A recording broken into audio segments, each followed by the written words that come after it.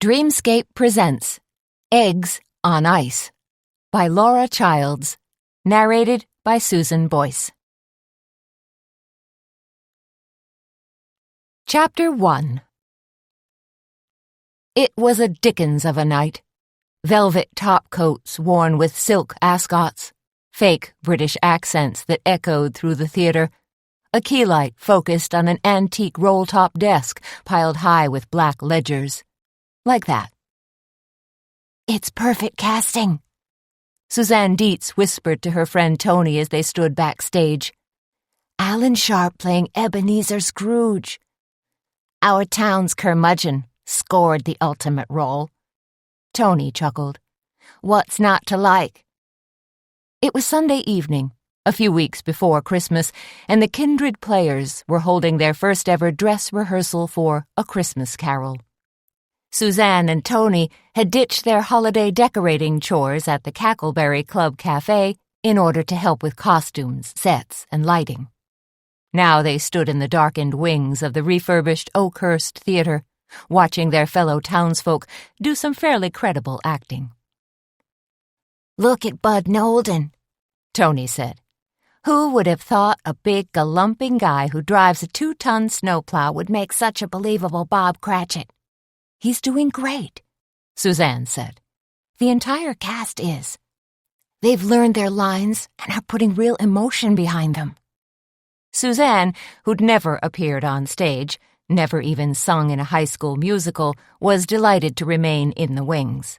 "And take a gander at Mayor Mobley, stomping around out there. Even he's giving 110%. Which is about what he usually gets after he stuffs the ballot box." "Still," Suzanne said, "for once Mobley's trying to do his part for the community." "Which is more than I can say for myself, because I still haven't figured out which rope raises the curtain and which pulley lowers the backdrop." Tony let out a long sigh. "And then there are the confounded lights. I don't know a key light from a Klieg, which I guess makes me some kind of dim bulb." "Don't be so hard on yourself," Suzanne said. "We'll get the bugs worked out. That's what rehearsals are all about." For her own part, Suzanne was struggling with the fog machine, trying to figure out how to make it spew just the right amount of moody mist. Too little and everything was out of focus, too much and the stage looked like a foggy night in the Okefenokee swamp. "I gotta get this locked down," Tony said. "Opening night is this coming Saturday, and I'm so worried that I bit my press-on nails down to their plastic nubbins." She wiped a hand across her stomach. "And I'm getting a case of the whim-whams to boot." "Tell you what," Suzanne said. "After everybody leaves the theater tonight, we'll have our own private stagehand rehearsal. Figure out which pulleys do what. We'll label all the ropes if we have to, light switches too. That way there'll be no second-guessing on opening night." Between Tony and their other partner, Petra, Suzanne was blessed with the cooler head, the more practical approach to everyday life. She was the one who ran interference at the Cackleberry Club, coaxing everyone down from the ledge whenever they dared entertain a harebrained scheme. She also handled the pesky financial and personnel details that made Tony and Petra whimper with fear. In other words, Suzanne was the voice of reason. Suzanne, who was a few ticks past the age of 40, was also newly engaged to Dr. Sam Hazlitt, the town doctor, and her own personal hottie. With her shoulder-length, silver-blonde hair and cool blue eyes, Suzanne projected an air of self-confidence that was reflected in her penchant for slim-cut blue jeans and suede jackets, which was the exact combo she was wearing tonight. Tony, on the other hand, was the Cackleberry Club's self-proclaimed hoochie mama. She favored silver-studded jeans and skin-tight cowgirl shirts that showed off her cha-chas. And she had never seen a piece of fake Dynel hair that she didn't want to clip into her own mop of reddish blonde hair. "I didn't realize this show had such a large cast," Tony said. She held her breath as she flipped a switch, dimming the lights right on cue as a half-dozen actors milled about on stage. "Oh, I did it," she cooed softly. They were coming to the end of the second act, and she was still nervous about dropping the curtain. Eeny, meeny. Tony grasped a thick red rope that led to an overhead tangle of ropes and pulleys. Is this the right one, or should I? Actors streamed past them, coming off the stage and disappearing into the back of the theater. Nolden, Mobley, and 6 others. Don't drop the curtain yet, Suzanne hissed. You need to dim the lights because the ghost still has to come out. Tony swatted a switch with the flat of her hand, and the entire stage went dark. Not that dark, Suzanne said. The audience has to be able to see something. Tony's fingers crawled along the entire panel of light switches and settled on one. Maybe this one? She flicked the switch, and a weird blue light filtered down from above. That's the ticket, Suzanne whispered. Maybe I am starting to get the hang of things, Tony said. She sounded relieved and a little more confident in her ability as a stagehand. Suzanne bent down and turned on the fog machine. Instantly, a jet of white fog spewed out and spread across the entire stage. Whoa, that might be a bit much, Tony cautioned. Suzanne dialed her machine back, got it running just right, and then glanced at her script. She was trying to follow along in the dim light. Okay, so the ghost is supposed to enter stage right. Here he comes. They watched as the ghost floated out right on cue. There was a hush from the other actors, who were all seated in the first few rows of the theater, watching the play, waiting for the next act, when it would be their turn to strut their stuff on stage. The ghost, dressed in long gray robes and a deep cowl that hid his face in darkness, drifted dramatically about the stage. Who is that? Tony asked as they peered out from the wings. Suzanne shook her head. No idea. I wasn't here when Teddy Hardwick had the casting call. But the ghost is good. Very believable, whoever it is. The ghost postured importantly and lifted his arms as if he were some sort of avenging spirit. Ooh. His hollow tones rippled across the stage and filled the near-empty theater. Spooky, Suzanne said, and very realistic. She made a mental note to find out who'd created the ghost costume. With its gray-green color and straggly bits of cheesecloth hanging down, the shroud was very convincing. Like the ghost had actually swept in from the great beyond. This is, the best part so far, Tony said. She was watching the action with rapt attention. Suddenly, the ghost darted in close to the Scrooge character and embraced him as he sat at his desk. Scrooge, the ghost lamented. Scrooge. Then Scrooge and the ghost seemed to merge into a single image for a few moments, doing some kind of ethereal dance. The ghost released Scrooge and then floated off into the wings on the opposite side of the stage. That's the ticket, Tony said. She grasped the rheostat and slowly dimmed the blue lights to a pale glow that practically pulsed with electrical energy. Perfect, Suzanne whispered. Suzanne, came a worried voice from behind her. Suzanne whirled around to find Bill Probst, one of the owners of the Kindred Bakery, staring at her. His face was scrunched into a nervous expression, and he wore a ghost costume made of gray netting. I'm sorry, Bill said, but I completely missed my cue. What? Suzanne blinked rapidly and glanced out at the stage, where Alan Sharp, as Scrooge, was slowly slumping over his roll-top desk, practically moving in slow motion. And now the curtain, Tony said with a triumphant yelp. She had her back to them, hadn't even seen Bill yet, as she released the pulley and a heavy damask curtain came thudding down. But Suzanne was still staring out at the stage. Hold everything, she thought, her mind making a series of nervous blips. If the ghost is standing right next to me, then who just acted that scene with Alan Sharp? How about an encore? Tony asked. She raised the curtain halfway up, and then glanced toward the stage. Alan Sharp was still sprawled at his desk as eerie blue light filtered down.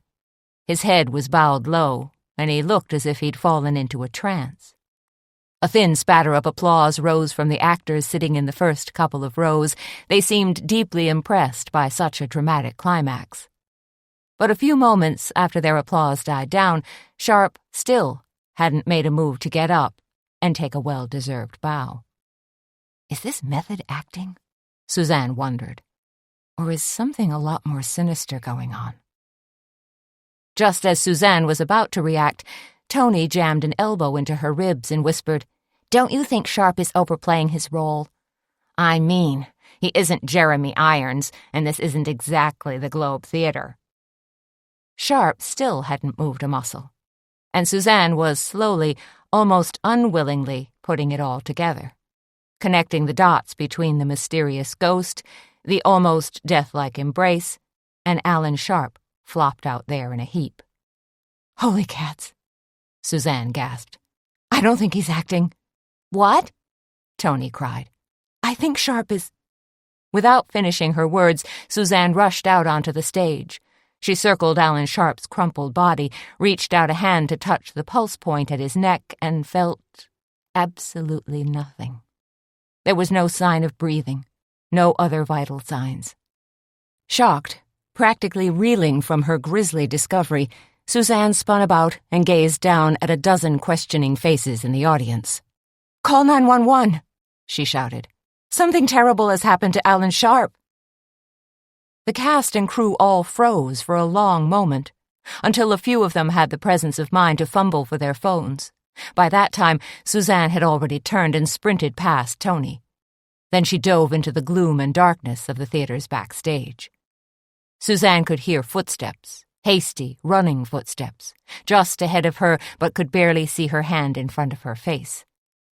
The entire backstage was dark as a tomb, except for a single red exit light way at the back. As she dodged past a rack of costumes in hot pursuit of the mysterious fleeing ghost, she shivered.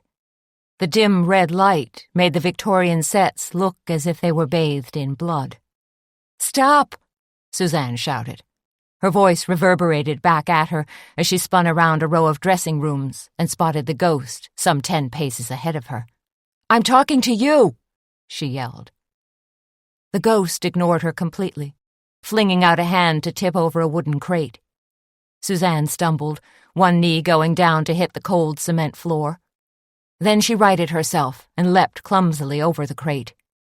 Up ahead, the ghost was moving quickly again, crashing through set decorations, knocking over a Victorian street lamp and heading for the back door.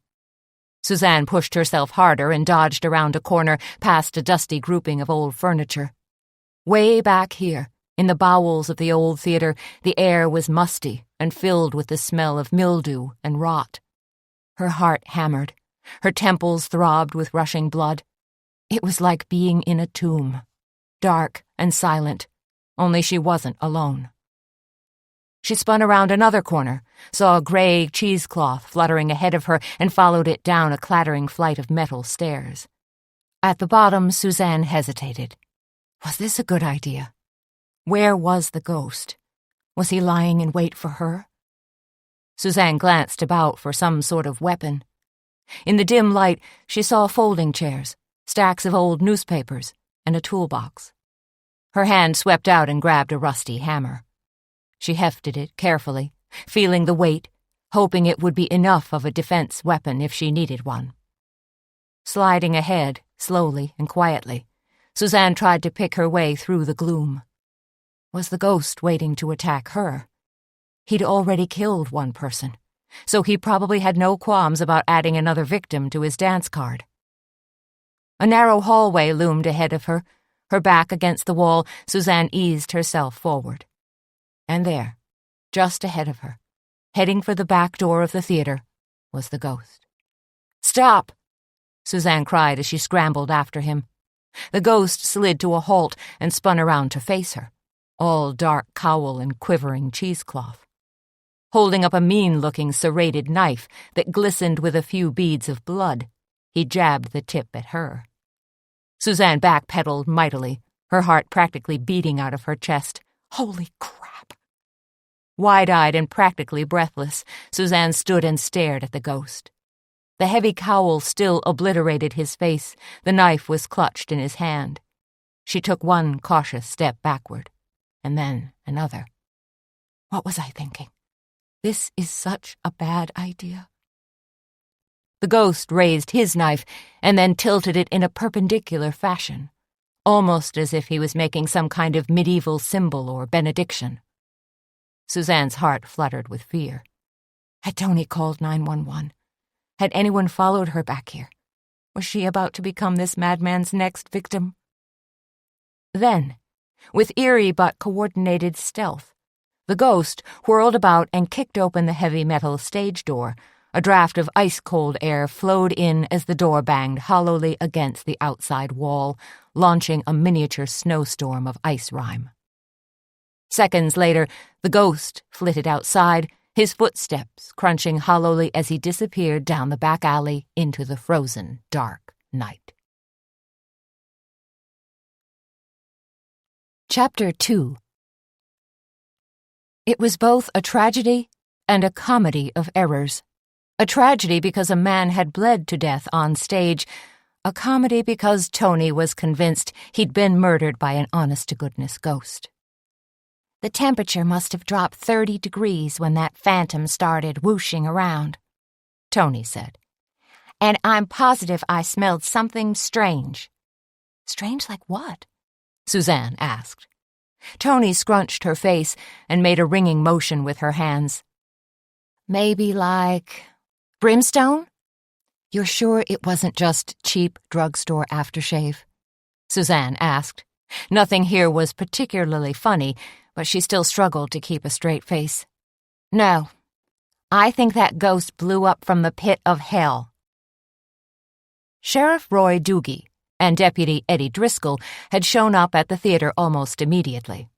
They'd rushed down the center aisle in a flurry of khaki, snorkel parkas, and pack boots, and checked Alan Sharp's body to make sure he was really dead. Then they listened carefully to Suzanne's eyewitness account of the murder and subsequent chase. Tony's explanation, however, had left them scratching their heads. It was a real ghost, Tony insisted. If it was a genuine ghost I was chasing, then he was wearing genuine sorrel boots, Suzanne said. I saw them as he hoofed it out the back door. But you didn't see his face? Sheriff Doogie asked Suzanne. Difficult to see a shape-shifter, Tony muttered. I never saw the man's face, Suzanne said to the sheriff. He wore his hooded cowl pulled so low the whole time. She turned toward Tony. We're talking flesh and blood here, Tony, not a ghost. You're sure it was a man? Deputy Driscoll asked. When everybody looked a little sideways at him, he added, Versus a woman? Suzanne gave a brisk nod. I think so. Even though he wore a costume, he still looked tall and fairly husky. And then when I chased him, he turned around and threatened me. Threatened you? How? Doogie asked. Verbally? First he held up a big hunting knife. Then he aimed the tip at me, like he wanted to kill me. I'd classify that as a serious threat, Doogie said.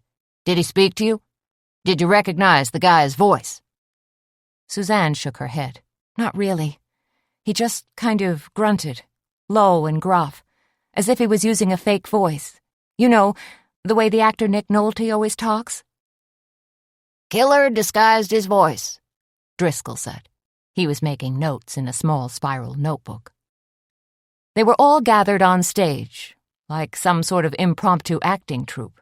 Suzanne, Tony, Sheriff Roy Doogie, Deputy Driscoll, the player's director, Teddy Hardwick, and the still very dead Alan Sharp. Doogie had told the rest of the cast to sit tight in their theater seats. I still think it was a genuine ghost, Tony said. There have been several well-documented cases of hauntings in theaters. There was even a series about haunted theaters on the Travel Channel. But this ghost stuck a nasty serrated knife into Alan Sharp's gut and then waved it in my face, Suzanne said. Maybe the ghost was running low on ectoplasm, Tony said, reluctant to abandon her theory. No, this guy, this killer, was real. Terrifyingly real, Suzanne said. She'd felt genuine hostility radiating off him. What we have here is a straight-ahead homicide, Doogie said. We don't need an exorcist. We need an investigation. He planted his feet wide apart, grasped his gun belt with both hands, and hitched up his khaki pants. Doogie was a big guy with a shock of gray hair and a meaty face. People thought because he was slow-moving that he was slow with his thinking, too. Not so. Doogie was smart and crafty, and had the facile mind of a chess player who could see 15 moves ahead. And just because he was considerate to preachers and little old ladies didn't mean he couldn't be as irritable as a rattlesnake. I agree completely, Hardwick said. We need to solve this murder fast so we can get on with the play, without any sort of blowback on our actors' reputations. Hardwick was a serious-looking guy in his mid-30s. Tonight he wore dark slacks and a faded blue sweater, and had a long scarf looped around his neck. Artsy-like. We need to think logically, Doogie said. Explore any and all possible motives. Maybe the ghost wanted to play the Scrooge role, Tony said. It has to be more serious than that, Hardwick said. There had to be more at stake. Who hated Alan Sharp? Doogie murmured, almost as if he were posing the question to himself. Everyone, Suzanne said. Sharp was a scummy lawyer who dabbled in all sorts of things. Politics, shady real estate deals, any kind of kickback he could weasel out of the city or county. And remember, Sharp was booted off the board of directors over at the prison. She was surprised someone hadn't bought him a toaster for his bathtub.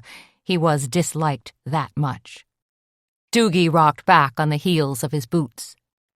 Even though Alan Sharp served on the city council, he wasn't what you'd call your upstanding citizen.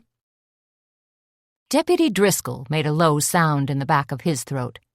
But we're still sworn to uphold the law, to pursue any and all criminal activity to the best of our ability. You don't have to quote law enforcement scripture to me, Edward, Doogie said. I intend to find Sharp's killer, arrest him, and drag his sorry carcass into court. And if he gets messed up along the way, well, those are the breaks. Then we'd best get to collecting evidence, Driscoll said. Doogie nodded. You grab the crime scene kit from the car. While Driscoll took pictures and bagged Alan Sharp's hands for possible evidence, Doogie called George Draper, owner of Drysden and Draper Funeral Home. You're transporting him to the funeral home? Suzanne asked. Nope. I only called Draper because he's the one with the meat wagon, and the county has a contract with him. I'll have him haul Sharp's body over to the hospital and stash him in the morgue. Doogie said, You never know. We might end up bringing in an outside forensics expert. Maybe call the state guys up in St. Paul. Then you should check the footprints out back, too. Let's go do that. Suzanne and Doogie wound their way through the back of the theater and down the short flight of stairs and pushed their way outside. Snow immediately whipped at their faces, driven by a chill wind. The alley was deserted except for a brown hulking dumpster, and dark except for a single light from a neighboring building. But the fresh white snow glowed as if touched by a black light. Doogie said. He sniffed the air like a wolf. He ran out this way, huh? That's right. Suzanne's breath plumed out in the night air, and she started to shiver. Not because she wasn't wearing a coat, but because she was thinking how close she'd come to being the second victim. Too close. Doogie glanced down and pointed at a set of tracks that was mashed into a couple of inches of snow. Those are his tracks? That's where he ran? You didn't go after him and mess things up? No, Suzanne said. I was too scared. So those are definitely the killer's tracks. Doogie pulled out his cell phone, knelt down, and snapped a few pictures. Then he took a pen from his pocket and laid it along the tracks for context and snapped a few more shots from different angles. Suzanne stepped back inside the building and called Sam, wondering just how much she should tell him.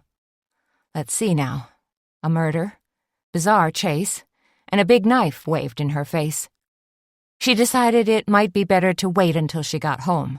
Then she could soft-pedal her story. As soon as Sam answered, Suzanne said, "Apologies, but I'm going to be late tonight.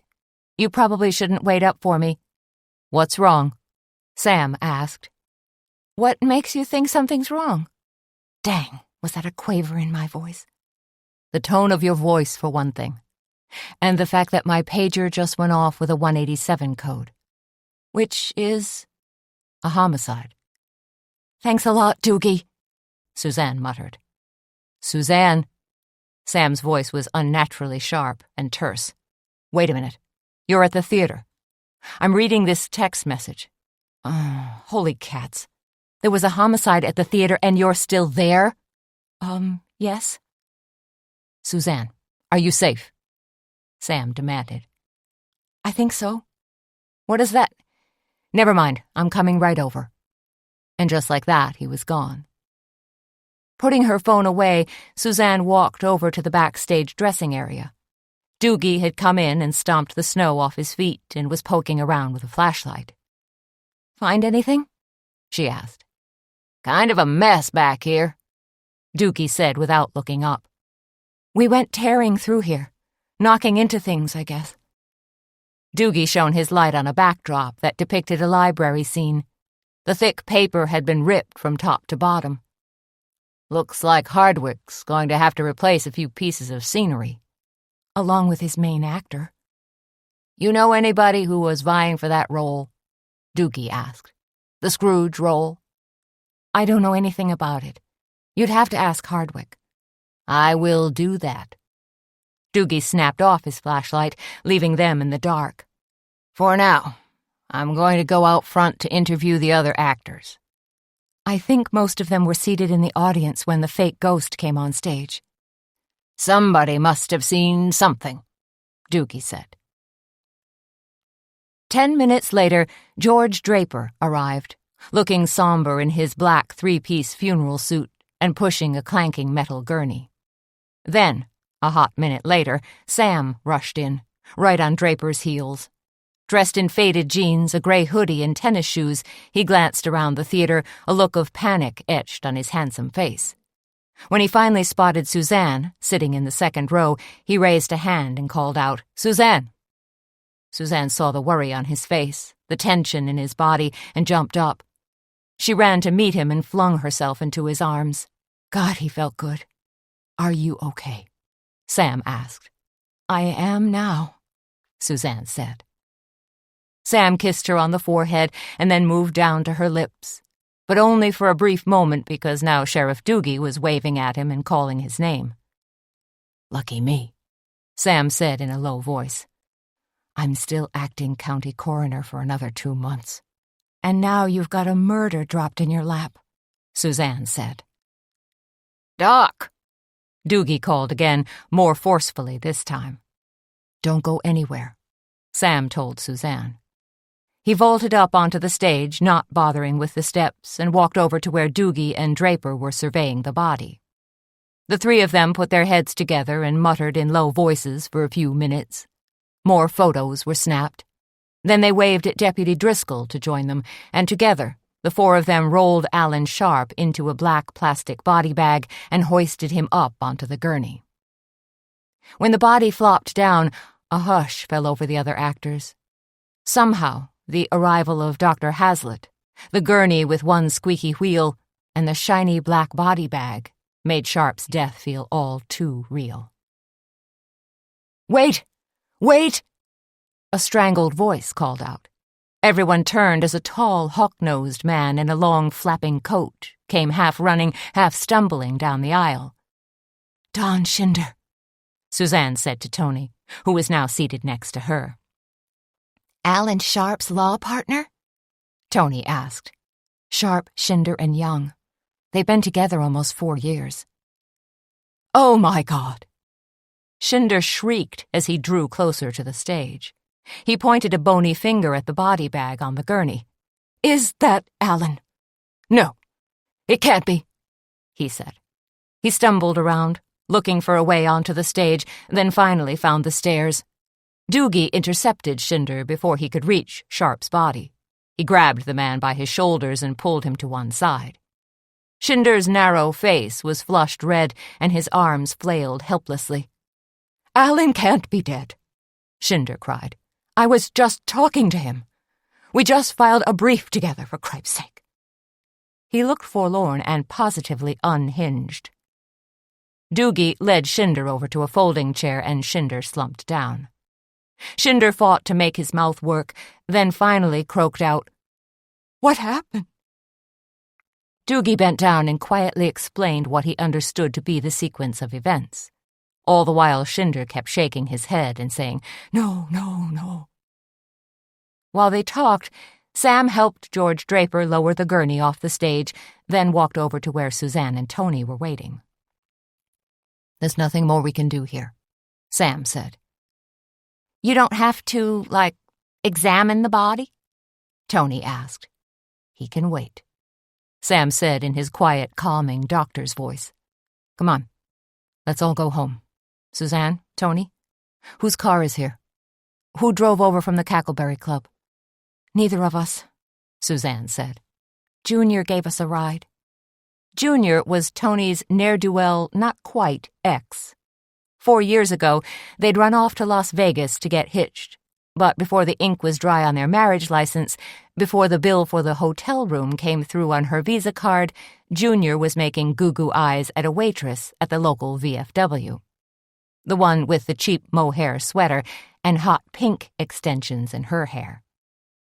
They drove over to Tony's apartment, Sam's BMW cranking out heat as tiny pellets of snow ticked hard against the windshield. Take care, Suzanne said as Tony hopped out. I will, Tony said. Lock your doors, Sam cautioned. And then they were alone, snuggled together in the warmth of the car. They drove down Main Street through the center of Kindred, past Founders Park, past 100-year-old red brick buildings that still housed small businesses like Kuiper's Hardware and Rudd's Drugstore. At one street corner, a city worker was up on a cherry picker, putting up strings of brightly colored lights and green garlands, Christmas decorations. Neither Suzanne nor Sam spoke a word until they were a few blocks from home. Then Suzanne, sensing there might be something left unsaid between them, asked, Is something wrong? Sam didn't mince words. I don't want you to get involved. I'm already involved. I saw Alan Sharp get stabbed. You know what I mean. Not really, Suzanne said, even though she knew exactly what Sam was driving at. Doogie told me you chased after that guy, Sam said, and that he turned and pulled a knife on you, almost killed you. Thanks a lot, Doogie. Doogie might have exaggerated that part a bit. No, I think you're the one who's probably underplaying the truth, and I think I know why. Excuse me, but what are we really talking about? Suzanne asked. I'm asking you not to stick your neck out, Sam said. I can handle myself, you know, like Alan Sharp did. He had her there. Sam was silent as he turned into their driveway. The headlights swept the frozen pavement, which still held a thin skim of snow. Suzanne, I'm the coroner. I don't know what I'd do if I had to. Nothing's going to happen to me, Suzanne said. Just please. I'm asking you to be careful. Come on, Sam. You know me. Suzanne tried her best to sound calm and even a little light-hearted. Indeed I do, my dear, which is why I'm begging you to take care. Chapter 3. I already heard about the murder, were Petra's first words as Suzanne and Tony tumbled through the kitchen door of the Cackleberry Club Monday morning. ushering in a whoosh of frigid air. "I've been listening to WLGN since the sun came up, and Alan Sharp's murder has been positively splashed across the news. They even had it on before the farm report. First a nasty murder, and then hog prices." Petra gazed at Suzanne and Tony with a mixture of shock and awe. "And to think you guys were there." She shoved both hands deep into the pockets of her checkered apron and shook her head. "Must have been awful." "It was spooky," Tony said, eyes sparkling as she shrugged out of her coat. "No, Petra's right," Suzanne said. "It was awful." "And there isn't a single suspect?" Petra asked. She was a big-boned Norwegian lady with a kind face, no-nonsense short silver hair, and warm, expressive hazel eyes. Now in her early 50s, Petra was confident and satisfied and wore her age like a badge of honor. "Could have been a ghost," Tony said. "Could have been someone who had a major beef with Alan Sharp," Suzanne said. "Now, there's a major shocker," Petra said. "Half of Kindred had a beef with that dingbat Alan Sharp. If Sheriff Doogie tries to narrow down a list of people who didn't like Sharp, he's going to be interviewing people until the spring thaw." "Doogie's going to have to figure something out," Suzanne said. "People are really shaken up by this." "Will the Christmas play still go on?" Petra asked. Suzanne shrugged. "I have no idea." "The show must go on," Tony said. "Isn't that the tried-and-true saying?" "But maybe not when the principal actor has been murdered in cold blood," Suzanne said. Petra picked up her spatula, bent over a frying pan, and started shoving hash browns around. Don't like that word, murder. Let's just keep all that investigative nonsense out of my kitchen. It not only puts me in a downer mood, it's bad karma to boot." "Tony," Suzanne said, "why don't you unlock the front door and make sure the tables are all set for breakfast? I'll print out our specials on the chalkboard." She gave Petra a sideways look. "I'm assuming we have a few specials?" "Killer specials," Petra said.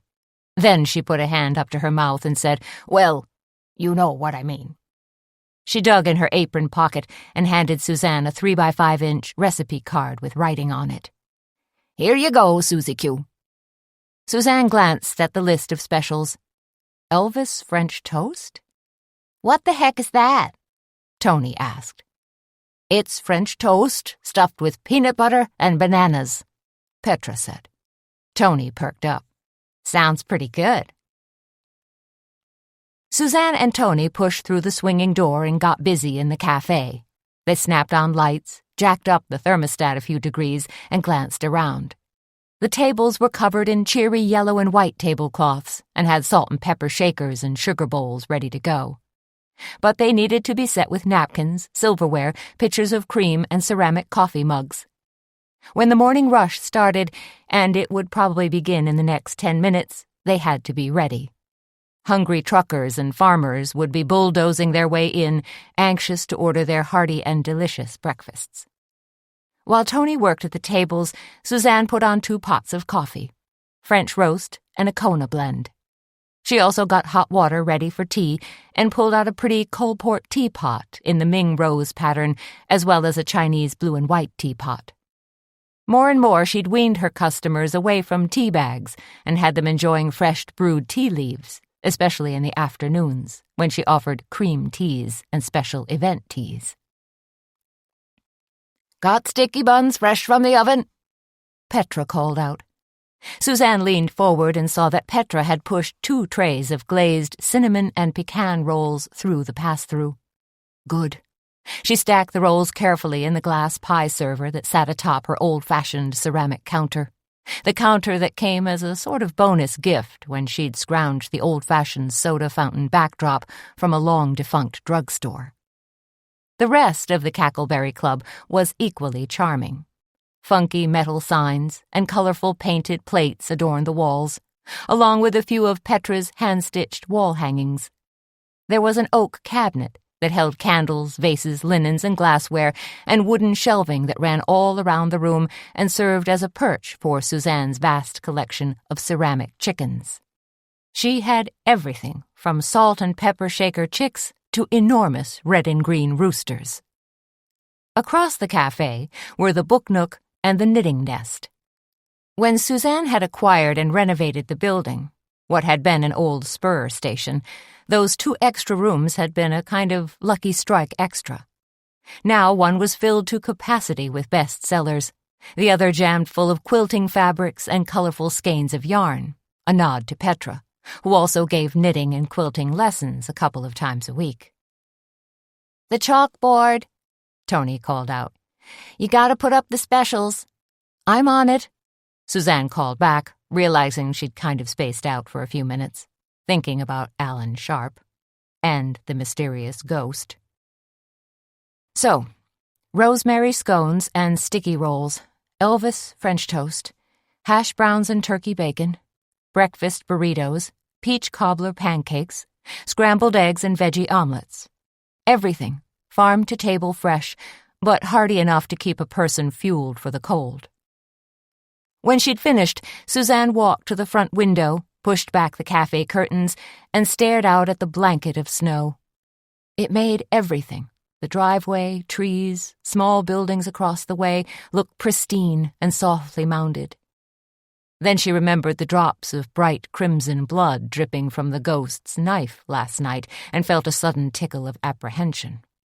Was she safe? Was anybody in Kindred really safe with a killer on the prowl? 3 minutes later, their first customers began to arrive and Suzanne was caught up in the morning rush.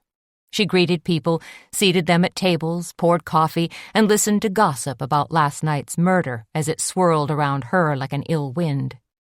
She took orders, delivered them to Petra, then ran back out into the cafe and took more orders.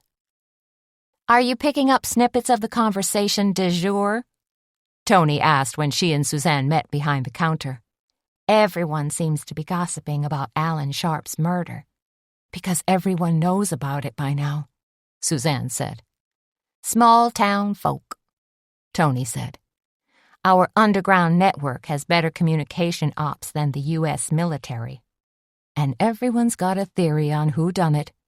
Guy at table 8 suspects Al-Qaeda," Tony said. She tapped a finger against her head. "Crackpot." Suzanne grabbed 3 breakfast orders that were up, delivered them to her customers, and then glanced out the window again. Then, seeing a familiar face bobbing across the parking lot, she hurried to the front door with a big smile on her face. "Reverend Yoder," Suzanne said as she held the door open. "We haven't seen you in a while." Reverend Yoder was the heart and soul of the Journey's End Church, which was just across the parking lot from the Cackleberry Club. He was tall and thin and had a strict Calvinistic aura about him. Once you got to know him, however, he turned out to be one of the gentlest, most kind-hearted people in Kindred. Reverend Yoder bustled in, shivering and smiling as he clapped his gloved hands against the sleeves of his thin coat. "I finally got to the point where I couldn't resist the temptation of all the delicious aromas emanating from your fine kitchen." "You see," Suzanne said, "there is such a thing as good temptation." "I'd like you to meet a colleague of mine," Reverend Yoder said. "This is Ethan Jakes." "Wonderful to meet you," Suzanne said, shaking hands with the young man who'd accompanied Reverend Yoder. She noted that Ethan Jakes seemed to be a stark contrast to Yoder. Jakes had a pinched face and a furrowed brow and wore what looked to be a permanent scowl. "Reverend Jakes is newly ordained and going to be our new assistant pastor," Yoder said. "Wait, don't tell me you're leaving us," Suzanne said, surprise and dismay evident in her voice. "Not for a while, anyway," Reverend Yoder said. "But it never hurts to be prepared." Suzanne led the 2 men to a table, got them settled, and then poured each of them a cup of coffee. "You heard about our trouble last night?" she asked. "At the theater?" "Such a terrible tragedy." Reverend Yoder shook his head. "Poor Mr. Sharp."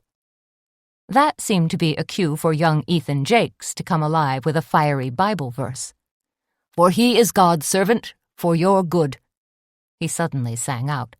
"But if you do wrong, be afraid, for he does not bear the sword in vain, for he is the servant of God, an avenger who carries out God's wrath on the wrongdoer." "You think Alan Sharp was a wrongdoer?" Suzanne asked. She was taken aback by the man's intensity. "He most certainly was," Jakes said. "One of my first missions when I arrived in Kindred was to approach Alan Sharp. I wanted him to be my champion at the city council and help sponsor a day of prayer. Instead, Sharp scoffed at me."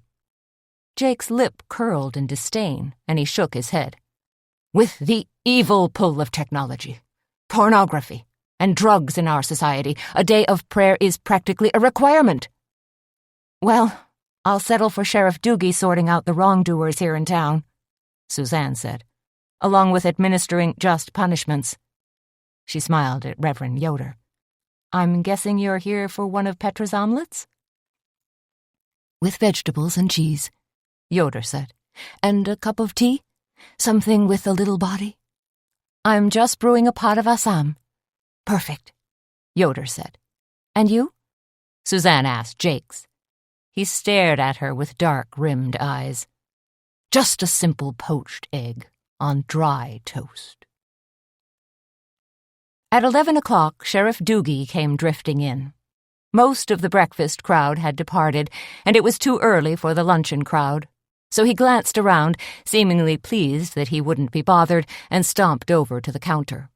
Slouching down on his favorite stool, he swiped off his Smokey Bear hat and set it on the stool next to him. It was a clear warning that no one should infringe upon his personal space. Suzanne poured Doogie a cup of black coffee, then placed 2 sticky buns on a plate and set it in front of him. The sheriff was like a trained bear. He responded positively to sugar. "How late were you at the theater last night?" Suzanne asked. Doogie blew on his coffee, then took a quick sip. "Don't ask."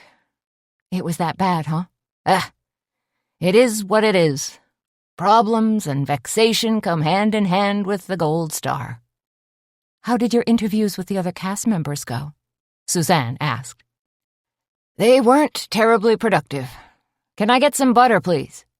"Does that mean you didn't come up with any decent leads?" Suzanne gave him 4 pats of butter. "Can't say that I did," Doogie said. He slathered butter on his sticky roll, took a bite, and chewed thoughtfully. "I was hoping that maybe you remembered something else. You know, in the cold, clear light of morning." He shifted on his stool. "Since you've had some time to ruminate, is there anything else you can tell me? Anything your mind might have dredged up overnight?" "All I saw was the ghost," Suzanne said. "Only it was a fake ghost." Doogie glanced around, then leaned forward on his stool and gave Suzanne a conspiratorial look. "But that's what makes this case so weird. Some crazy jackhole had that costume all ready to go." He enunciated his words carefully. "Which means Alan Sharp's murder was planned." "Premeditated," Suzanne said. She shivered at the connotation the word carried. She hadn't thought about the costume aspect last night, but now it seemed obvious. "Planned and carried out by someone who was reckless and brazen enough to murder Alan Sharp in front of a dozen people," Doogie said. "Maybe the killer is just plain crazy," Suzanne said. "A dangerous psychopath." "There's always that theory," Doogie agreed. "But most times—" He hesitated, looking thoughtful now. "When a man commits murder, there's a reason that drives him to it." "A motivating factor," Suzanne said. Doogie bobbed his head. "Anger, resentment, jealousy, political ideology, that sort of thing." "You asked the all-important question last night," Suzanne said. "Who hated Alan Sharp?" "I asked, and then answered my own question. Pretty much everybody in town." "That makes for a pile of suspects." "And the pile keeps getting bigger with every person I talk to," Doogie said. Seems nearly everyone had some kind of gripe with Sharp. Hell, even I had words with the guy on more than one occasion. He was a real jackass. So what now? Suzanne asked. Doogie looked troubled. I'll keep asking around. Dig into Sharp's finances and different business interests. See if that leads anywhere. He took a slurp of coffee. People are really freaked out about this. I'm catching a lot of heat. Mayor Mobley convened a special meeting with the city council. It's only natural for people to be scared. I understand that, Doogie said. But it doesn't make my investigation any easier. Hell, the guy who killed Sharp could have been here for breakfast this morning, stuffing his face with flapjacks, chuckling to himself because nobody was the wiser. Now you're trying to scare me. Didn't mean to. It's just that this feels like a very strange case. And between kids racing their cars on a half-frozen lake and a couple of home invasions to investigate, I've got a lot on my plate. Well, let's put some bacon and eggs on your plate right now. Give you some protein to speed you through the day. Suzanne turned to the pass-through and called in an order to Petra, and thought about what Doogie had just said, that the killer could have come here for breakfast, or could be on his way in for lunch, and there wasn't a thing she could do about it. Or was there? Chapter 4. Didn't you just do that? Tony asked. Suzanne turned toward her, a piece of yellow chalk clutched in her hand. Do what? Tony gestured at the chalkboard, where brightly colored puffy letters danced across the black surface and starbursts highlighted some of the specials. Print the menu. You see how time flies when you're having fun, Suzanne said. This is the luncheon menu I'm putting up. Tony's eyes goggled, and she hastily looked at her watch. Holy smokes! Is it that late? She tapped a finger against the crystal.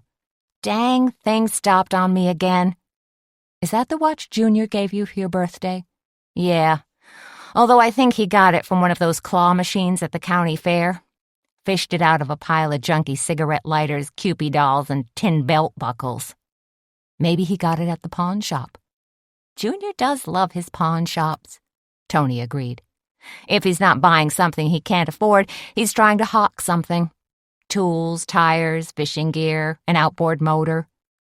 She took a step back and squinted at the board. What's that say? Parrot soup? Carrot soup, Suzanne said, along with chicken meatballs, a black and blue burger, and a grilled ham and cheese sandwich. Oh, and a winter salad plate. Guys don't generally dig salads. This one's fairly hearty. It's got apple bits, walnuts, feta cheese, dried cranberries, and a balsamic vinegar dressing. Besides, if guys don't like it, they can just order something else. Here. Suzanne handed Tony her piece of chalk.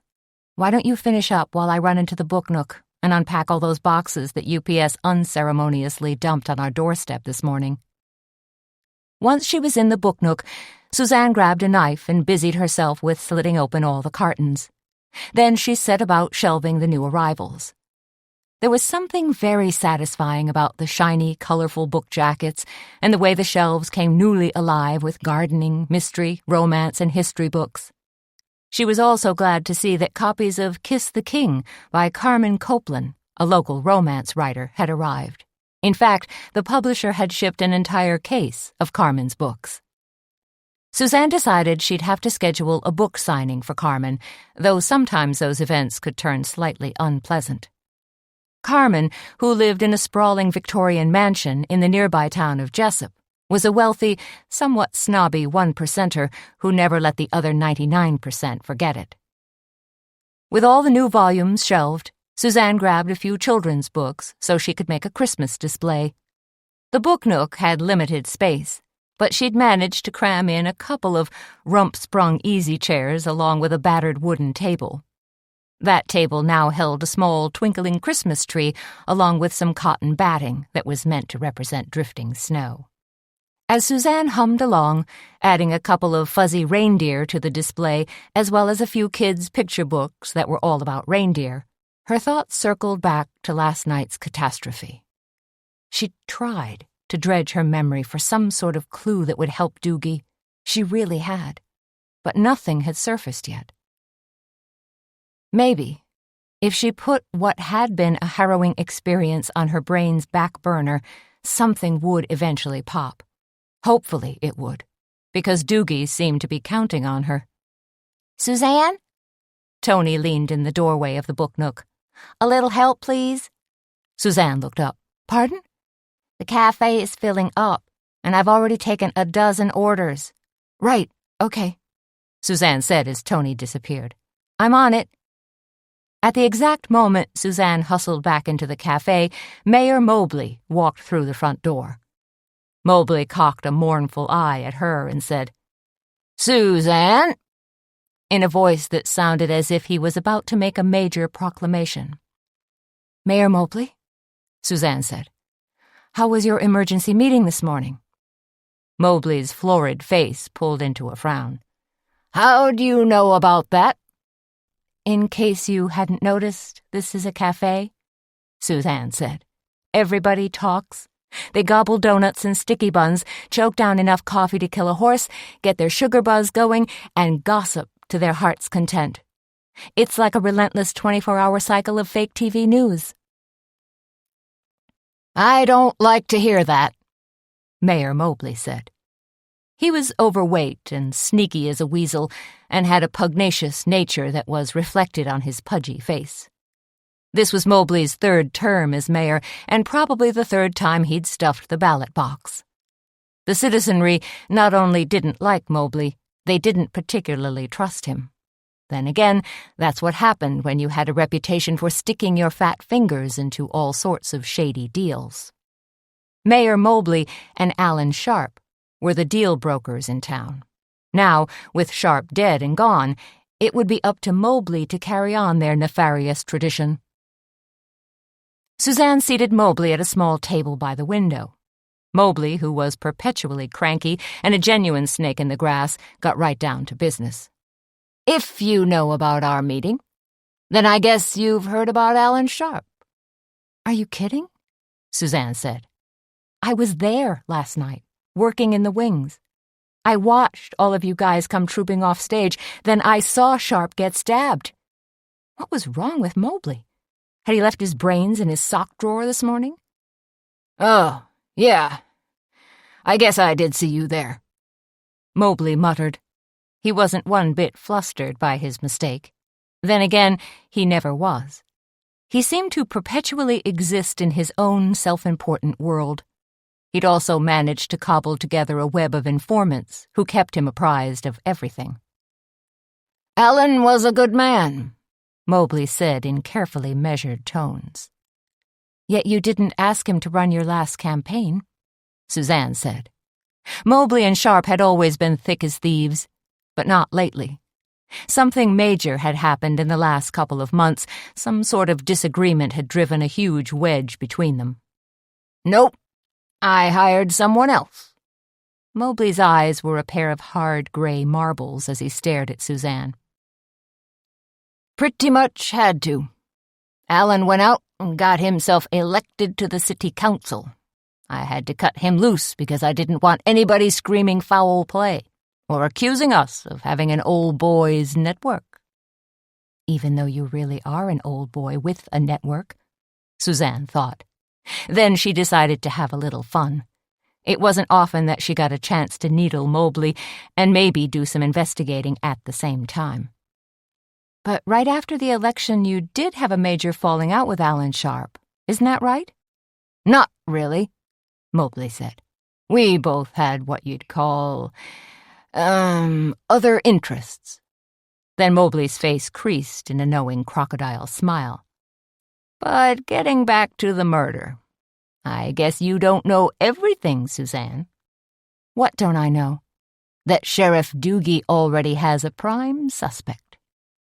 Suzanne was shocked. Was this really true? Was Doogie hot on the trail of someone but had purposefully played it cool with her? Or had this suspect just popped up in the last 30 minutes? "Who is it?" Suzanne asked. Mobley lifted a pudgy hand and made a childish zipping motion across his mouth. You'll have to wait and see, Suzanne, just like every other law-abiding citizen in Kindred. Much as you have a reputation for meddling, you're not going to get involved in this investigation." Mobley favored her with a knowing, smarmy smile. He was doing his level best to be intimidating, but Suzanne wasn't buying what he was selling. Suzanne whipped out her order pad. "What can I get for you, Mayor?" She wasn't about to play Mobley's silly games. She'd worm the suspect's name out of Doogie later. The sheriff might talk tough, but he was terrible at keeping secrets. Mobley squinted at the chalkboard. "I'll have your ham and cheese sandwich, with extra cheddar. On whole wheat toast? Sourdough. And have Petra grill it in butter. Any sides? Large order of French fries. Make sure they're nice and hot." Suzanne decided that much grease would definitely make him a cardiac patient in waiting. One EKG special coming right up. "Was that fat tub of lard giving you a hard time?" Tony asked. She was standing behind the counter, packing up a to-go order, wrapping the pickles in plastic so the juice wouldn't leak everywhere, snapping lids on small containers that held potato salad. "Mobley's just being Mobley," Suzanne said. "Nothing I can't handle." "Are you sure? Because I'd be happy to mosey over there and spill something on him. I just brewed a fresh pot of Sumatran blend that's hotter in blue blazes. I could dribble some down the front of Mobley's shirt, or I could even try for a crotch shot." "You're a good friend, Tony, but he's not worth the effort." Suzanne and Tony went back to work, taking orders and serving lunch and entrees, doing a choreographed dance that was worthy of Martha Graham. Petra kept things churning in the kitchen, sending out orders and beaming whenever one of their customers ordered a nice slice of her fresh-baked pecan pie for dessert. At 2:00, Petra pulled a pan of scones from the oven and turned her attention to making dainty tea sandwiches. By 2:30, a few customers had wandered in for afternoon tea. When the Cackleberry Club first opened, customers had come in looking for mid-afternoon pie and coffee. But with a little coaxing and a lot of charm, Suzanne had turned those confirmed pie and coffee lovers into fans of afternoon tea. Of course, Petra's chocolate chip scones, chicken and chutney tea sandwiches, and pink and yellow macarons had helped turn the tide as well. As Tony poured steaming cups of Darjeeling into their treasured Shelley Primrose chintz teacups, a young woman in a navy blue puffer coat stepped through the front door. But instead of sitting down at one of the empty tables, she stood there, looking nervous and a little timid. Tony hurried over to the young woman. "Help you, honey?" she said. "We just started serving our afternoon 3-course tea if you're interested." I'm looking for Suzanne Dietz," the young woman said. "Is she here?" "She's working in the book nook," Tony said, gesturing across the cafe. "You head in there, and when you encounter a fine-looking blonde lady who looks like she could serve high tea while whipping an ornery bronc into shape, you'll have found our boss lady. That'll be Suzanne." Suzanne was sitting behind the front counter, writing up book orders and sipping a cup of tea when the young woman approached her. "May I help you?" Suzanne asked without looking up. She was just tallying her order amount, and it came to a lot. "I hope so." Now Suzanne glanced up with her friendly smile. "We just received the new Lee Child thriller, and Carmen Copeland's newest romance is—" She stopped mid-sentence, a little startled because she was pretty sure she recognized this young woman. "Wait, I know you." The woman touched a hand to her chest. Amber Payson." She was in her late 20s, very pretty, even though she wore a somber expression. A cherubic flow of auburn hair enhanced her lovely peaches and cream complexion. She looked, Suzanne thought, as if her portrait should be done in stained glass in some medieval cathedral. "You used to work at the Westvale Clinic with Sam," Suzanne said. "At the front desk, you sat right behind Esther." She noted that Amber, though dressed in a navy blue puffer coat, still managed to look fashionable and just this side of sexy. "I wish I still worked there," Amber said. It's nice to see you again, Suzanne said, and I didn't mean to push our new bestsellers at you. That's okay.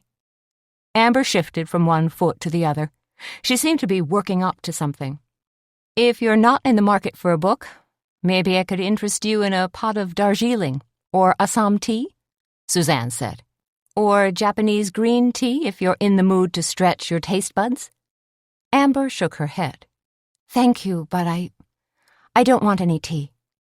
She leaned forward, placed her hands on the counter, and dropped her voice. I came here hoping you could help me. Help you? Suzanne cocked her head to one side. I'm not quite sure I understand what you're getting at. You and I have a mutual friend. Okay. Suzanne waited patiently for Amber to make her point. Missy Langston? Yes. Missy is a dear friend. But what does that... how may I help you?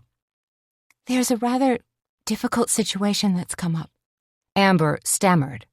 And Missy told me that you were really, really smart and that, maybe you could give me some assistance. If you're asking for advice, perhaps you'd better tell me what this situation is all about, Suzanne said. She was starting to get a weird, jangling vibe from this girl. The thing is, I just came from the Law Enforcement Center, Amber said, where they asked me all sorts of questions about Alan Sharp. You mean Sheriff Doogie asked you questions? Suzanne said. Or one of his deputies did. It was the sheriff.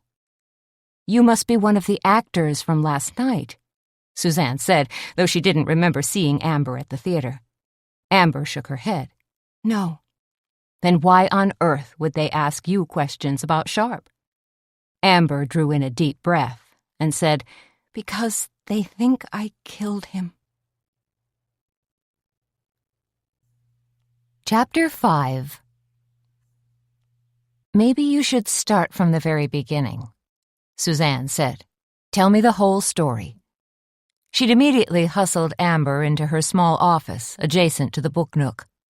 Now she sat in her leather swivel chair while Amber faced her across a desk cluttered with invoices, orders, vendor product sheets, and recipes. You're an honest-to-goodness suspect in Alan Sharp's murder? Amber gave a sorrowful nod. According to Sheriff Doogie, I am. Suzanne shook her head. I find that hard to believe since you weren't even at the theater. No, I wasn't. I didn't even know about the play until this morning. Then why is Doogie questioning you? What's the connection? After I left the clinic, I went to work for Mr. Sharp at his law firm. Oh, Suzanne said. You mean at Sharp, Shinder & Young? I thought it was going to be my dream job. I'd have lots more responsibility, practically be on par with a paralegal. It was going to be a fabulous opportunity for me to learn about the law. Amber drew a quick, shaky breath. Unfortunately, things didn't turn out the way I hoped, so I resigned. How long ago was that? Amber thought for a few moments. It's been 2 months, and my departure didn't exactly happen on friendly terms. In other words, you quit, Suzanne said. Why? She knew there was more to this story, that the other shoe was about to drop with a loud clunk. Amber could barely meet Suzanne's eyes. I quit because of Mr. Sharp. Did Alan force you out because the two of you didn't get along? Did he overburden you with extra work so you'd have to quit? No. The workload was nothing I couldn't handle. In fact, I enjoy the legal aspect, and I'm a pretty hard worker. It was all the other stuff. Suzanne's blood ran a little cold. The other stuff? She said. Go on. Amber looked pained. I'd been there maybe a month before Mr. Sharp began to harass me unmercifully. He was constantly making comments about how I looked, how pretty I was, and how I dressed. Then he started finding excuses to brush up against me or whisper in my ear. He even drove by my house a couple of times, a duplex over on Mason Street. Right about then, Suzanne started thinking that Sharp's death might not have been such a bad thing after all. What else? She asked. Amber couldn't meet Susan's eyes. He asked me out to lunch, as well as on a couple of dates. When I continued to say no thank you, he started bringing me cornball gifts, teddy bears, candy, funny trinkets from my desk. Then one day, he brought me a present of black frilly lingerie. Suzanne grimaced. There were no words. She'd always known Sharp was a sleazeball, she just hadn't realized the full extent of his sleaziness. I always tried my best to keep our relationship strictly professional, Amber said. That's what I was taught to do at business school. She glanced sideways at Suzanne. I don't know. Maybe things have changed? No, Suzanne said in a firm voice. Nothing's changed. If anything, women are standing up to this kind of crappy, rude behavior. They're fighting back. Amber nodded. That's what I figured. But it's difficult to stand up for yourself when your boss refuses to take no for an answer. When you're terrified that he'll badmouth you all over town. Did Sharp do that? Try to damage your reputation? Some. Oh, Lord. Suzanne leaned back in her chair and steepled her fingers. You don't need me, honey. You need an attorney. Amber curled her lip. You mean like Alan Sharp's partner? No, definitely not him. Someone who specializes in workplace harassment. Wait, don't tell me you had a problem with Don Schinder, too. No, I never did. Did Don Schinder know that Sharp was sexually harassing you? I don't think so, Amber said. Mr. Schinder was out of the office an awful lot, and I didn't feel it was my place to bring it up to him. For one thing, I didn't know if I could trust him. Suzanne sat there, thinking. Was Missy right?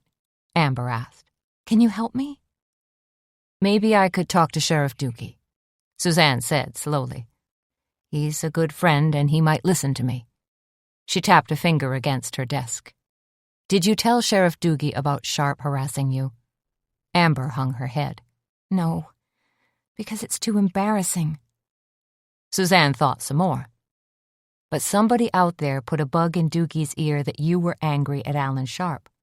I have no idea who that would be, Amber said. Someone said something to Doogie, and it carried enough weight for him to bring you in for questioning. Unfortunately, it looks as if you have an enemy, someone who wants to bring serious trouble down upon your head. It's terrifying to think someone would hate me that much. Is there anyone else who's been causing problems for you? Old employer, old boyfriend, jealous girlfriend, roommate? I'm not employed right now, and I don't have a roommate. Boyfriend, then? Suzanne asked. Even if it was an old boyfriend, I don't think Kurt would be that nasty. You never know, Suzanne said. Did you ever tell this guy, Kurt, about Sharp's bad behavior? Some. Amber sat bolt upright in her chair and turned mournful eyes on Suzanne. So, was Missy right? Can you help me? Amber, I'm going to try.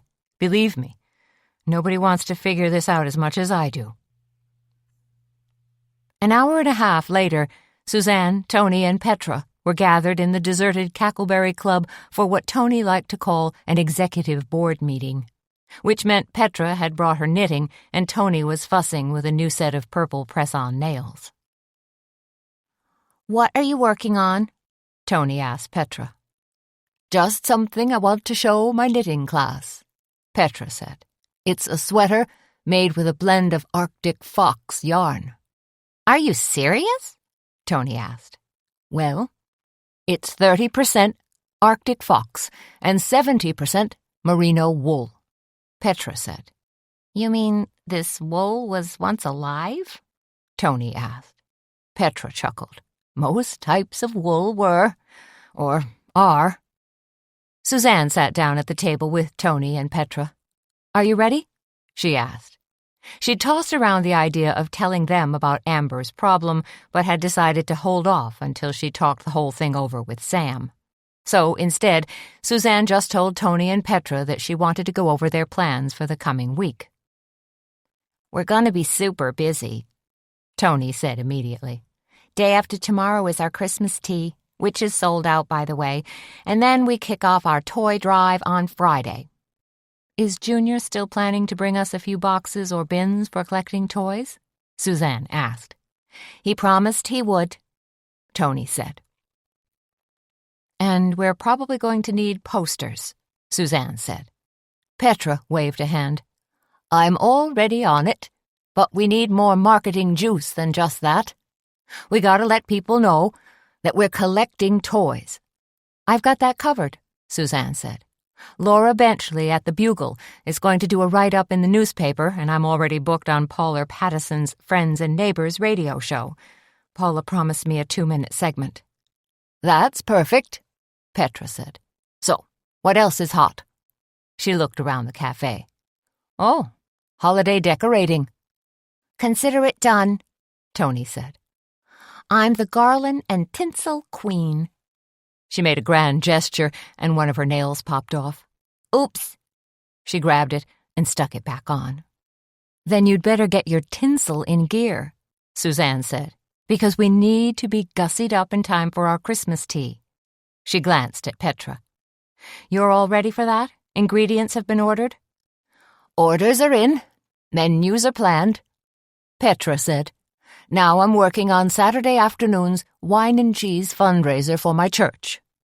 And Saturday is opening night for our play, Suzanne said.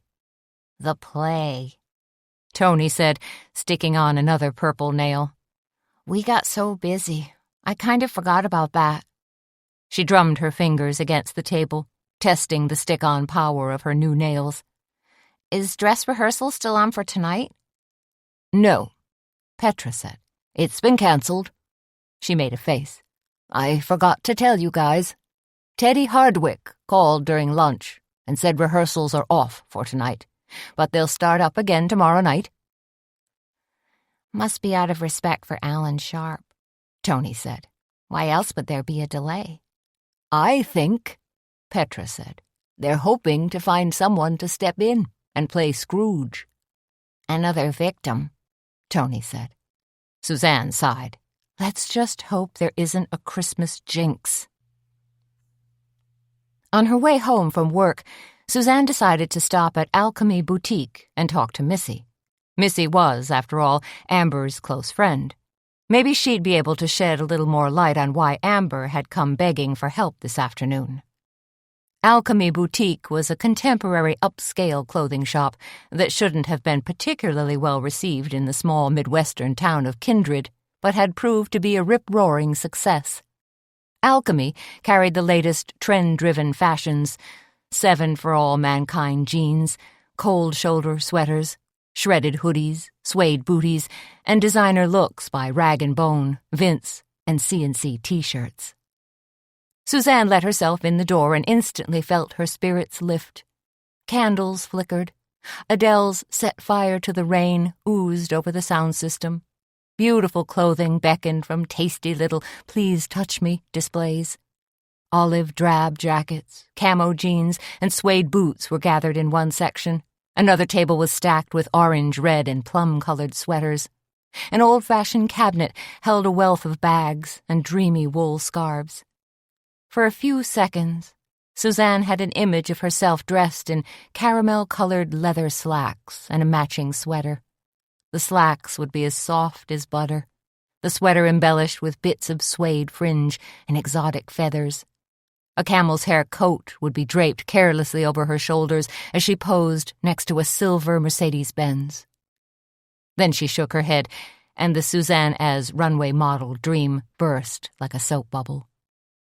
At the same moment, a loud, excited shriek erupted from the back of the shop. Suzanne, I haven't seen you in forever. Missy Langston bustled toward her, all long blonde hair, fair skin, and boundless enthusiasm. Up until a year ago, Missy had been endowed with a lush, positively ripe figure. Now she'd dieted down to a teeny-tiny size, the better to squeeze into the extra-small fashions that the store carried.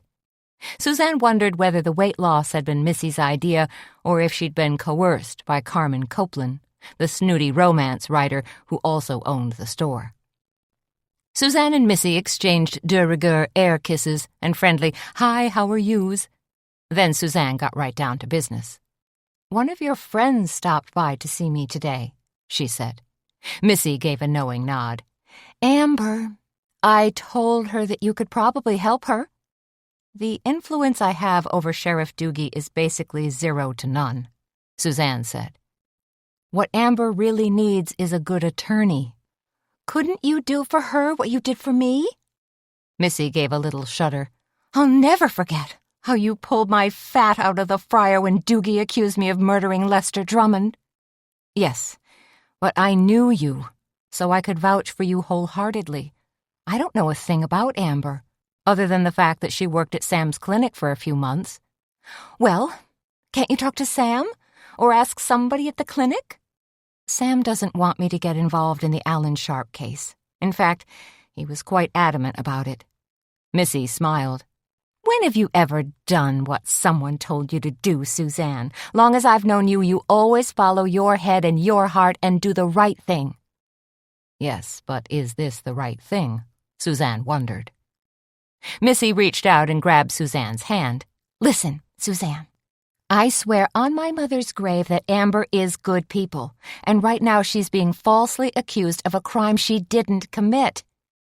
It makes me nervous that somebody went out of their way to accuse Amber, Suzanne said, that she's made an enemy somewhere. Doesn't matter who started the lie, Missy said. Amber's in trouble, and she needs help. Like I said, she needs a lawyer. She needs a friend. Suzanne raised an eyebrow. And I'm supposed to be that friend? Isn't there some kind of saying about how your enemy is my enemy? Missy asked. I think that's only in B-movies that involve swords, armor, and fur capes. But it could work the other way, too, couldn't it? Missy pleaded.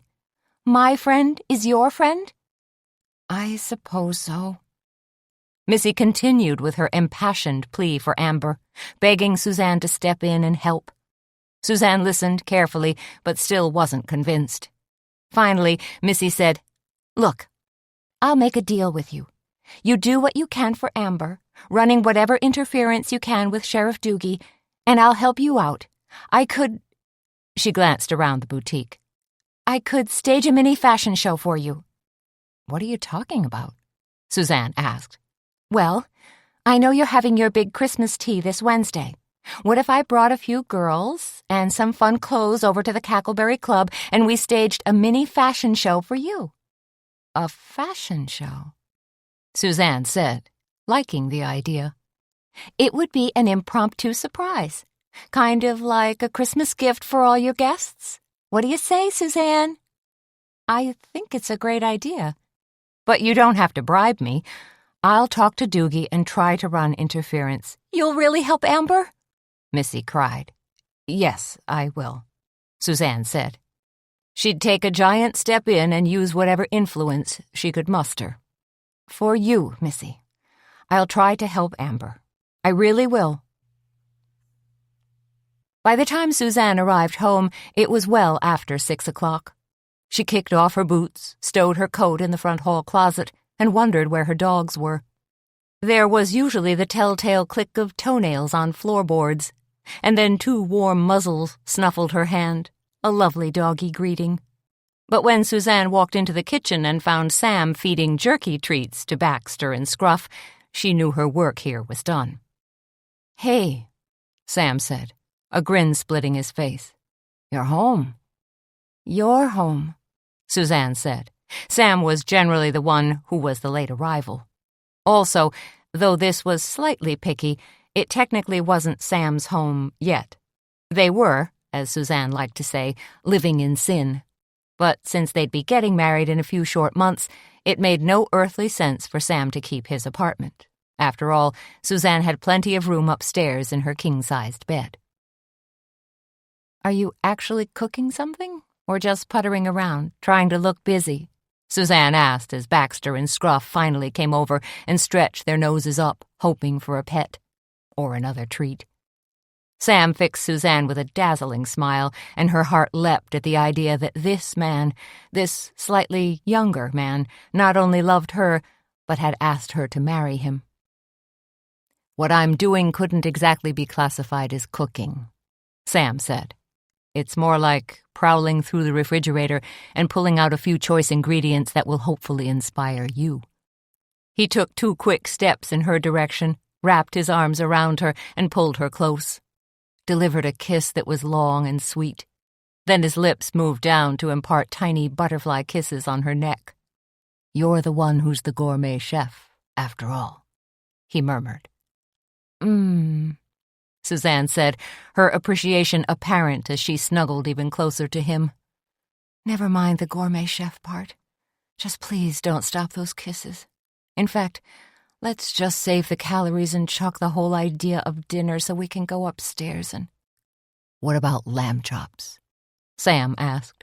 Regrettably, he'd come up for air, and the kisses had stopped. "I take it you're hungry?" she asked. Famished. After a day of appendectomies, broken wrists, and a possible E. coli outbreak, who wouldn't be? Me, Suzanne thought. I'd never eat a speck of food again if I had to deal with that stuff. Now that Sam's mind had methodically switched over to food, she knew the kissing and hugging portion of the evening was over. "How about I do a quick grill on some lamb chops and serve them with American fries and broccolini?" Sam grinned.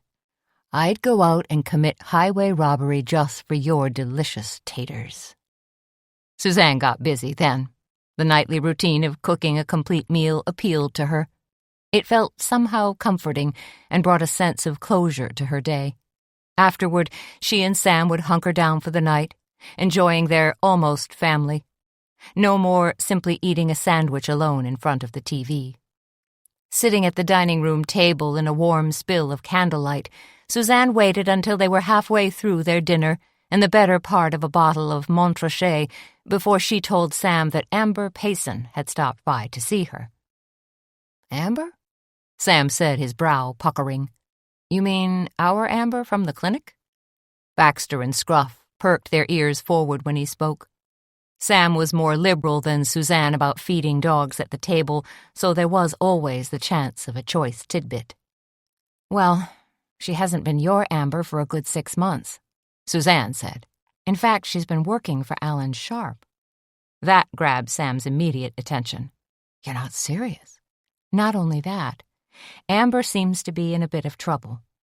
Suzanne went on to explain about Amber showing up at the Cackleberry Club, the accusations from Doogie, and Amber's subsequent plea for help. Sam was dumbfounded. Now Amber's a suspect in Alan Sharp's murder? I can't believe it. She was terribly upset about being questioned by Doogie, so I know she didn't just make it up. And Amber wants you to step in and help her. Use whatever influence you have with Doogie. That was the basic gist of her request, yes. As always, Sam's practicality came to the forefront. Amber doesn't need you. She needs an attorney. Suzanne aimed her fork at him. "Thank you very much. That's exactly what I told her." And it was excellent advice. It means you won't get dragged into some weird investigation. "But I didn't say I wouldn't help her," Suzanne said, her eyes focused on Sam. Advising her to hire an attorney was all the help she needs, Sam said. He popped a bite of lamb chop into his mouth, chewed appreciatively, and said, "This is really delicious, you know. And your glaze, I don't know how you do it. It's to die for." Baxter stood up, and his ears pricked forward. Suzanne continued to look at Sam until, eventually, his chewing slowed. Then he swallowed hard. "No," he said. "Oh, no." Baxter lay back down. "I'm not going to get involved, Suzanne said. "I'm just going to ask Doogie a few simple questions. Probe around, try to find out who Amber's accuser was." Sam set down his fork. Alan Sharp was murdered, Suzanne. His killer threatened you. Do you not get that? On top of that, we don't know Amber very well. She could be under the influence of drugs or, he searched for the right word, delusional. She wasn't delusional when she worked for you a few months ago. Besides, Missy Langston says Amber is to be trusted. They're apparently very good friends, and Missy firmly believes that Amber is level-headed. And you know I'll be careful. Suzanne stood up, grabbed her plate, and then reached over to clear Sam's plate. Smiled sweetly as she did so. No, you'll take chances, Sam said. You always do. How can I convince you otherwise? Perhaps with a slice of peach pie for dessert? Sam frowned. You're trying to change the subject.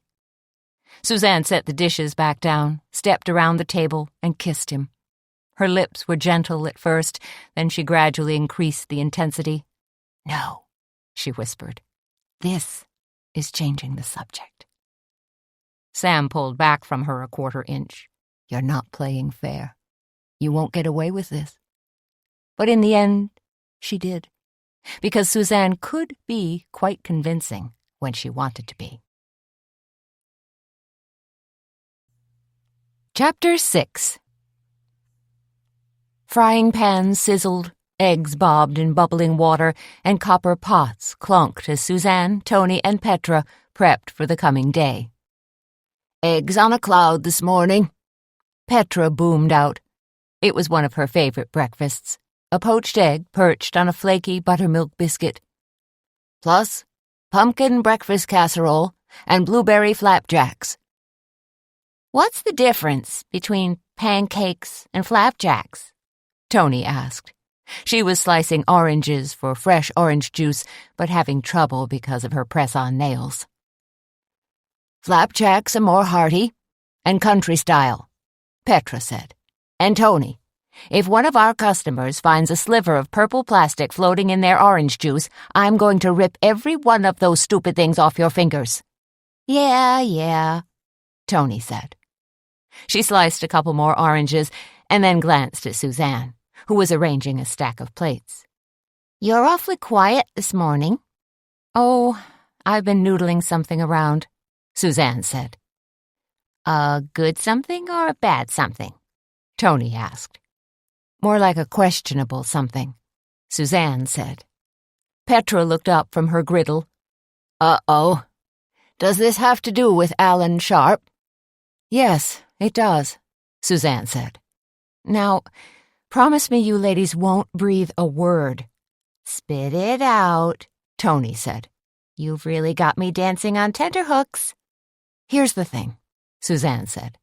Amber Payson dropped by to see me yesterday. The girl who used to work at Westvale Clinic, Petra said. That's right, Suzanne said. Only it turns out Amber's most recent job was working as a paralegal for Alan Sharp. Petra paused, a large wooden spoon in her hand.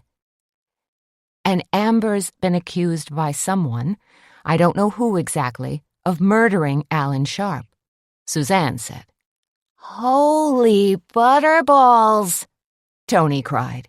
That girl who stopped in yesterday is a genuine suspect? Apparently, Doogie questioned Amber at some length, Suzanne said. Wait a minute, Petra said. Even if someone's spreading false rumors, why would they be about Amber? I mean, why would they think she had a bone to pick with Sharp? Probably because she quit working for Sharp right after he started harassing her, Suzanne said. There. She'd spoken the dreaded words out loud and felt somewhat relieved. At least she wasn't carrying around that deep, dark secret anymore.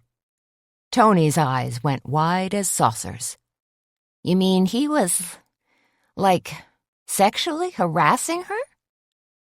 Sharp tried to canoodle with Amber on numerous occasions, Suzanne said. The final straw came when he started buying her gifts. What kind of gifts? Tony asked. Suzanne took a deep breath. Lingerie. That freak, Petra spat out. She slammed a lid down on top of her soup pot and stared at them. That stupid, arrogant pig. Maybe Alan Sharp deserved to get knifed after all. Maybe he did, Suzanne said, but I don't think it was by Amber's hand. That ghost looked big to me, Tony said. That girl, Amber, looked kind of thin and wispy.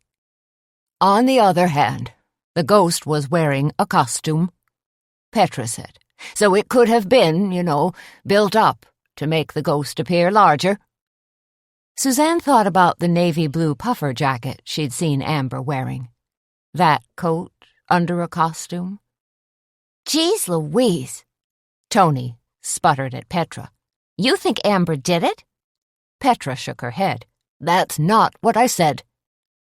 Amber denies anything and everything, Suzanne said. Swears she hasn't seen Sharp in several weeks. Do you believe her? Petra asked. I don't know, Suzanne said. I think so. I'd really prefer to give Amber the benefit of the doubt. Petra pulled a pan of biscuits from the oven and set it on the butcher block table next to Suzanne. I need to tell you something. A few weeks ago, I heard a rumor about Amber. Suzanne was taken aback. What did you hear? That she and Alan were going steady, Petra said. That they were officially an item. Where did you hear this? Suzanne asked. At church, Petra said. After bingo. Tony shook an index finger at her. That's not a very churchy thing to spread around. Petra gazed at her. Which is why I never said anything about it, why I never repeated what was probably a stupid, empty rumor. Suzanne considered Petra's words. Could Amber have lied to her? Was there a bigger story here than she'd been led to believe? And if so, what exactly was going on? Because stabbing someone for payback seemed way over the top. What someone in law enforcement would term overkill. You know, Suzanne said, Missy Langston was the one who sent Amber to me for help. Missy essentially vouched for her.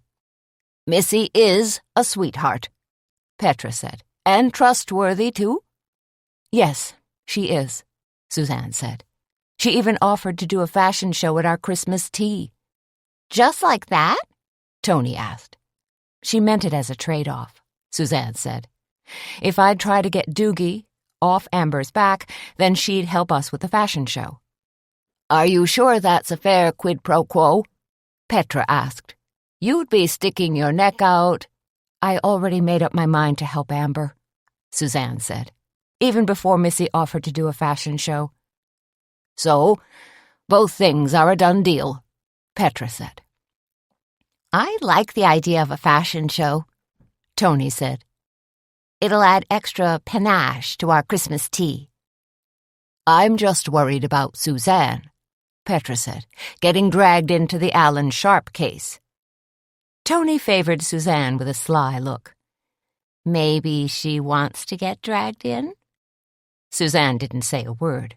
She was too busy thinking, wondering who was trying to heap blame on Amber's head, and what exactly was their reason for doing so. The easy answer, of course, was that it was Sharp's killer at work, that he'd tried to throw up a smokescreen. But that still begged the question, who was the killer? As customers began to arrive, Suzanne, Tony, and Petra got to work. Petra cranked up activity in the kitchen while Suzanne and Tony ran orders out to their customers. They remained organized in their tasks, like SEAL Team 6 dropping out of a black helicopter to take out the bad guys, only in this case, the bad guy was whoever had murdered Alan Sharp. Just as Suzanne delivered 2 orders of cheese omelets to table 6, Tony waved to her. What? Suzanne mimed.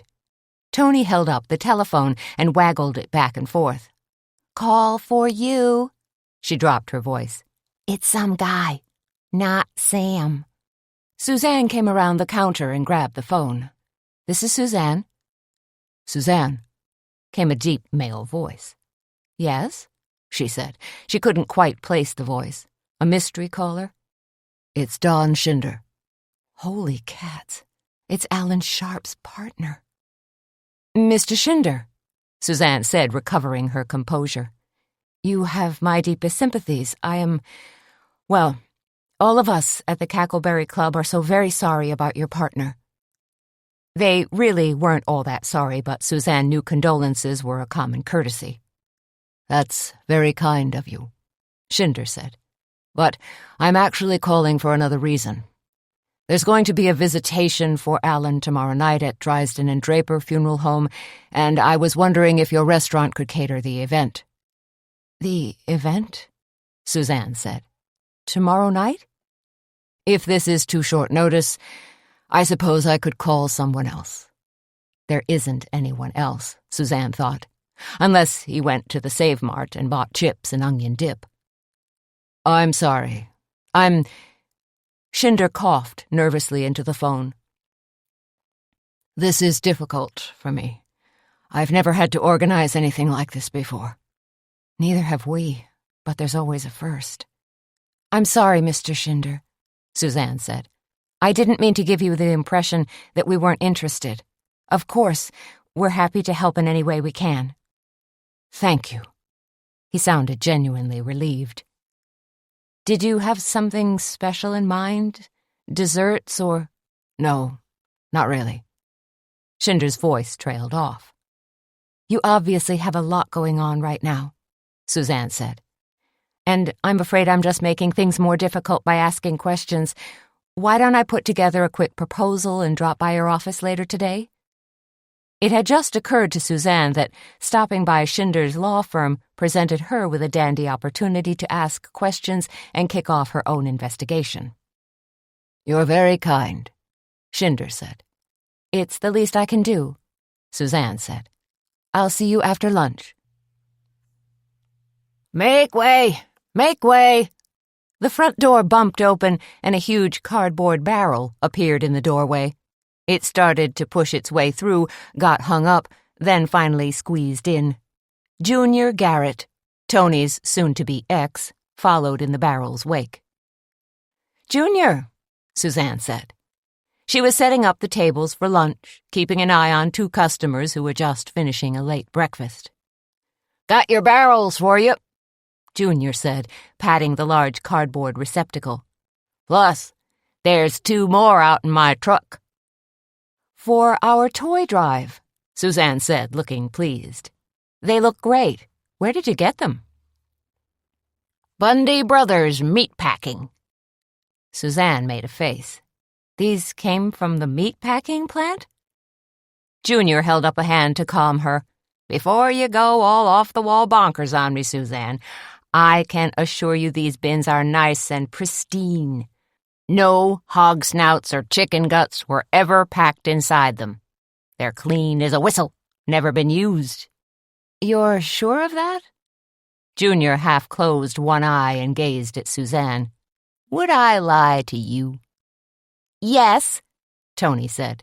She'd come from the kitchen and was holding a tray of just-washed cups and saucers. You lie to me all the time. That's 'cause we're married, Junior said. That's what married people do. Make excuses and tell tall tales. But I'd never lie to Suzanne, no, sir. Right, Suzanne said. She knew that Junior was basically an overage juvenile delinquent who wasn't particularly trustworthy. Today he was dressed in his trademark saggy jeans and studded motorcycle boots and had pulled on a ratty plaid jacket. A hank of dark hair dangled over his forehead, a tribute to James Dean, Elvis, and all the bad boys who had come before him. Now that you're here, I suppose you expect us to provide breakfast, Tony said.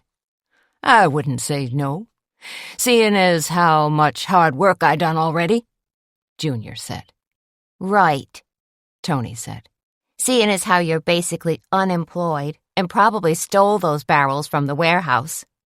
Cover them over with fancy Christmas wrap, and nobody'll be the wiser, Junior said. Suzanne decided it was time to step in. Why don't you sit at the counter, Junior, and I'll have Petra fix you a plate of scrambled eggs. Junior almost broke his leg getting to the counter. With cinnamon toast? Sure, Suzanne said. She figured it was the least she could do. The barrels really were perfect. Now they just had to fill them with toy donations. Suzanne called in Junior's order to Petra and poured herself a cup of coffee. She held it up. You want coffee, too? She asked him. Nah, just a Coke. Junior drank something like a dozen cans of Coke every day. No wonder he was as jittery as a chipmunk on crack. Junior spun around on his stool, doing a slow 360. This is real nice sitting here at the counter. I can see why folks like to come here and enjoy a friendly, educated conversation. With your 10th grade education, what would you converse about? Tony asked. The works of Aristotle? Junior waved a finger at her. Don't go knocking that guy. He married Jackie O, didn't he? Tony just shook her head and retreated to the kitchen. When Suzanne set Junior's eggs and toast in front of him, she said, just to be friendly, "How's your car wash coming along, Junior?" She knew Junior had been negotiating like crazy to buy the defunct Typhoon car wash out on the south edge of town. Junior ducked his head, looking dismayed at her question. Sadly, I had to abandon that dream, what with the cold weather and all. You know, Junior, most people think it's important to keep their cars clean in winter, too. All that salt and road gunk is tough on a car's finish and undercarriage. Yeah, but I couldn't find any girls who'd work in wet T-shirts during the winter. Ah. Suzanne had somehow forgotten that Junior's dream had been to open either a topless or wet T-shirt car wash. I see where that might be a problem, for the girls anyway. Junior gave a solemn nod as he tucked into his eggs. Occupational hazard. I guess it wasn't in the cards, Suzanne said. Thank goodness. That's the least of my worries right now. Excuse me? Suzanne said. I had to up and move my trailer. You're not parked out by the town dump anymore? Junior had been living in a ratty house trailer that had been parked illegally near the dump. Not since this past Saturday. That jerk Alan Sharp evicted me, claimed he owned the land. What did you say? Suzanne demanded. Had she heard Junior correctly? Alan Sharp had evicted him? Yeah, that jerk Sharp. That's something called an injunction. Junior babbled on.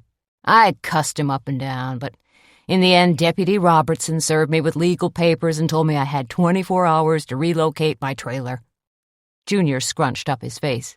Can you imagine that? I had to borrow Buddy Bregerman's tow truck and haul my trailer over to my new spot near the old gravel pit. Then I had to jack up the trailer, put it on cement blocks, and hitch up the water line and electrical. Been working on that nonstop for the last 3 days. Suzanne stared at Junior. Then you haven't heard. Junior stuck a finger in one ear and rotated it hard. Heard what? Alan Sharp was murdered Sunday night. Junior reacted as if somebody had touched a red-hot wire to his spine. Say what? Somebody murdered Alan Sharp, Suzanne repeated. Stabbed him with a knife. I'll be jim-jammed, Junior cried, slapping a hand against his chest. Who'd go and do a thing like that? A ghost, Tony said. She'd been listening in on their conversation and had crept back out into the cafe. Junior's eyes popped open wide as he did an almost cartoon double-take. You mean like a spooky haunt? No, Suzanne said. Like a person dressed up in a ghost costume. So you say, Tony muttered. It happened during dress rehearsal at the Oakhurst Theater, Suzanne told Junior. Where? Right at the end of Act 2. I mean, where was he stabbed on his person? Oh, Suzanne said. I guess in his stomach? All I know is that major organs were involved. She grimaced. Were they ever? Jeez, Junior said. Are there any suspects? Probably you, Tony said, poking at him with an index finger. I overheard your remark about how you cussed out Alan Sharp because he made you move your trailer. I hope you didn't go spouting off about that in public. Junior looked sheepish. Geez. I may have let fly a few choice words when I was in Schmidt's bar Saturday night. Of course, that's 'cause I was in a relaxed state after downing a couple of crapple bombs. You didn't just fall out of the stupid tree, Tony said. You were dragged through dumbass forest. Junior hung his head. It was only a few drinks. You were off on a toot, Tony said. Geez, Junior, the last thing we need is a murder suspect in the family. Junior peered at Tony. How can you call us a family when we don't even live together? Don't get technical, Tony said. And you know darn well why we don't live together. Because we're getting a divorce. You've been threatening that for 3 years and it ain't happened yet. Junior gave her a cockeyed grin and stuck his tongue out the side of his mouth. I think you're still sweet on me. Tony shook a fist at Junior.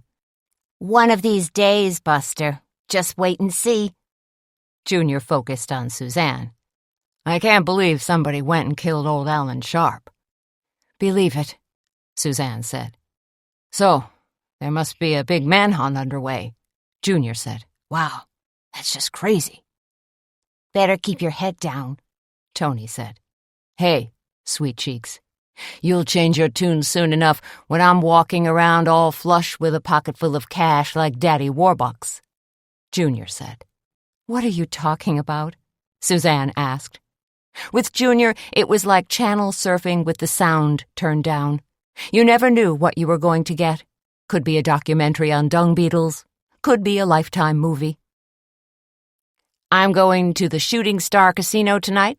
Just wait until I win the Mega Millions, Junior cried. That's the lottery, ding-dong, not the casino, Tony said. Doesn't matter, Junior said. I can feel it in my bones. Something big is going to happen tonight. Yeah, Tony said. You're probably going to get arrested. Chapter 7. Breakfast morphed into lunchtime. Tony buzzed back and forth from the kitchen to the cafe like a demented hummingbird, all the while grumbling about Junior. That boy's brain is set on a totally different frequency, she told Suzanne as they were standing at the pass-through window. One that none of us can pick up. Junior doesn't mean any harm, Suzanne said. He's basically an overgrown kid.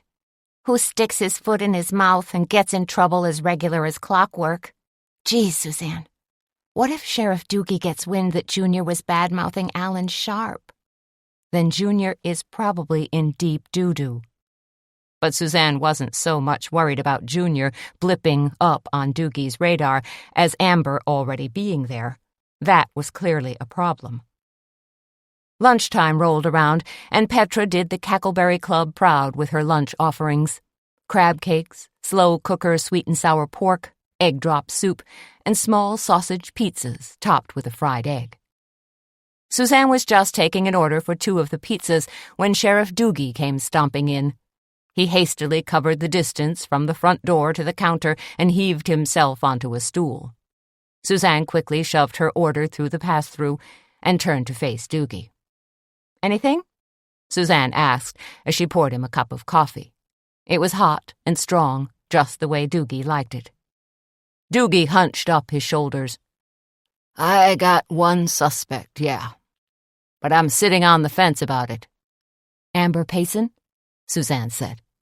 Doogie's coffee cup was almost to his mouth, but at hearing Suzanne's words, he jerked it away fast, slopping coffee down the front of his khaki shirt.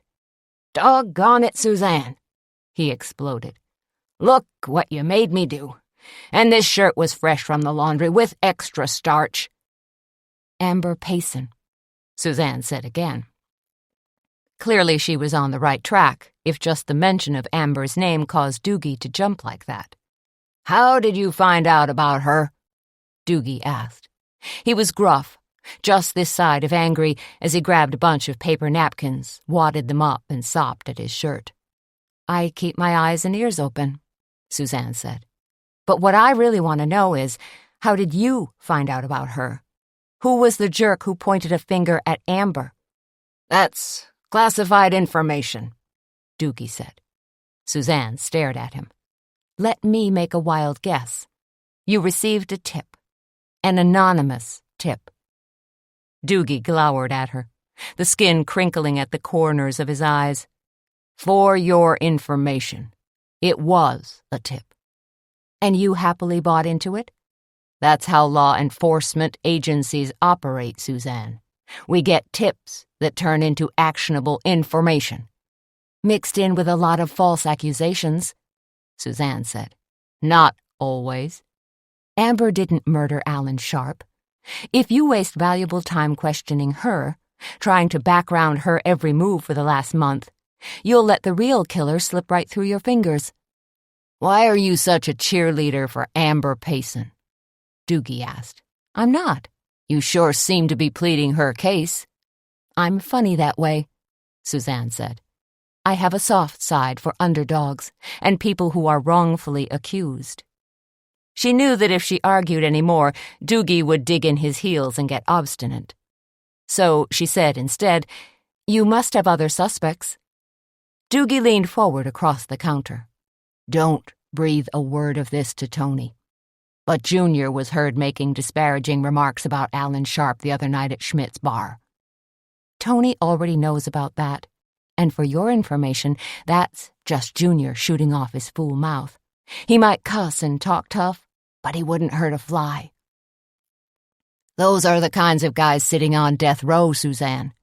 Those are the ones who profile as serial killers. Sweet to their hound dogs and old grannies, but hostile to the civilized world. Not Junior." Doogie took a sip of coffee. "Still, that boy does seem to be a few bricks short of a full load." Suzanne flipped open her order pad. "What's it going to be today, Sheriff? The crab cakes or the egg drop soup?" Doogie waved one of his big paws.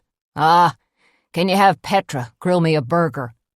"It's not on the menu, but I suppose we can manage."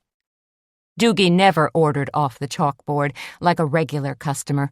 Instead, he acted like he was some big-shot Hollywood producer who'd swaggered into Spago or the Ivy, where the chefs were falling all over themselves, happy to cater to his every whim. "And have Petra throw a slice of Munster cheese on my burger, too. And some fried onions. While she's at it, she may as well add an order of home fries on the side." "Very heart-healthy," Suzanne said. Doogie wasn't amused. Yeah. Tony sidled up to them on her way to the kitchen. "You're kind of a light eater, Sheriff." Doogie turned, looking slightly pleased. "You think?" "As soon as it gets light, you start eating." Tony cackled. "Gosh darn it, Tony. I don't have to take crap from you." Doogie snorted. "Hey, did I tell you about my new exercise routine?" Tony asked. She leaned forward and grinned. "Every day I do diddly squat." Once the lunchtime crowd began to dwindle, Suzanne ducked out and drove over to Don Schinder's law firm. The offices of Sharp, Schinder, and Young were located in downtown Kindred, in one of the rehabbed brick buildings that lined Main Street. She entered the lobby, checked the register, and walked up a flight of polished wooden stairs. At the top of the stairs were a pair of smoked glass doors that were inscribed Sharp, Schinder, and Young. A young woman looked up from behind a wooden counter. "Help you?" she asked. "I'm here to see Don Schinder, Suzanne Dietz." "Of course. He's expecting you," the girl said. "Hang on a sec while I buzz him." 2 seconds later, Schinder was front and center. He greeted Suzanne, then led her through a doorway and down a wood-paneled hallway into his office. Tall windows let in scads of daylight, which played against a lovely buff-colored brick wall. There were 2 old-fashioned barrister bookcases that held papers and books, as well as 2 brown leather chairs that faced Schinder's desk. Suzanne sat down in one of the chairs and faced him. "This is a lovely old building," Suzanne said. "How long have you been here?" "We signed a lease. 2 years ago," Schinder said. "Got 3 more years to go." "So you're planning to keep this office space?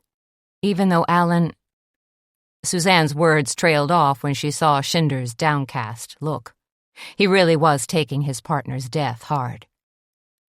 "Look at this," Schinder said. He jumped up and tapped a framed photo that hung on the wall. "It's when Alan and I went fishing for marlin down in Cabo San Lucas." Suzanne stood up and studied the photo. Then she moved on to a second one.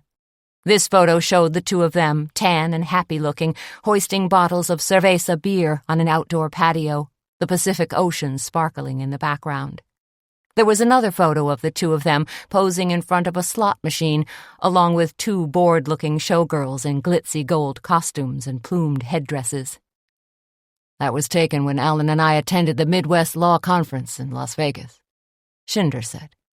He shook his head, and tears sparkled in his eyes. "I'm really going to miss that guy." Shinder beckoned for Suzanne to sit back down. He sat down heavily and rested his elbows on his desk, pushing aside large stacks of paperwork that threatened to tip over.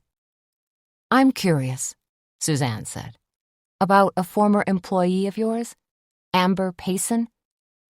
"I know she's a suspect," Shinder said right away. "So Sheriff Doogie informed me," Suzanne said. "But I'd like to know what you think." Shinder put his chin in his hand and leaned sideways in his chair as if considering Suzanne's request. "I never got to know Amber very well," he said. "Alan hired her—" "What?" He scratched his chin. "I guess 6 or 7 months ago, but she only ended up staying something like 3 months." He shrugged. "What can you do when what's the term for them? Millennials. They job hop constantly." He shook his head. "I find it strange, but they're very big on job hopping." "I understand Amber resigned." "Is that so?" "Excuse me, but I thought you worked with her." Suzanne was confused. It was a 4-person office, and one of the partners didn't know Amber had resigned? "Not at all," Shinder said. "Amber worked for Alan. Her desk was right outside his office. As you can see, I'm on the far side. Our semi-retired partner's office is in the middle." "That would be Pete Young? Where is he now?" "Down in Islamorada, Florida. Probably catching bonefish even as we speak." Whatever the office arrangement was, I can't believe Amber would have such hard feelings for Sharp that she'd actually plot to kill him, Suzanne said. "That's the crazy thing," Shinder said. "I get clients in here every day who swear on a stack of Bibles that they're innocent, that they have no idea who could have killed their wife or embezzled the company finances, and you want to believe them. I want to believe them. And then the evidence begins to mount against them, and you think, geez, this case isn't a slam dunk after all. If we're lucky, it's going to be a plea bargain." He paused, looking a little disheartened. "It's a darn shame." "Actually, it sounds soul-crushing," Suzanne said. "It can be." Suzanne got down to the real business at hand, which was showing Shinder the menu she'd drawn up for Alan Sharp's visitation. It was fairly straight ahead: 3 varieties of tea sandwiches, chicken salad, ham salad, and cucumber and cream cheese, along with brownie bites and coffee. "Are you going to have those church basement funeral bars?" Shinder asked. Suzanne frowned. "What do you mean?" "You know, those graham cracker bars, with nuts they always serve in church basements after a funeral." "Okay, we can definitely include something like that." Suzanne went on to explain that everything would be easy to transport from the Cackleberry Club's kitchen to what would probably be a hastily set-up folding table at the back of the funeral parlor. "Good. Very good," Shinder said as Suzanne continued talking. But in the long run, he wasn't much interested in hearing any details. His responses were merely polite and pro forma. Suzanne decided that Don Shinder must be very sad indeed over losing his partner. Chapter 8. By the time Suzanne got back to the Cackleberry Club, afternoon tea was almost finished. A half-dozen tables were occupied, and Tony had set out the good Coalport china and was using the fancy Chinese blue and white teapots. Suzanne was just about to put on an apron and help Tony when the phone rang. It was Amber, and of course she wanted to know if Suzanne had made any progress. "Not really," Suzanne told her, a blip of worry making her heart contract. "I talked to Sheriff Doogie over lunch, and he said you were a suspect by dint of someone phoning in a tip." "A tip about me?" Amber sounded startled. "Who would do that?" "I have no idea," Doogie said it was an anonymous tip. Then it's no tip at all, Amber said, bristling. It's somebody being horribly mean. Some crackpot playing a joke. And a pretty bad joke at that. Unfortunately, Doogie seems to be taking the tip seriously. Suzanne paused. Amber, when you spoke with Sheriff Doogie, you should have told him about the unwanted advances from Alan Sharp. I just couldn't. It's too embarrassing. She paused. Did you tell him? No, but I think it's time that you made it perfectly clear to Sheriff Doogie that you left the law firm under duress, and that even though you might have felt unhappy about Alan Sharp's actions, there's no way you would ever be angry or impulsive enough to consider any form of retaliation. You want me to call Doogie up and say all that? Amber asked. No, I want your attorney to handle it, couched in careful legalese that will hopefully extricate you from what could turn into a very bad situation. I thought you were going to help me. I just don't think I'm the one you want on your side, Suzanne said. I really have to call an attorney? Amber asked in a small voice. And you can always talk to me, too, Suzanne hastened to say, but purely for moral support. I suppose that's fair advice, Amber said in a tone that sounded completely dispirited, as if she knew Suzanne was trying to bail on her. You know what? Suzanne said.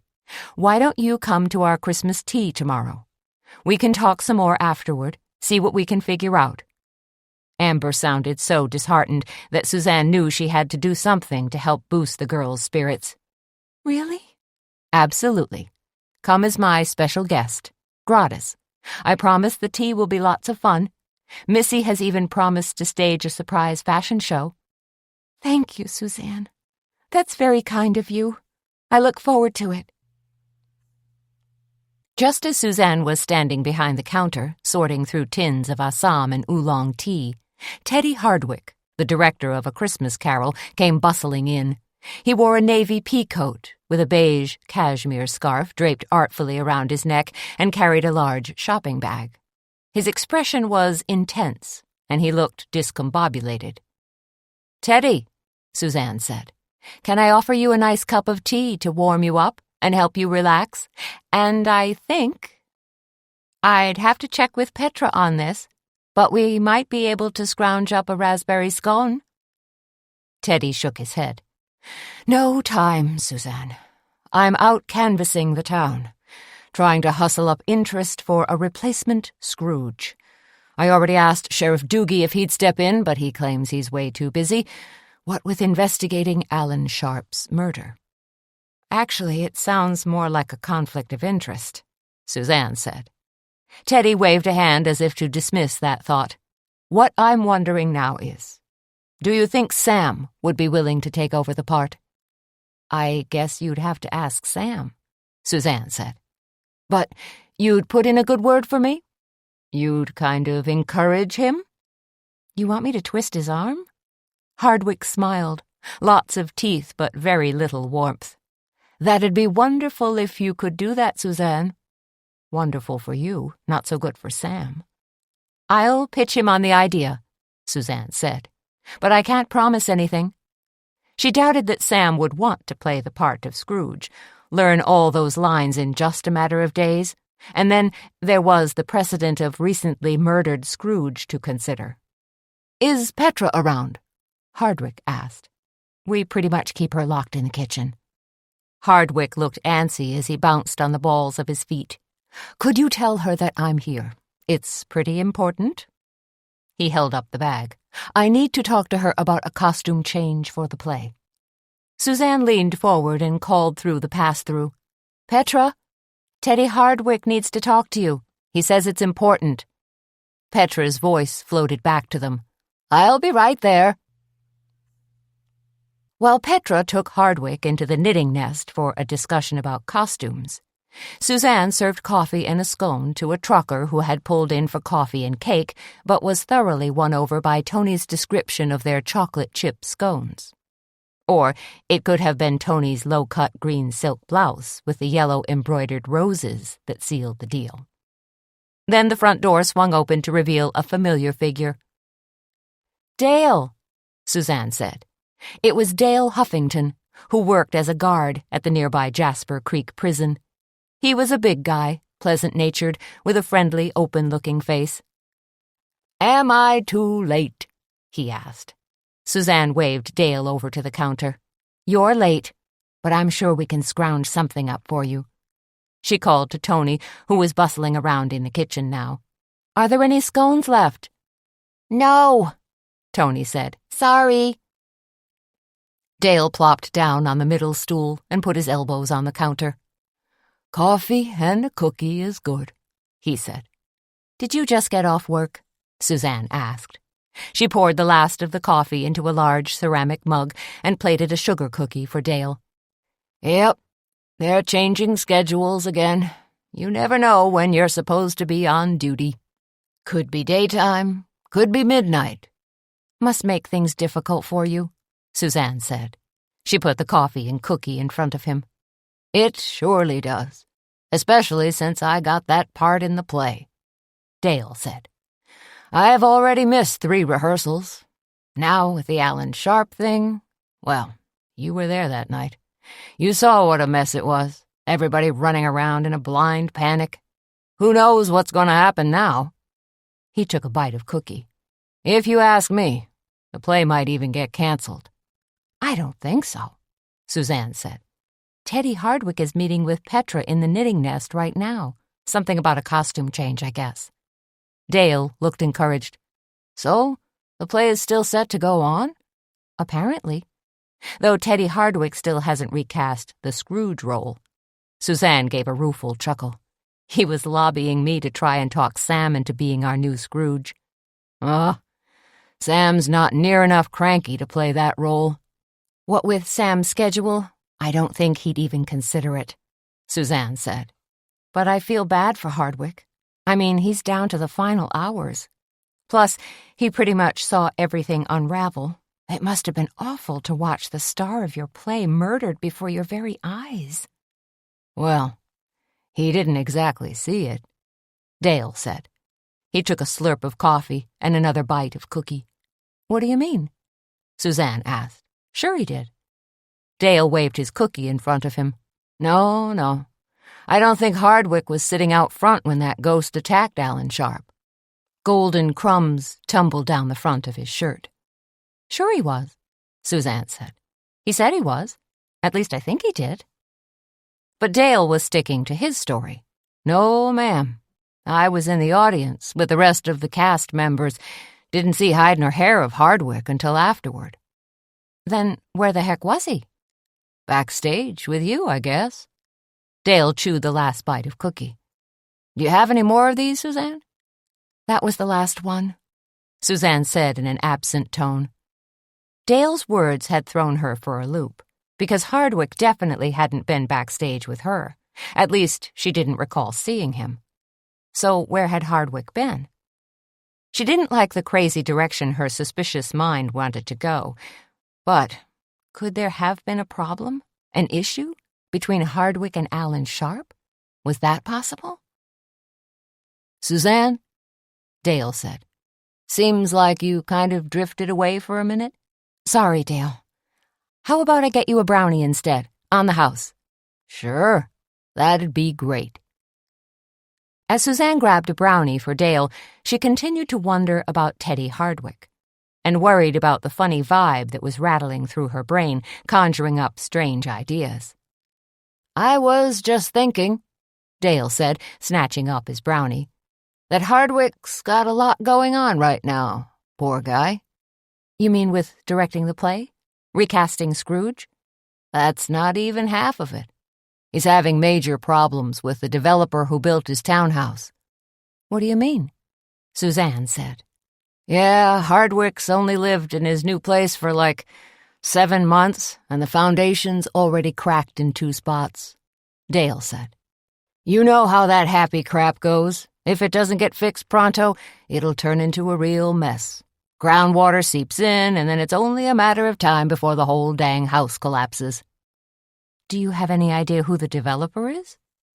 Dale shook his head. "No idea. But whoever built those places, they're in for a boatload of trouble." He chewed some more. "And lawsuits up the wazoo." "Tony," Suzanne said once Dale had left, "I think I need your help." "Yeah?" Tony said.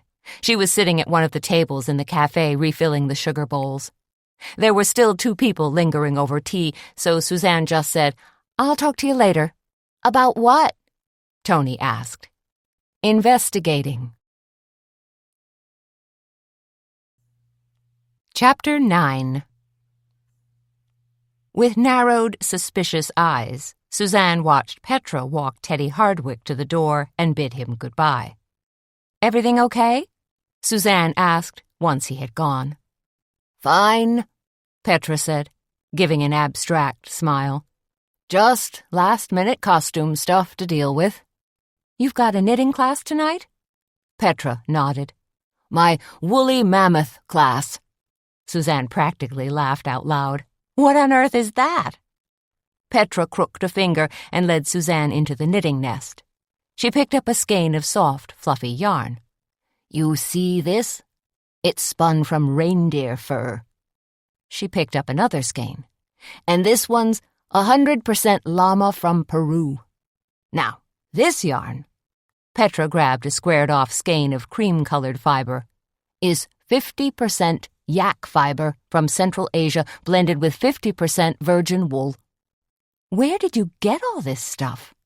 "I imported it. You should know. You get the bills. I also have a knitter friend up in Alaska. They play with crazy yarns all the time, even spin fibers from the fur of sled dogs." "That's amazing," Suzanne said. "Actually, you're amazing." Petra blushed. "I wish you wouldn't say things like that. Makes me feel very uncomfortable." "No need to feel that way. You're a true fiber artist." "I'm just a lady who knits." "And quilts." "Well, yes," Petra said. "I do love quilting, too." Suzanne looked around at the floor-to-ceiling shelves, filled with yarn, and the bundles of fabric that were stacked everywhere. Tall wicker baskets were stuffed with yarns by Barocco, Appalachian Baby, Sirda, Malabrigo, and lots more in all sorts of colors. There were bright colors and sun-washed, almost Santa Fe-looking colors, as well as heavenly cream, alabaster, and stone colors. "I hadn't realized our inventory was so jam-packed for the holidays," Suzanne said, looking at Petra's display of quilting fabric. She reached out and touched a piece of fabric that was soft and silky. She could just imagine it being stitched into a cozy quilt. "Those are our new quilt squares," Petra said. "You can see that I've got them bundled according to color and motif." She smiled. "You see those squares that are all ivory and cream-colored?" "Uh-huh." "I call that group cream and sugar." Petra's hand moved to indicate another bundle. "And these indigo and Persian blue squares are my dark dreams bundle." "I bet we'll sell a ton of them," Suzanne said, pleased. "I hope so," Petra said. Tony poked her head into the knitting nest. "Are you guys heading out?" she asked. Tony had wound a long pink and yellow scarf around her neck and shoulders and now looked like a human burrito. "I am," Suzanne said, "and I need to talk to you." "And I've got a class tonight," Petra said. She started bustling around the knitting nest, grabbing a basket of knitting, arranging chairs in a semicircle. "So I'll see you ladies tomorrow." "Night-night," Tony called out. Suzanne and Tony pulled on their coats and walked outside. A thin sliver of silver moon hung tilted in a purple-blue sky. Tony looked at Suzanne. "Okay, we're alone. What exactly do you have up your sleeve? Earlier you said you wanted to do a little investigating?" "More like checking on something to satisfy my curiosity." "Yeah, right. Tell me, does this have anything to do with..." Tony pulled her mouth into a crooked line and made a slashing gesture across her throat. I'm afraid it does. Uh-oh. Better lead on then, Sherlock. It was full-on dark now as they drove through Kindred. The wind had come up, whipping bare trees into a frenzy and blowing twisted wisps of snow across the road in front of Suzanne's headlights. Even though they were still in the middle of town, the atmosphere felt foreboding. Tony, meanwhile, had turned on the radio, listening to the 5 o'clock drive-time news. She'd also slipped out of her boots and put her stocking feet on the dashboard, right next to the heat vent. You don't mind my stinky feet, do you? Not unless you do, Suzanne said. Just walking across our parking lot made my toes feel like Mrs. Paul's frozen fish sticks. Tony shivered as she snuggled lower in her seat. So, tell me where we're headed again? Oh, wait. You said you wanted to stop at a local watering hole first and pick up a couple of hot dudes. You wish. No, we're going to take a cruise out to that new townhouse development. Whitetail Woods, I think it's called. Suzanne made a turn on Lindell Avenue and cruised past a car dealership, Rush Street Pizza, and Kirkhoe's Garden Center, which was closed for the season except for a small Christmas tree lot that was strung with colored lights. Now they'd left the more residential part of Kindred behind and were headed into suburban territory. What's clicking in that supercomputer brain of yours? Tony asked. You going to sell your big house and buy a townhome? Move to the burbs? She scraped a bit of ice off the passenger side window and peered out. What there are of them. I've got a funny idea rattling around inside my head, and I need to check something out. See if my suspicions are legit. Then afterward, do you want to stop at Schmidt's Bar and have a couple of bumps? I think they got 2-for-1 passion puckers tonight. I don't even know what those are. They're cocktails, made with apple schnapps, cranberry juice, pineapple juice, and a couple more tutti-frutti juices. Kind of tastes like cough syrup. Sounds challenging, Suzanne said. On the other hand, maybe a couple of drinks will help make tonight's rehearsal run a lot smoother. I just hope Teddy Hardwick's found a new Scrooge, Tony said. And I hope it's not going to be Sam. They drove out to Whitetail Lane and then turned into a new residential development that had stone pillars on either side of the road and a large sign that said Whitetail Woods. They bumped over frozen ground past one row of townhomes and into an area where cinder blocks, pipes, and pallets of construction materials were scattered about. I thought this development was completely finished and move-in ready, Tony said. But it looks like they've had some major problems. Like they need to redo the siding or the sewer system or something? Or something, Suzanne said. Her eyes focused on a row of townhomes that were completely dark. Obviously, no one had moved in yet, though they looked completed. Across the road, however, was a row of 6 townhomes where lights burned brightly. Some lights shone out of first-floor windows, and a few porch lights twinkled, making the townhomes look lived in and cheery. So, why are we really here? Tony asked. She turned off the radio, dropped her feet down, and pulled on a pair of brown suede boots that were beaded and fringed like moccasins. Because this is where Teddy Hardwick lives, and I heard a rumor that he was in a huge fight with his developer. Uh-huh. And who's the lucky developer? That's what we're here to find out. Something tells me you've got a sneaking suspicion, Tony said. Maybe I do. Tony turned in her seat. If I'm gonna be part of this stealth operation, you'll have to do better than that, girlfriend. You have to level with me. Suzanne tapped her gloved fingers against the steering wheel. Okay, here's the deal. I think Alan Sharp was the developer. Tony stared at her open-mouthed. You mean deader than a doornail, Alan Sharp? Remember, the operative words are, I think he was the developer. So, we're here to confirm that. Okie doke. Tony put her hand on the door, ready to jump out. Wait a minute. That's a lot easier said than done, Suzanne said. We're going to need a good story to back us up. We can't randomly go knocking on doors. Tony grinned. Oh yeah? Watch me. Tony was as good as her word. She strolled up to the townhouse on the end, hit the doorbell, and then banged on the screen door. When a woman in gray wool slacks and a blue and white Norwegian ski sweater opened the door a couple of inches, Tony said, "Hiya, I'm looking for the sales office. Can you point me in the right direction?" The woman peered out at them, her body language betraying a hint of nervousness. Then, when she saw Suzanne also standing on her porch, looking friendly and relatively non-threatening, she said, "There was a sales office, but they closed it last month." "Aw, rats," Tony went on. "I'm in the middle of a divorce, and I'm looking to buy a property. My friend here has been urging me to buy a house, but since there's just little old me now, these townhouses look like they might be perfect." She paused. "If there's no sales office anymore, maybe I should go directly to the developer." The woman made a downcast face. "That's going to be a problem," she said. "All the units are sold?" Tony asked. "No, I'm pretty sure there are units still available. The thing is, the developer is dead." Tony clapped a hand over her mouth and reeled backward. "What?" She spun about. "Suzanne, did you hear that?" "Yes, I did," Suzanne said, wishing Tony wasn't being quite so theatrical. Then again, with acting skills like that, maybe Tony should be the new Scrooge.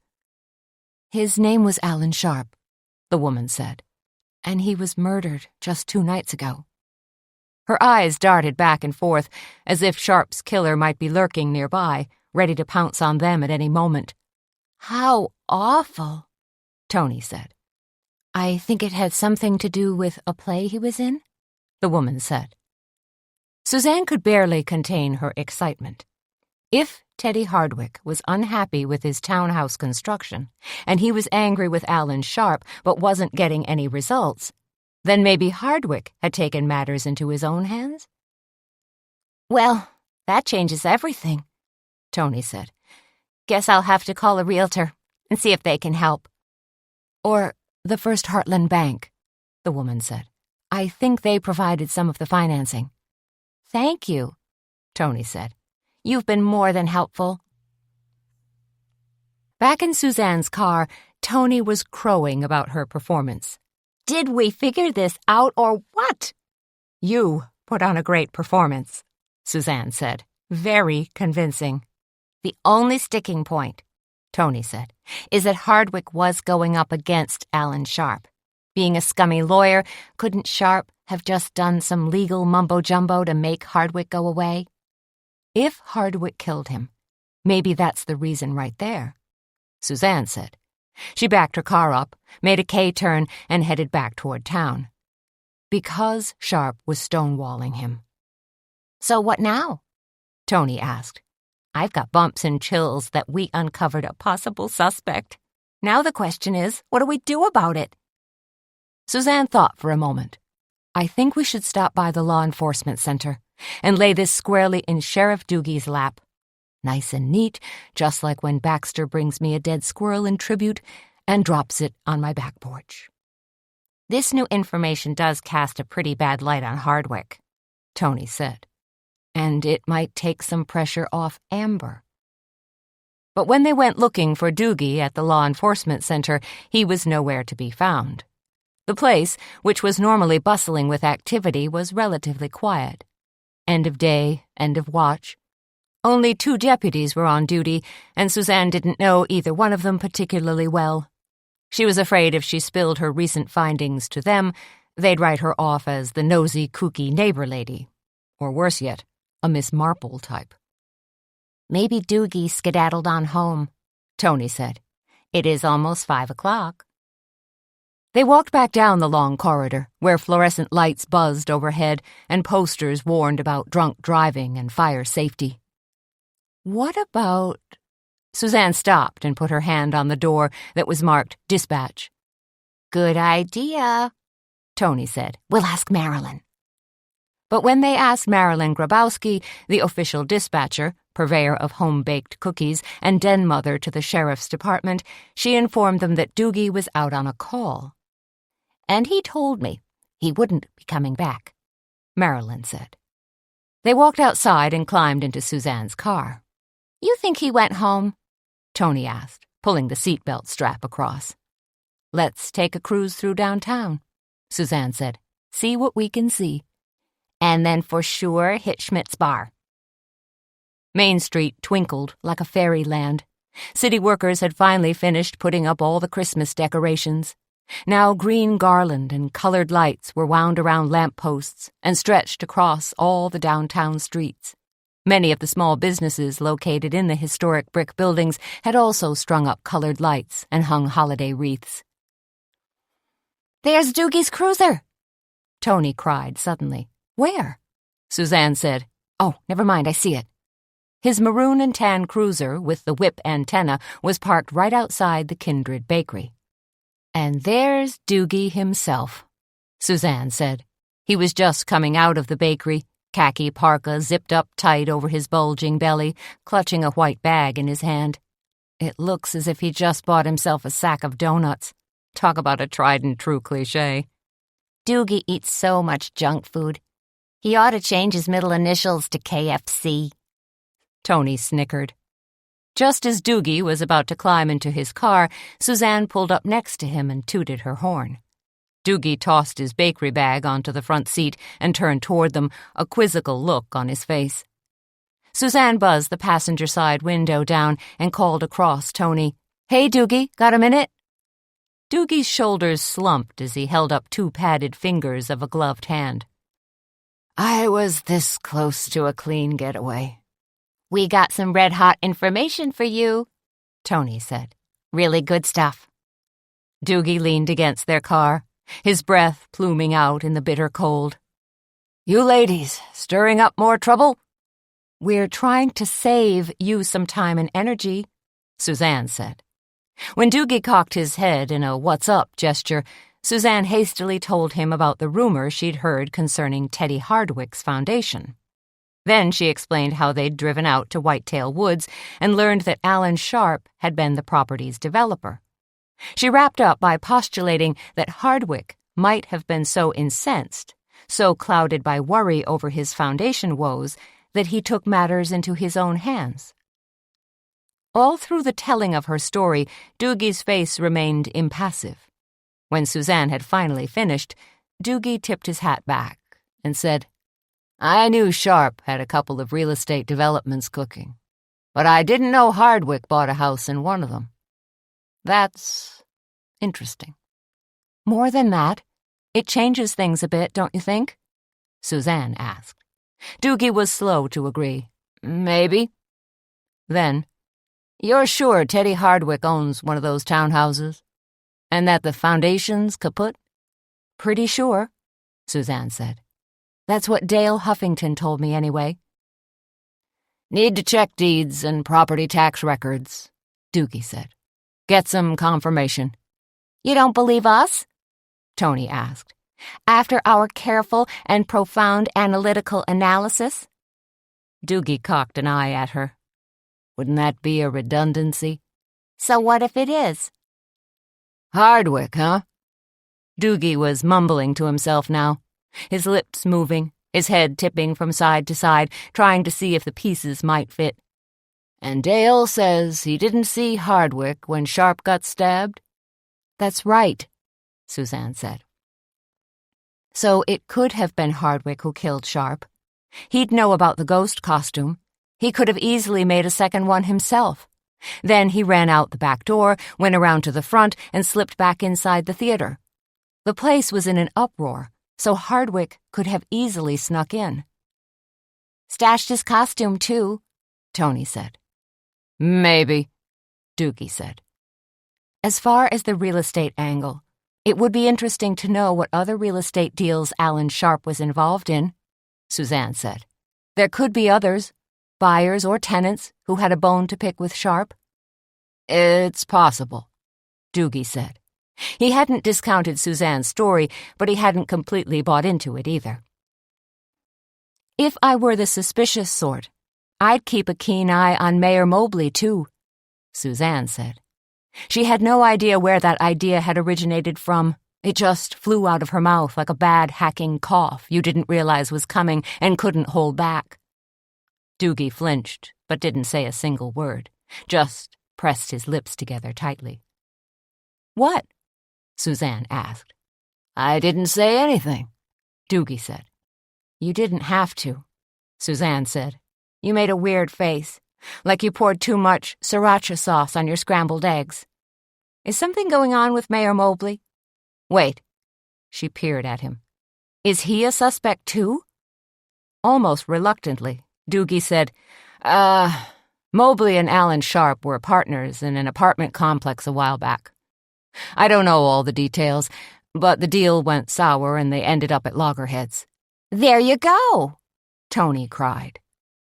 As if to punctuate Tony's sentence, the radio in Sheriff Doogie's car suddenly crackled to life. Doogie reached in, grabbed the mic, and said, 10-4, Doogie here, go ahead. Marilyn's voice came across the radio, carrying lots of static and a hint of panic. 1050F, in progress. "Holy cripes," Doogie yelled. He jumped into his car and pulled the door closed. He had an animated 45-second conversation with his trusty dispatcher, then rolled the window partway down and gazed at Suzanne and Tony. "What's the problem?" Tony asked. "You look like somebody just snapped your suspenders in a random act of kindness." Doogie stared at her. "Junior's trailer? It's caught on fire. The guy who called it in said it's burning like there's no tomorrow."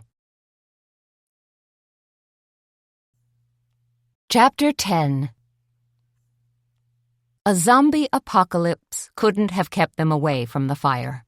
Suzanne stomped down hard on her accelerator in an effort to keep pace with Sheriff Doogie's car as he sped away from the curb. But with his bigger, souped-up cruiser, he was way ahead of her in a matter of minutes, his lights blazing and siren wailing as he fishtailed through the snow. Tony scrunched down in the passenger seat of Suzanne's car and jammed a fist against her mouth. Over and over she kept muttering, oh no, faster, Suzanne, faster, please drive faster." Suzanne spun around a corner, skidded sideways and almost clipped a white Jeep that was parked on the side of the road. She fought hard to regain control, then finally got her Taurus straightened out again. "I'm sure it's just a grease fire," she said, though she knew it wasn't. "It'll probably be out by the time we get there." Tony put her hands over her eyes. Suzanne punched on her brights and rested one hand on the horn in case she had to blare out a warning to anyone in her way. She was hitting speeds of 40, 50, and now 60 miles an hour, and she still hadn't caught up to Doogie. With his powerful V8 engine, he'd pretty much left her in the proverbial dust, or in this case, dirty churned-up snow. "That knucklehead," Tony said through gritted teeth. "If he used a blowtorch to grill hot dogs again, I'm going to beat him like a cheap carpet. Then I'm going to have him committed to a state mental hospital." "Everything's okay," Suzanne said. "I can feel it in my bones." But tonight, Suzanne's bones were dead wrong. Because when they finally came out on Silver Creek Road, roaring past Ed's Easy Storage and Seifert's grain mill, they could see the fire burning up ahead. Red, yellow, and blue flames swirled and twirled 30 feet into the air like some kind of hellish tornado. Junior's squat little trailer was completely engulfed in fire, with flames crawling up the sides like scrabbling bugs. "Dear Lord," Tony moaned. "What if Junior's inside? What if he's being cooked and crackled like a Christmas goose?" "Hang on," Suzanne said. She swerved off the highway, heading for a bright red fire truck, then skidded into a shallow ditch and felt her car bottom out. Pumping her brakes hard, Suzanne slewed her way through a good 8 inches of snow. She was hoping to end up right behind the fire truck, but Tony threw open the door and jumped out of the car before she managed a complete stop. When Suzanne popped out, too, pulling on a knit cap, she saw more than a dozen firemen working the scene.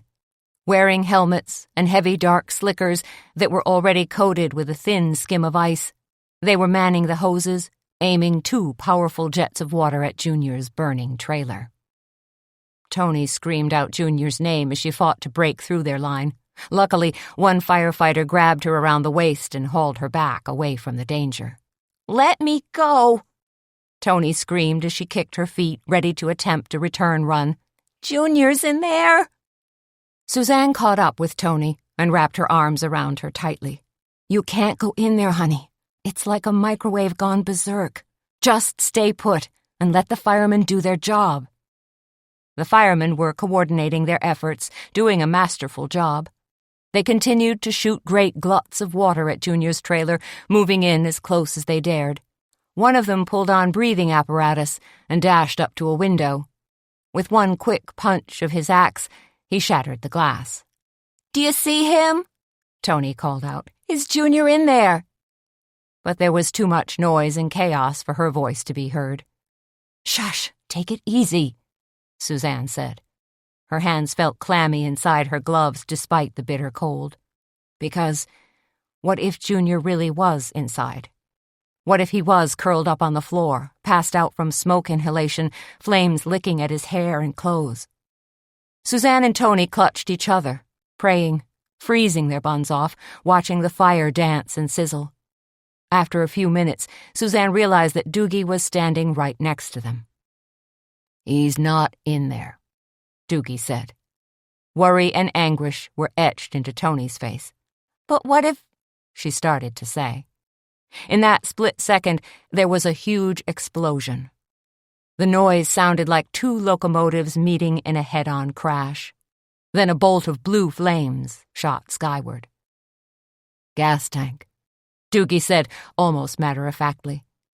They all watched in awe as the little trailer swelled up like a pan of Jiffy Pop, and then twisted apart at the corner seams. Seconds later, blackened debris shot up into the air. "Get back! Everybody back!" a fireman shouted. They all moved back as debris rained down around them, almost in slow motion, settling in the snow with soft plips and plops.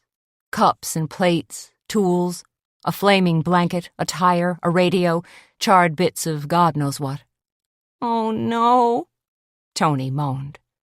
But the firemen moved in closer now, steadily knocking down the flames, finally getting the whole mess under control.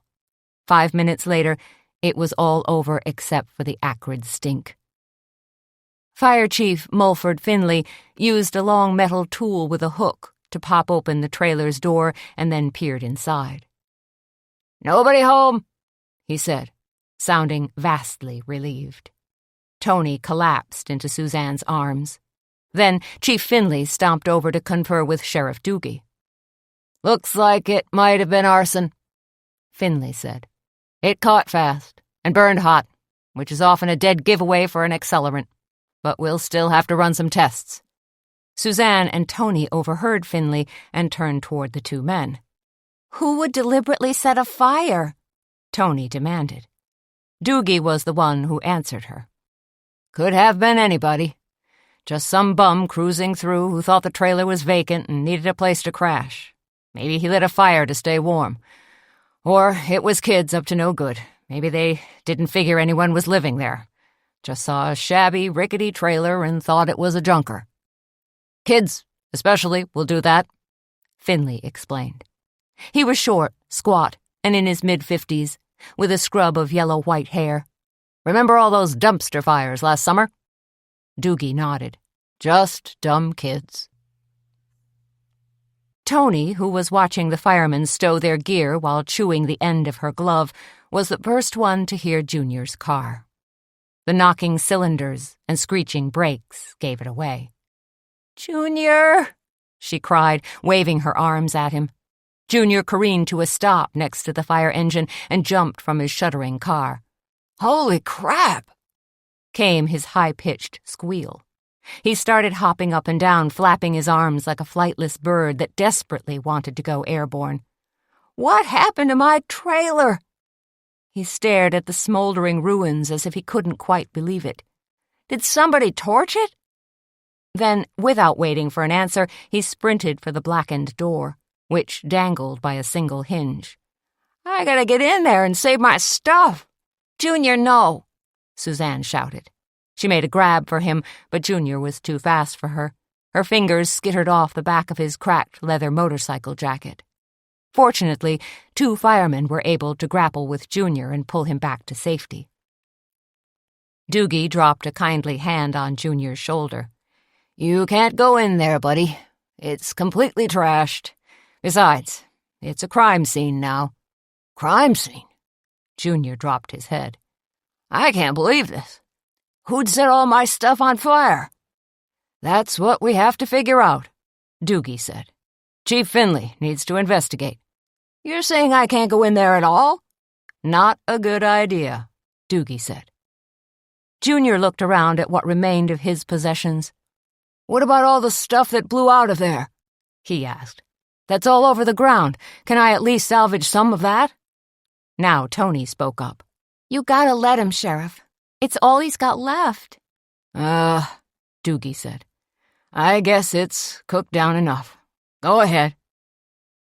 A devastated Junior started poking around in the snow, picking up what he could and piling it into the trunk and back seat of his old junker. Once Tony joined in the recovery, Suzanne decided she'd better pitch in as well. Show a little solidarity for Tony and some compassion for Junior. Amazingly, they were able to salvage quite a few of Junior's belongings. Yes, his Captain and Tennille tapes were singed beyond belief, but his tools seemed to have come through the fire and subsequent explosion just fine. Tempered by fire, Suzanne told herself, so probably still usable. "I'm running out of room," Junior said as he wedged a still smoldering tire into the back seat of his '98 Chevy Corsica. He threw Suzanne a pleading look. "Do you think I could stash my toolbox in the back seat of your car? I can't jam much more into Blue Beater." Junior named all his vehicles. The dilapidated junker he drove tonight had been christened Blue Beater. He called another car Old Yeller, and his pickup truck Old Faithful. "Go ahead and stick 'em in there," Suzanne said. It was hard to say no to Junior in light of his tragic loss. Not that he'd lost anything of particular value. "Thank you," Tony whispered to Suzanne. But there was still one more hurdle to be crossed. "Where am I going to sleep?" Junior moaned. "I can't camp out in this weather. I'll freeze my wazoo." Suzanne pretended not to hear him. Sam would kill her if she dragged Junior home with her, like a dejected stray dog. Besides, there'd be the eventual issue of how to get rid of him. Finally, Tony took pity on Junior and told him he could bunk with her for a while. Junior perked up instantly. "Hey, babe, that'll be swell. I figured you'd come through for me." "I said bunk at my apartment, Junior, not sleep together," Tony said. "As in, you're the one sacking out on the lumpy sofa." "Aw, babe." When Suzanne finally got home, her clothes still smelling faintly of smoke, Sam was stretched out on the sofa in the living room, perusing medical journals. He smiled at her as he took off his reading glasses. "How was rehearsal?" he asked. Suzanne collapsed into the chair across from him. "A funny thing happened on the way to the rehearsal. We never made it." Baxter and Scruff got up from where they'd been sleeping, padded over to Suzanne and sniffed her clothing from head to toe. From the sour looks on their doggy faces, they weren't one bit pleased. "What happened?" Sam's feet hit the floor as he sat up. "Did you quit the play? That doesn't sound like you." "Let's just say there were extenuating circumstances." Now Sam's brows pulled together and a hint of alarm crossed his face. "Something happened?" Suzanne drew a deep breath, then proceeded to tell him all about the fire at Junior's trailer. When she finished with her tale of woe, she said, "So, you see, yet another cause for concern." Sam continued to stare at her. "This is very weird. Every time you come home, something horrible has happened. You're like the angel of death, the harbinger of bad news." "That's me," Suzanne said. "I'm the town jinx." Sam cleared his stack of magazines away. "Come sit with me." He patted a sofa cushion. Suzanne was delighted to sit next to him and have his arms around her. After her crazy night, she finally felt cozy and safe. Sam planted multiple kisses on her lips and cheeks and said, "So, was it awful?" "Terrible. Tony was going berserk. And when Junior showed up, he completely freaked out. I actually felt sorry for him. Of course you did, because you're a sweet and caring person. Oh, maybe, Suzanne said to herself. Then louder, did you eat? Peanut butter and jelly on a toasted English muffin, so I'm fine. But what about you? Starving. I'm going to fix a little something. In that case, I'd be happy to keep you company. Food-wise, I mean. Suzanne futzed around in the kitchen, fixing them a simple supper of leftover chicken and rice soup and slices of grilled focaccia. As she filled in a few more bits of information about the fire, Baxter and Scruff remained underfoot. Suzanne gave them each a jerky treat and sent them on their way. Temporarily, of course, because she knew they'd be back. When the food was ready, Suzanne and Sam ate at the kitchen counter, sitting on stools, their knees and shoulders touching, staying connected. I find this all very strange, Sam said as he spooned up his soup. First a murder, then a fire. Wait, was it arson? Fire Chief Finley wasn't sure. He said he has to run a few tests. Do you think Alan Sharp's murder and Junior's fire are somehow connected? No idea, Suzanne said. Lots of strange things going on, Sam mused. What's next on the docket? Locusts and frogs? Or flies and boils? Sam shuddered. Please, no boils. Reminds me too much of when I was in med school. To change the subject, did Teddy Hardwick ever get hold of you? About taking over the Scrooge role? Yes, he did, Sam said. And? I told Hardwick I'd do it, starting tomorrow night. Why on earth would you agree to take on that role? Suzanne asked. That gives you, 2 days to memorize all the lines and get up to speed? And right now you're especially busy at the clinic and, I'm busy with you, Sam said. Well, yes. Sam eased an arm around her and pulled her close. I figure that if I'm in the play, I can keep a careful watch on you. You're sweet, Suzanne said, giving Sam a kiss. She wondered if she should tell him about Teddy Hardwick's bad foundation, and Hardwick being furious with Alan Sharp. But no, better to hold off. There was only so much bad news you could spring on your fiancé in a single night. Chapter 11. Curiosity may have killed the cat, but a determined Suzanne was fearless, which was why this Wednesday morning she was slogging a path on an unshoveled sidewalk to the front door of the county courthouse. Last night, Doogie had mentioned something about checking on deeds and property tax records, which Suzanne thought was a spectacularly clever idea. So here she was, stomping snow off her boots in the entryway, then walking down a cavernous corridor to the door where pebbled glass was etched with the words County Records.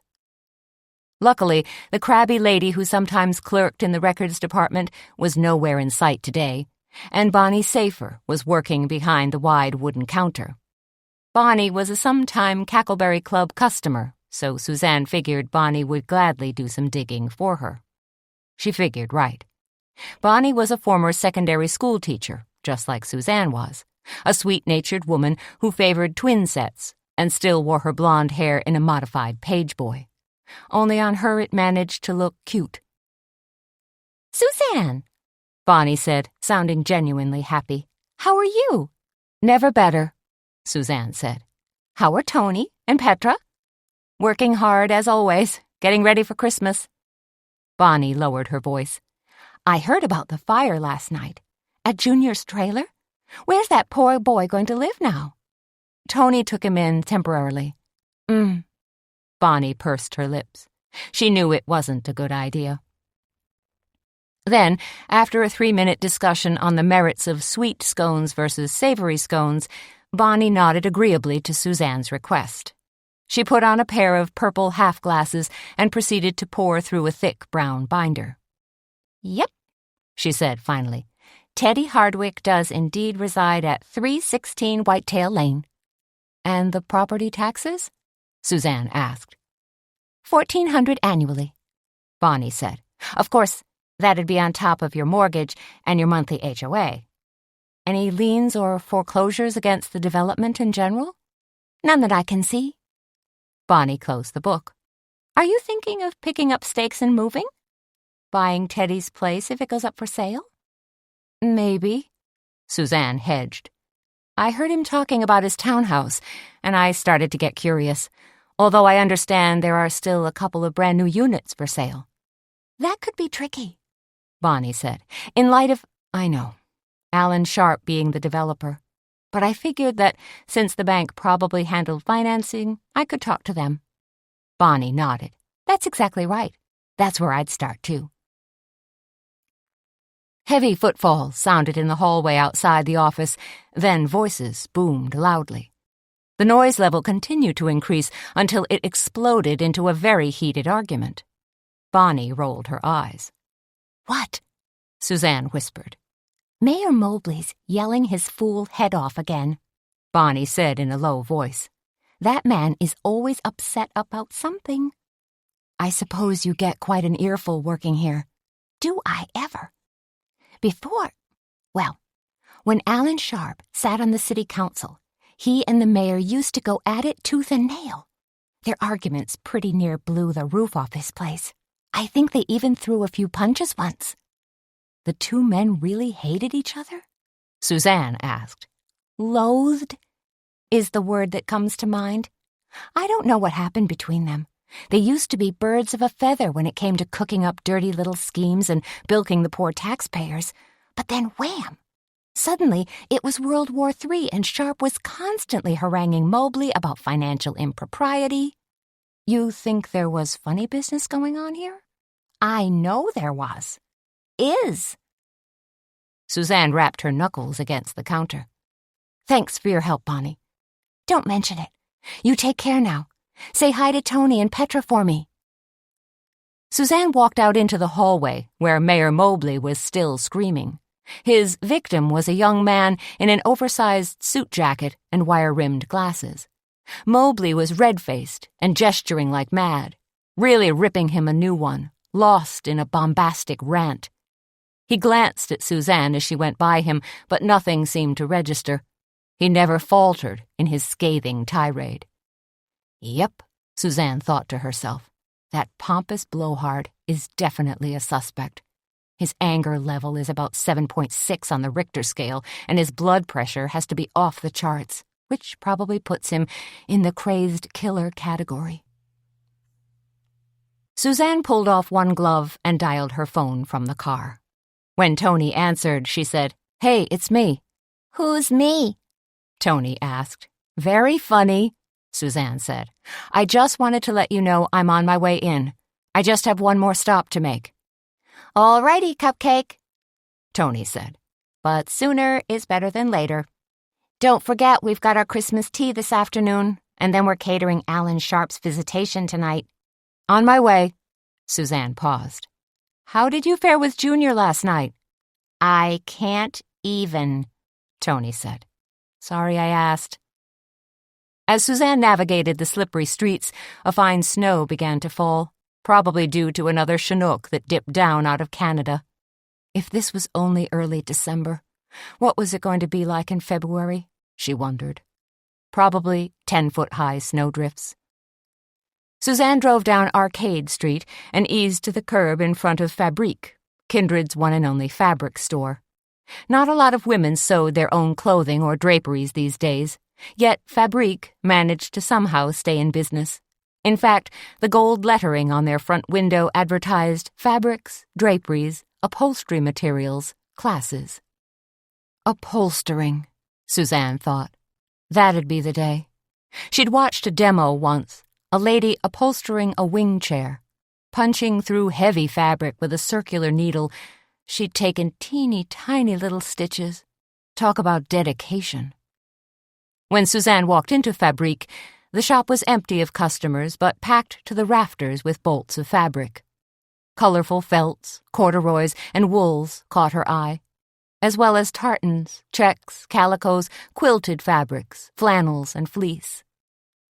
Adrena Chamberlain, the shop's owner, emerged from the back and hurried to greet Suzanne.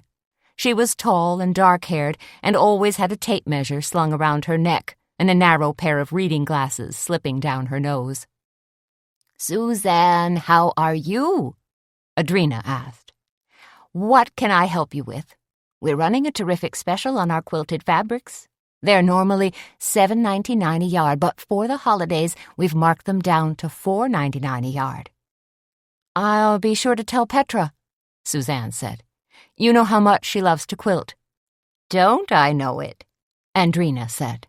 "She's one of the movers and shakers behind our annual quilt trail." "What I'm shopping for today is a little information," Suzanne said. "Concerning our classes?" Adrena pushed up her glasses. "No. I was wondering if anyone, specifically someone of the male persuasion, purchased a few yards of cheesecloth or muslin lately." "Funny you should ask. We did have a man in here about a week ago. I remember it quite distinctly because this shop doesn't generally attract many men." "And you remember what this guy bought?" "Oh, yes. It was practically a full bolt of cheesecloth." A satisfying ping registered inside Suzanne's brain. Was the cheesecloth dark green? She wondered if someone might have created a ghost costume, an alternate ghost costume. "Not green," Adrena said slowly. "because we only carry it in a natural cream color. But he did ask me about dyeing it. You know, what type of dye to use? Do you soak the fabric in a large vat or what?" Suzanne knew she had to ask. How could she not? "Who was it? Do you remember?" "It was that young man who's come here to help Reverend Yoder. You know, at the church right across the parking lot from your cafe." "Ethan Jakes?" Suzanne said. "I believe that's his name, yes." "Did he say what he wanted the cheesecloth for?" Adrena shook her head. "I just assumed it had something to do with Christmas. Maybe some sort of swag or backdrop for a church pageant." "Why? Is there a problem?" "None at all," Suzanne said. "I'm sorry I bothered you." All the way back to the Cackleberry Club, Suzanne's mind was running in overdrive. Reverend Ethan Jakes had bought almost a full bolt of cheesecloth. But why? What would he use it for? Yes, she knew Jakes had had a nasty tiff with Alan Sharp, but would a man of the cloth, an ironic term in this case, actually commit murder? Better to find out what the cheesecloth was used for, so she could cross him off her list. "Hey there," Petra said when Suzanne walked in the back door. "Look who finally turned up." "Apologies," Suzanne said as she traded her winter coat for a black French waiter's apron. "Have we been terribly busy?" The kitchen smelled of bacon, warm cinnamon, and melted cheese. In other words, heavenly. Tony came through the swinging door at that exact moment. "Nah," she said. "We didn't do very many covers this morning, probably because of all the snow. It's keeping a lot of folks at home." "I'm worried about people not showing up for our Christmas tea this afternoon," Petra said. "Don't be. We're completely sold out," Suzanne said. "Yeah, but that doesn't mean they'll all show up," Petra said. She turned back to her frying pan, where red peppers sizzled alongside rings of sweet Vidalia onion, garnish for her chicken and wild rice sausages. Tony, meanwhile, was still jacked up about the big fire last night. "You should have seen it," she said to Petra. "Flames shooting almost 50 feet in the air." "So you told me," Petra replied. "About 5 times already." "It was like the fiery tornado in the Bible, where it says, 'I have come to cast fire upon the earth,'" Tony said. "Luke 12:49, Petra responded. "But tell me, if Junior's trailer was completely destroyed, that pretty much leaves him homeless, right?" Tony nodded. "That's the awful part of it." "So where's Junior going to live? Can he even afford a room at Motel 6? Tony shrugged. "Dunno." Maybe that one room behind the dumpster that nobody ever wants. Or he might have to rough it and sleep in one of his cars. Junior had his small collection of junker cars parked behind Matson's body shop. Junior's cars never run properly, Petra said. That fool boy will end up carbon monoxiding himself to death. You'd better tell her, Suzanne said to Tony. Tell me what? Petra said. A certain tone had crept into her voice. I told Junior he could stay with me for a while, Tony whispered. Oh, girlfriend, no. Petra turned and put a hand on her hip. You took him in like a stray cat. Say it ain't so. Just temporarily, until Junior finds himself another trailer. Dear Lord, Petra said. That could be decades. They were right on the cusp between breakfast and lunch, so Suzanne busied herself getting ready for their Christmas tea. Tony, bless her heart, had managed to come in early to string lights and garland around the windows and on the shelves. Now the only thing left to do was put up the Christmas stockings Petra had knitted and hang 24 or so white cardboard snowflakes from the ceiling. Just as she was dreading dragging out the ladder, Junior came swaggering in. Junior, Suzanne said, pulling out the box of decorations. How are you doing? Not too bad, Junior said. I managed to get a good night's rest, so I feel halfway recovered from last night. That's good to hear. I'm very sorry about the fire. Losing your trailer and all your, stuff. I went out to look at it first thing this morning. Junior shook his head. Just ashes and embers. That's all that's left. Like you'd see after a weenie roast. Except, of course, the axles are still sitting there. So what are you going to do now? I don't know. Hang out at Tony's place, I guess. Junior looked like he was at odds and ends. And why wouldn't he be? No job, no place to call home, no insurance. Junior, would you grab the stepladder and help me hang these snowflakes? Suzanne asked. Sure thing, Junior said. Then his face took on a cagey expression. But maybe I could have some breakfast first?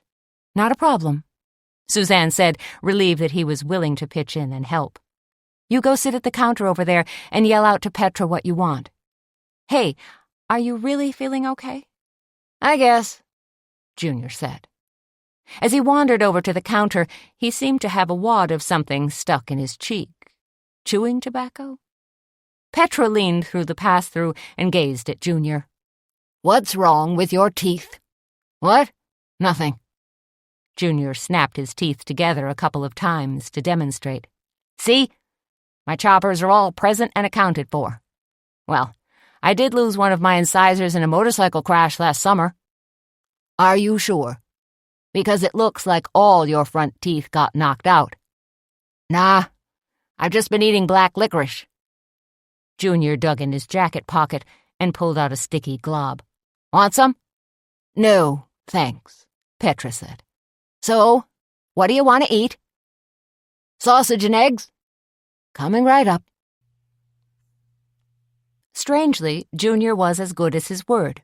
As soon as he finished his breakfast, he helped Suzanne wrap Christmas paper around the toy bins and then set up the ladder and began hanging snowflakes from the ceiling. He decorated half of the ceiling when Tony came out and said, You're doing it all wrong. You've got to hang the snowflakes at different lengths. Some should dangle 6 inches down, some 10 inches down. Junior eyed his handiwork. I think they look better when they're all even. No, they don't. You don't have to be so bossy, Tony. I can make a few adjustments. But 10 minutes later, Tony still wasn't happy. Now some of them are too long. People are going to get bashed in the head, Tony said. Junior gave her a dismissive look. Only if you're going to be walking around the cafe on stilts. Like some kind of stupid circus act. If at first you don't succeed, try doing it the way I told you, Tony said, a trifle harshly. Why are you always nagging me? Junior asked. Just because you woke up on the wrong side of the bed this morning, you've got to yammer at me about how I do my job. It's a bummer. Why can't we work together in peace? Let all the workers have an equal say." "Who do you think you are? Leon Trotsky, spouting the Communist Manifesto?" Tony shouted. "If you can't do the job right, then get out." Junior scrabbled down the ladder, grabbed his jacket, and strode defiantly out of the Cackleberry Club. As the door slammed shut behind him, he was mumbling to himself that it was time to watch The Price is Right anyway. "You don't think you were a little hard on him?" Suzanne asked. She watched their squabble from the doorway of the book nook. "You're probably right," Tony sighed. "But holy cow, Junior sure does bring it on himself. This morning, before I even opened my peepers, he managed to knock over a plant stand, mess up the carpet, and break my favorite coffee mug. And then he had the gall to turn around and ask if I'd buy him an Xbox, just like that. Said he was bored hanging around my place. Already. I was so furious I wanted to rip out his gizzard and fry it up in a pan." Tony scrubbed at her hair with both hands. "Look at me. Junior's been under my roof for less than 12 hours and he's already turned me into a raving shrew." Suzanne put an arm around Tony. "Yes, but you're our little raving shrew." Chapter 12. "Lunch is super abbreviated today, right, Petra?" Suzanne asked. Now she was the one peering through the pass-through. "Just 3 entrees," Petra said. "Denver omelets, chicken and waffles, and 3-bean chili. Of course, we've still got our usual complement of sticky buns, scones, and muffins. But I'd feel a lot better if you guys could kind of hurry our lunch guests along. I'll have Tony wait on them. With the mood she's in, she'll have them fleeing like rats from a sinking ship." "If it means anything to you," Tony called out, "I'm over my crabby mood now. I feel a lot more composed." Suzanne smiled. "I'm glad Junior didn't get the best of you." "Only my best years," Tony grumped. Clearly, she wasn't over it. Suzanne printed their abbreviated luncheon menu on the blackboard while Tony finished hanging the snowflakes. Then Petra came out to eyeball the cafe's decor. "Everything looks great," Petra said. "Very festive. Oh, and Suzanne, you put up my Christmas stockings." She smiled at the red stockings that were hung on the walls. "Of course I did," Suzanne said. "I know that the money from every sale goes right into your church coffer."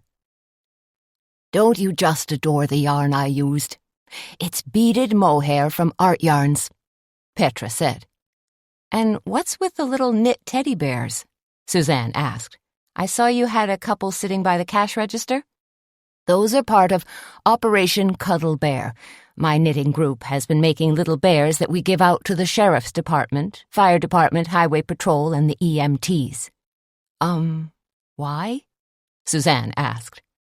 Petra saw the confused look on Suzanne's face and laughed. "Oh, no. The bears aren't for them. Well, not directly, anyway. They're to be handed out to kids in crisis situations. You know, if there's been a car accident or fire. It helps soften the impact of a disaster." "That's a fabulous idea," Suzanne said. Tony had crept up behind them. "You see how the snowflakes are hung at different lengths?" she asked Petra. "I hadn't really noticed," Petra said. She was suddenly shifting from one green crock to the other, twisting a dish towel between her hands. "What's wrong, Petra?" Tony asked. "You look like you're as nervous as a ceiling fan salesman with a bad comb-over." "I think I might be coming down with a case of the collywobbles," Petra said. "Is it catching?" Tony asked. "No. I'm just nervous about serving lunch, then fixing all the tea sandwiches and baking scones for our party," Petra said. "And then I've got to turn around and do it all over again, because we've got that catering job for Alan Sharp's visitation tonight." "We'll all pitch in and help," Suzanne assured her. "We'll get everything done in no time flat." "No time," Petra said. "That's the problem." Suzanne followed an anxious Petra into the kitchen. "Petra, How well do you know Reverend Ethan Jakes? I really don't know him at all, Petra said, because I don't attend his church. You know very well that I'm a confirmed Methodist. Petra grabbed a spoon and stirred her pot of chili. Why are you asking? No reason. She sprinkled in a helping of cayenne pepper. Suzanne, you always have a reason. Okay. I happen to know that Reverend Jakes had a serious dust-up with Alan Sharp. Petra turned toward her, mouth gaping, eyes suddenly gone wide. And don't tell me. You think the Reverend might possibly have killed Sharp? That Jakes was the one who wore a fake ghost costume and stabbed him on stage? The thought had flitted briefly through my mind. Well, get rid of it, Petra said, sounding more than a little irritated. Don't even go there. Okay, I won't. Or maybe I will.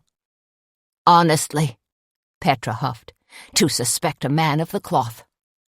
Cheesecloth, Suzanne thought. She knew she couldn't march over to the Journey's End church and start firing questions at Reverend Jakes. That wouldn't work. But she did need to find out about the cheesecloth he'd purchased. In other words, Suzanne needed a plan, or at the very least, a darn good story. Lunch flew by amazingly fast. Suzanne and Tony took orders, smiled prettily, did their jobs to perfection, and didn't linger with any extra conversation.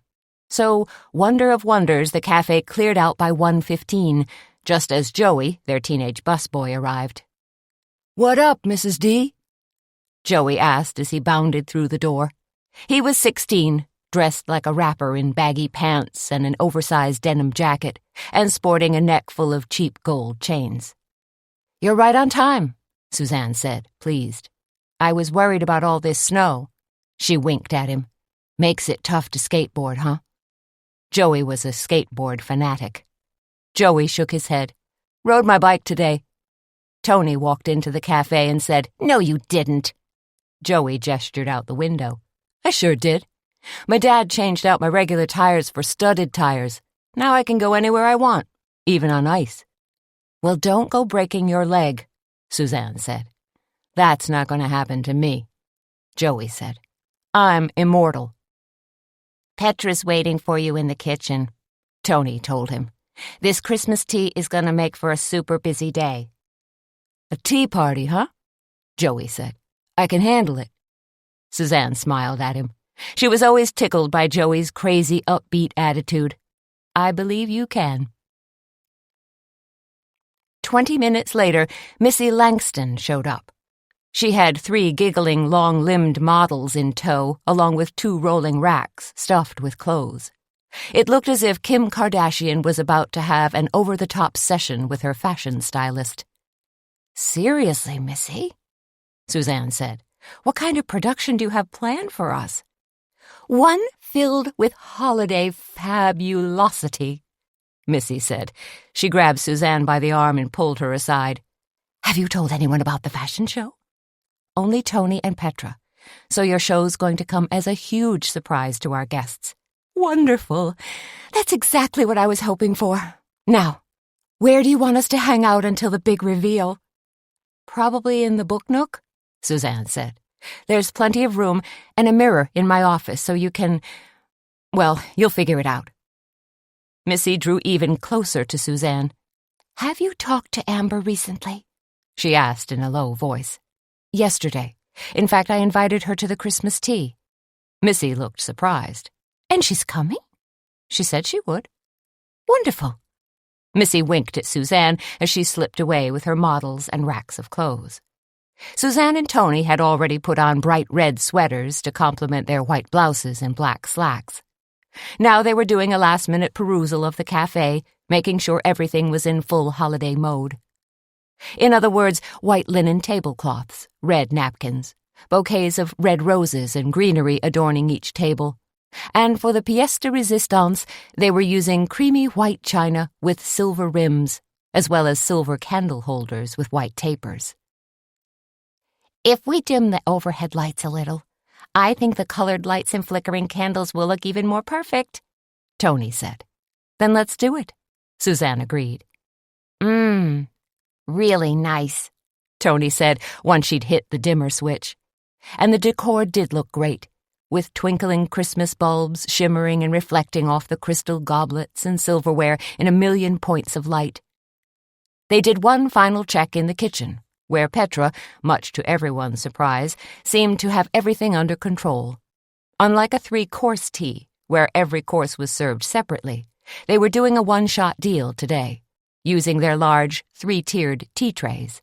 That way, an abundance of scones, tea sandwiches, and desserts piled on each tray would not only look spectacular, it would make serving a whole lot easier. Okay, Petra said, flapping a tea towel at them. You've seen where I am. Now, out, out, out. You two are starting to make me nervous all over again. That was precisely our intention, Tony said. Petra flapped her towel again. Oh, you. Back out in the cafe, Suzanne gave everything a final glance. It looks positively magical. I think we're all set. Music, Tony said. We need to put on some Christmas music. Suzanne knelt down, rummaged through her CD collection, and popped one into her CD player. Immediately, the strains of White Christmas echoed throughout the cafe. What about when Missy's fashion show starts? Tony asked. What kind of music should we play? Missy already gave me a CD, Suzanne said. Evolve by Imagine Dragons. She said the music's got lots of sharp edges, so the models can really strut their stuff. They stood together, admiring the gleaming tables and the lovely decor and enjoying the peace and quiet. Then Tony said, What if nobody shows up because of all this snow? Then we'll be stuck with a ton of food. Maybe we could open a pop-up tea shop on the side of the road, until the food starts to freeze, that is. But in the end, their worries were unfounded, because not 2 minutes later, the first SUV bumped its way into their parking lot and 4 guests spilled out. Another 10 minutes later, and the parking lot was practically full, with 36 guests tumbling through their front door. Suzanne greeted everyone, shaking hands and hanging up coats on the temporary coat rack they'd stuck by the door. Tony checked off each guest's name and led them to their assigned tables. The doors flew open again, and Laura Benchley, the editor of the Bugle, rushed in. Suzanne, Laura cried, throwing her arms around Suzanne's neck. She was a dark-haired woman, even skinnier than Tony, bubbling over with energy and enthusiasm. Delighted you could make it, Suzanne said. You know I never miss one of your Christmas teas, Laura said. Never miss one of your Valentine or Easter teas either. And I thank you wholeheartedly for all the publicity you've graciously given us. Laura leaned in close. It seems you in particular have scored a little extra ink this week. What are you talking about? Suzanne asked.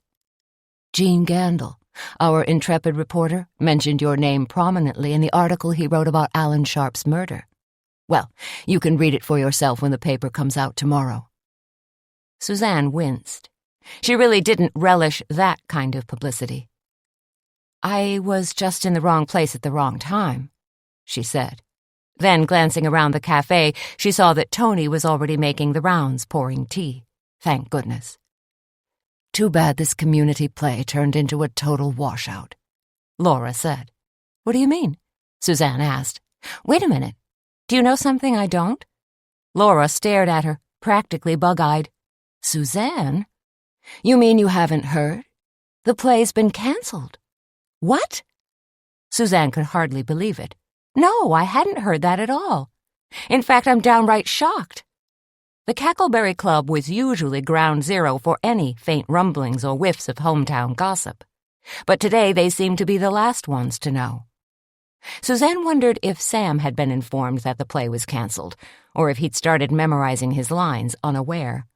Then she decided that, between dispensing antibiotics, making rounds at the hospital, and suturing the occasional cut, he probably hadn't had time to glance at his script. I hope you're not too disappointed, Laura said, peering at Suzanne. About the play? No, I suppose I'm not, Suzanne said. What does disappoint me is that Sheriff Doogie hasn't made an arrest yet. But he will. I'm positive of it. Suzanne peered at Laura. Do you know something else that I don't? Laura smiled sweetly. I think I've probably said too much already. Just as Suzanne was about to get the event started, Amber Payson came flying through the door. She looked very cute in her red coat and cream-colored mittens and scarf, and immediately began thanking Suzanne for the invitation.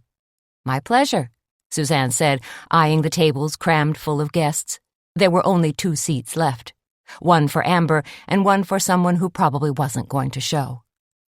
"I've never been to a fancy tea before," Amber said. "This is a first for me." "I hope you enjoy it," Suzanne said as she gently guided Amber to one of the empty seats. "Is Missy here already?" Amber asked. Suzanne put a finger to her lips. "Shh, that's a secret for later."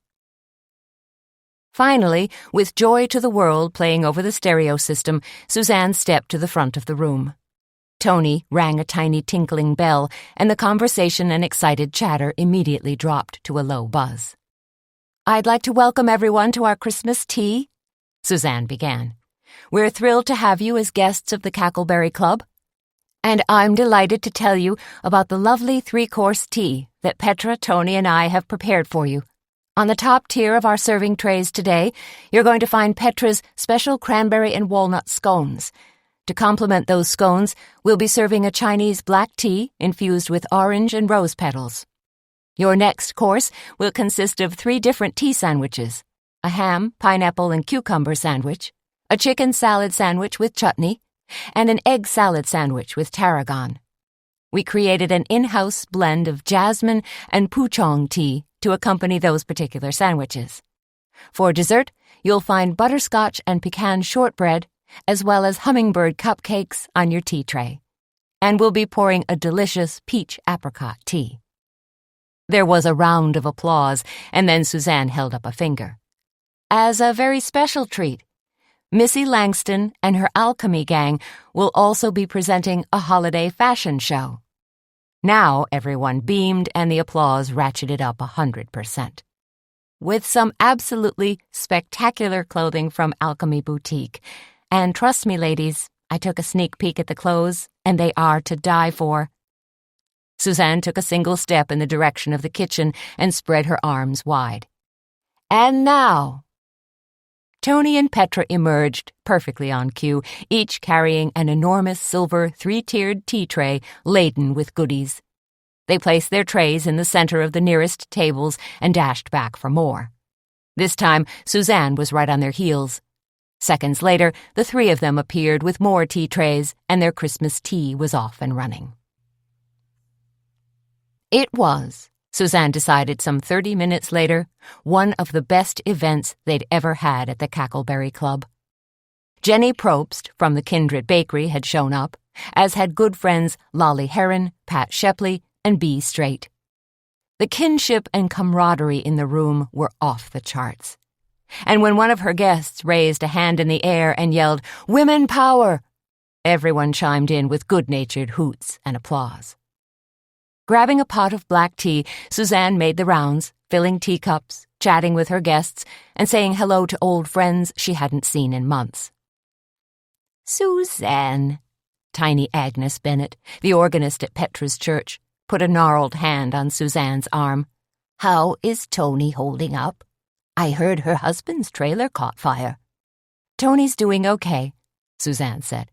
"Probably better than Junior." "That boy does seem to be a trial," Agnes said. "I remember one time when he ran short on spark plugs and used a live bullet instead. As soon as his engine heated up, the bullet exploded and shot right up through the windshield. Good thing he's not a particularly tall man." "Good thing Tony keeps him on a short leash," Suzanne said. She moved to another table and refilled teacups for Anna Bartlett and Faith Jorgensen. "How's your son Noah doing?" Suzanne asked Faith. Faith beamed.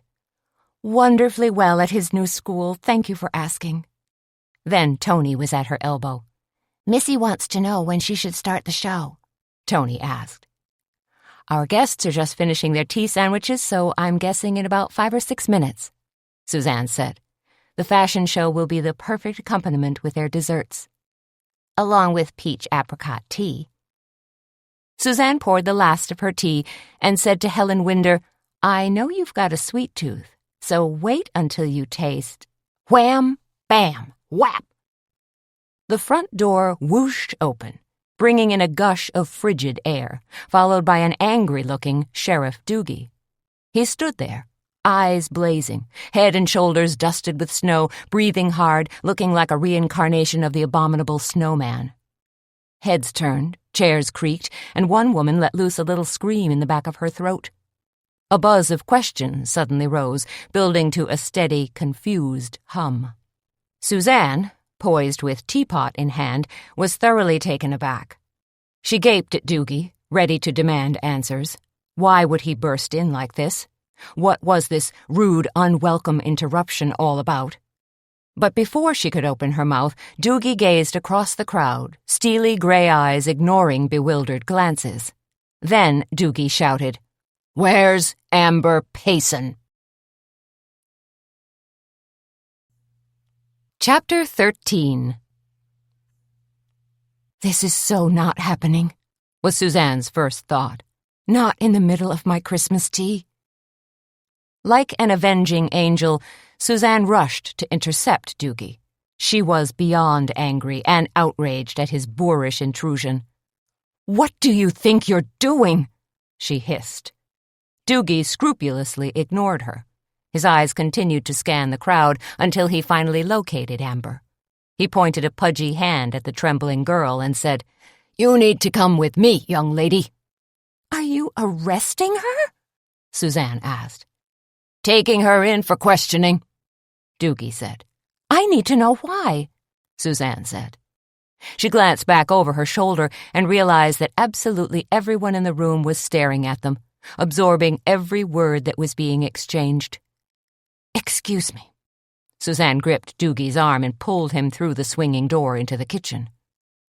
"Who's making that awful noise?" Petra demanded. "It's the cops," Joey cried.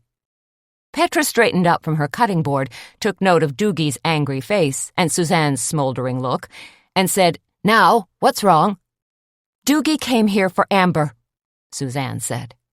Petra didn't utter a word, just stared at both of them as if they were two ornery bulls, pawing and stomping, getting ready to lock horns. Joey stood in the background, all ears and big eyes. "Now, tell me exactly why you had to bust in here and disrupt my Christmas tea," Suzanne said to Doogie. Doogie folded his arms across his chest in a protective gesture. "I already told you. I need to talk to Amber." "You need to talk to her, or you're going to take her in for questioning?" "Both." "Why? Please tell me what's going on," Suzanne said. "I don't have to explain myself to you," Doogie said. "You're on my premises, so yes, I think you do," Suzanne said. Doogie wrinkled his nose, rolled his eyes, and looked in Petra's direction, hoping for an ally. Petra just shrugged, interested to see who was going to come out on top. Suzanne tapped a toe. "I'm waiting." Doogie was supremely unhappy now, his face flushed red, his jowls sloshing in protest. "I sent Deputy Driscoll over to Amber's house to ask her a couple of follow-up questions. Routine questions." The kitchen door creaked open, and Amber crept in.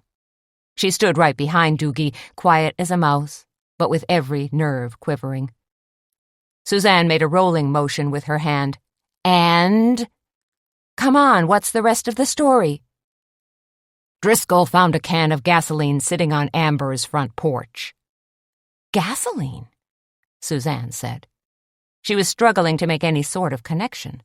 Then her eyes widened, and she said, "Surely you're not trying to pin the fire at Junior's trailer on Amber. Wait, are you?" "The gasoline may be circumstantial, but it bears looking into," Doogie said. "It's not mine," Amber shouted, causing Doogie to jump in surprise. He hadn't realized she was lurking behind him. "Someone must have put it there." Doogie spun around to peer at her. "I'll be the judge of that, young lady. In the meantime, we need to collect fingerprints, so it's in your best interest to come along with me to the law enforcement center." "This isn't right." Suzanne said. "You come in here and humiliate this poor girl in front of everyone. Intimidate her." Doogie managed an offhand toss of his head. "I'm only doing my job." "No, you're not," Suzanne said. "You're trying to make impossible connections. Tell me, what reason would Amber have to burn down Junior's trailer?" Doogie started to open his mouth, but Suzanne steamrolled right over him. "I'll tell you what, she had no reason, none at all." "Yet Chief Findlay found evidence of arson," Doogie hurled back at her. "Somebody doused Junior's trailer with gasoline." "That could have been anyone. Like you said the other night, kids or someone who passed by and decided to get his jollies." "And then we have the fact that somebody gutted Alan Sharp with a hunting knife," Doogie cried. "But it wasn't Amber." Still, Doogie stood his ground. "I don't know what's behind either case, or if they're even related. But I swear to God I'm going to find out. I'll get to the bottom of this if it kills me." In the end, Amber went willingly with Doogie. Suzanne had put up a good argument, but there wasn't much else she could do.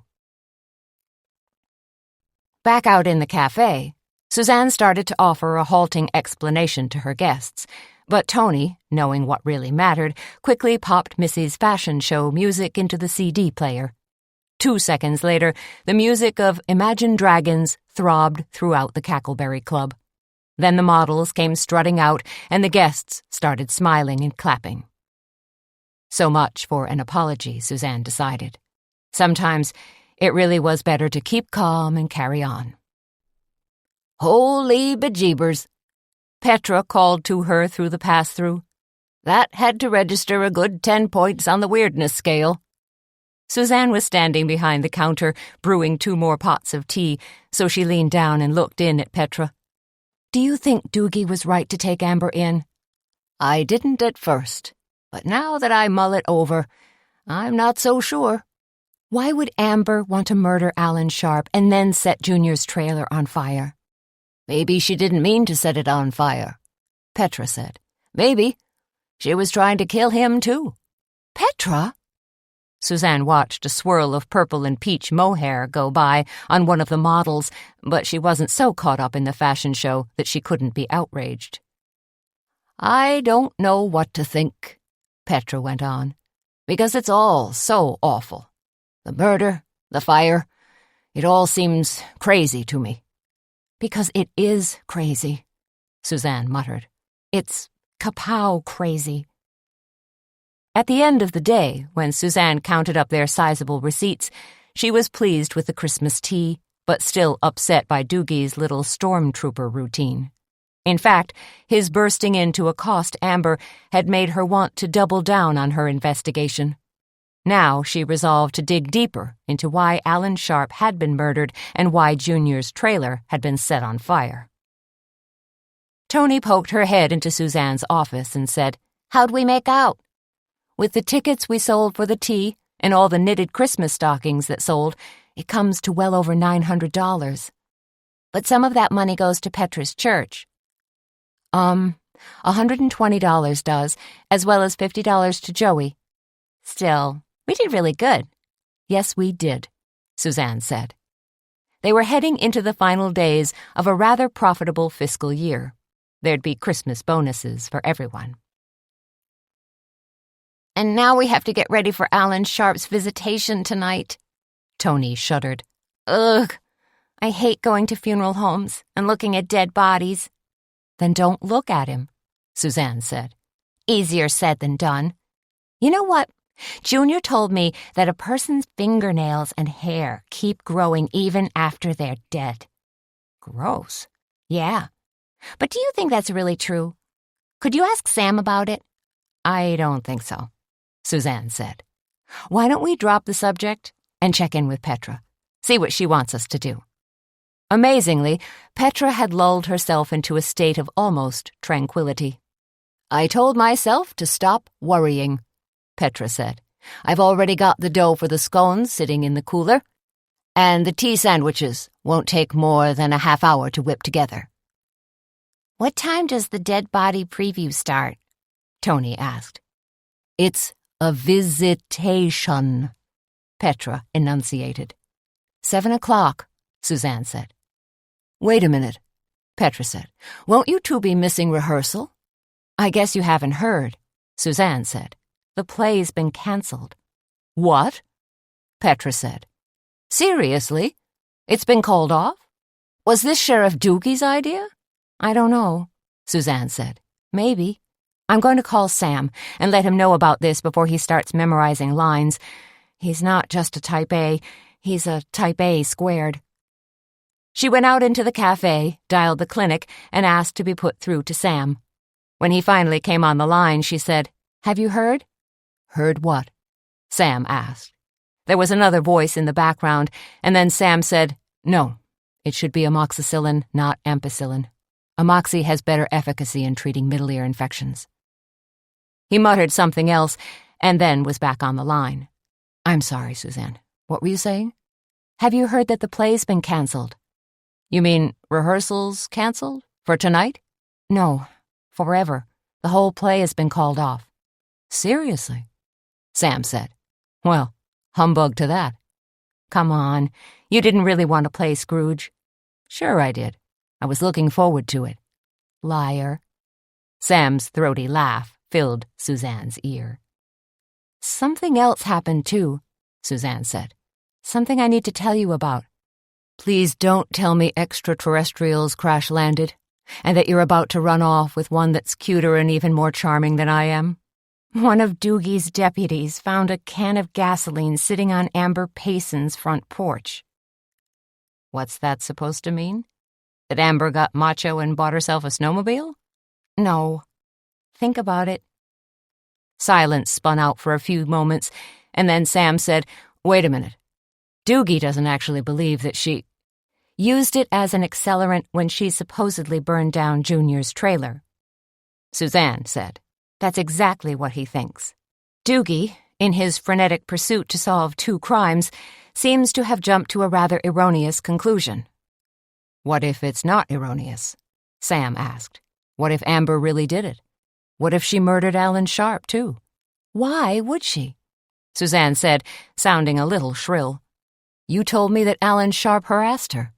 Yeah, but do you think she'd go nuclear over something like that? We may not know the full extent of what happened, Sam said. Amber may have been extremely traumatized and forced to hold in much of her anger and emotions. You mean like PTSD? Something like that, yes. And then she exploded? Like, bam? Could happen, Sam said. Stranger things have. I suppose, Suzanne said. Still, murder combined with arson is a pretty quirky combo. She was fumbling for words now. I mean, I'm not sure what to think, what to do. I have a gnawing feeling, and I'm pretty sure it's not acid reflux, that you're going to ignore my warning and dig a whole lot deeper. Chapter 14. The Drysden and Draper funeral home wasn't exactly pleasing to the eye architecturally. In fact, with its turrets, finials, shabby gray paint, and blacked-out windows at the rear of the building, where they carried out the embalming, the building resembled the proverbial haunted house. Even iced with snow, an appealing factor that made other homes and buildings appear soft and poofy, almost like gingerbread houses, the funeral home still appeared ominous. But that's where Suzanne, Tony, and Petra were at this exact moment.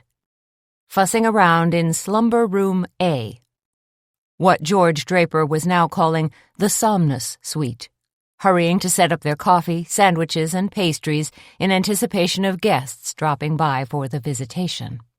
Ah, yes, the visitation. Alan Sharp, the deceased, was most definitely present and accounted for. In fact, he was lying in final repose on the opposite side of the room, spiffed up in a charcoal 3-piece suit and stretched out in a top-of-the-line walnut and brass executive model casket, what George Draper called their Triton model. Tony pretended to ignore Sharp's body, but every once in a while she dodged halfway across the room, put a hand over one eye, and emitted a shrill little mouse squeak. Get back over here, Suzanne said. Stop worrying about Alan Sharp's dead body and help us get this food set up. Suzanne had spoken to Tony a little more harshly than she'd intended, probably because she still felt jittery about Amber being unceremoniously hauled away by Doogie. She was also rattled by the fact that Doogie, and apparently Petra, thought the girl was capable of murder. "Sorry, Tony," she said as Tony wandered back over to the refreshment table. "I didn't mean to bark at you." "That's okay," Tony said. "I was kind of wigging out, and you helped bring me back to reality. Still, this place gives me the creeps. All the dusty velvet draperies and swags of black fabric. Then there's the flowers. I really do hate that funky funeral smell." "It's funny, isn't it?" Petra said. "You pick flowers in your garden, and they smell so lovely and fragrant. Then you bring a perfectly good bouquet into a funeral home, and suddenly they're tinged with that awful hint of decay." "Now you're really creeping me out," Tony said. "I think it's the chemical smell that pervades everything," Suzanne said. "It's not the flowers' fault." In reply, Tony pinched her nose closed. "So we've got the 3 different tea sandwiches, brownie bites, bars, and coffee," Petra said. She was talking to herself, reassuring herself, as she arranged cups, saucers, plates, and napkins just so on the hastily set-up folding table. Tony unpinched her nose. "Maybe we should have brought a couple bottles of cheap Chardonnay." She sounded vaguely hopeful. "Help take the edge off the evening?" "Shame on you," Petra said. "This is a visitation in a funeral home. Vigil lights will be lit. Prayers will be said. This isn't supposed to be happy hour at Bub's bar." "Hey, no harm done," Tony said. "It was only a suggestion." Unlike today's Christmas tea, the visitation did attract fewer people on account of the snow. Even after George Draper lit the candles, dimmed the lights, and put a soft funeral dirge on the sound system, Slumber Room A looked desultory, like a party that wasn't going to happen. Then Earl Sharp, Alan Sharp's brother who lived in the neighboring town of Jessup, arrived, along with Don Schinder, the law partner. Close on their heels came another 6 guests, and then Mayor Mobley strutted in, his face pink from the cold, the entire city council trailing behind him like a gaggle of baby ducks. "Looks like we've got customers," Petra whispered. "Finally," Suzanne said. She was beginning to feel sympathy for the dead and almost forgotten Alan Sharp. Mayor Mobley's bulk sidled up to the refreshment table almost immediately. "What have we got here?" he asked, his beady eyes roving across the sandwiches and bars. "Let me fix you a plate," Suzanne offered. Mobley lifted a pudgy hand and waved her away. "That's okay. I can manage perfectly well on my own." Right, Suzanne thought. Managing on his own meant stacking 8 brownie bites on top of 6 sandwiches, which Mobley was currently doing. He reminded her of customers at a Bloody Mary bar where you were only allowed 1 pass, so everyone used toothpicks to creatively cantilever shrimp, buffalo wings, pickles, cheese hunks, olives, jalapenos, bacon, and beef jerky sticks off the sides of their glasses. Good thing the rest of the mourners weren't so greedy. Teddy Hardwick showed up and took only a single sandwich with his cup of coffee. "Are you sure you wouldn't like a bar, too?" Petra asked. Hardwick shook his head. He looked dejected and deflated, as if he'd just taken a hard punch to the gut. "I'm sorry about your play being cancelled," Suzanne said to him. Hardwick's expression seemed to collapse even more. "This cancellation is a tremendous disappointment to everyone involved. Cast, crew, all of us. We've worked doggone hard to make this play happen, all for the town's enjoyment, and now it's been taken away." "Do you know who made the decision to call off the play?" Suzanne asked. "Not exactly," Hardwick said. "Maybe Mayor Mobley?" "I don't know. But I'm going to make it my mission in life to find out." That's funny, Suzanne thought. I'm going to make it my mission in life to find out who killed Alan Sharp. and set Junior's trailer on fire. Hardwick reached out and touched Suzanne's sleeve. Do you know, he stammered. Has Sheriff Doogie shown up here yet? Not yet, she said, but I'm sure he will. I need to talk to him. About something, Hardwick said. He took a sip of coffee and almost choked. Are you feeling okay? Suzanne asked. But Hardwick just shook his head again and wandered off, looking dazed and a little lost. Suzanne watched Hardwick practically collapse on a folding chair, one of several black folding chairs that were arranged in a semicircle like a coven of scrawny crows.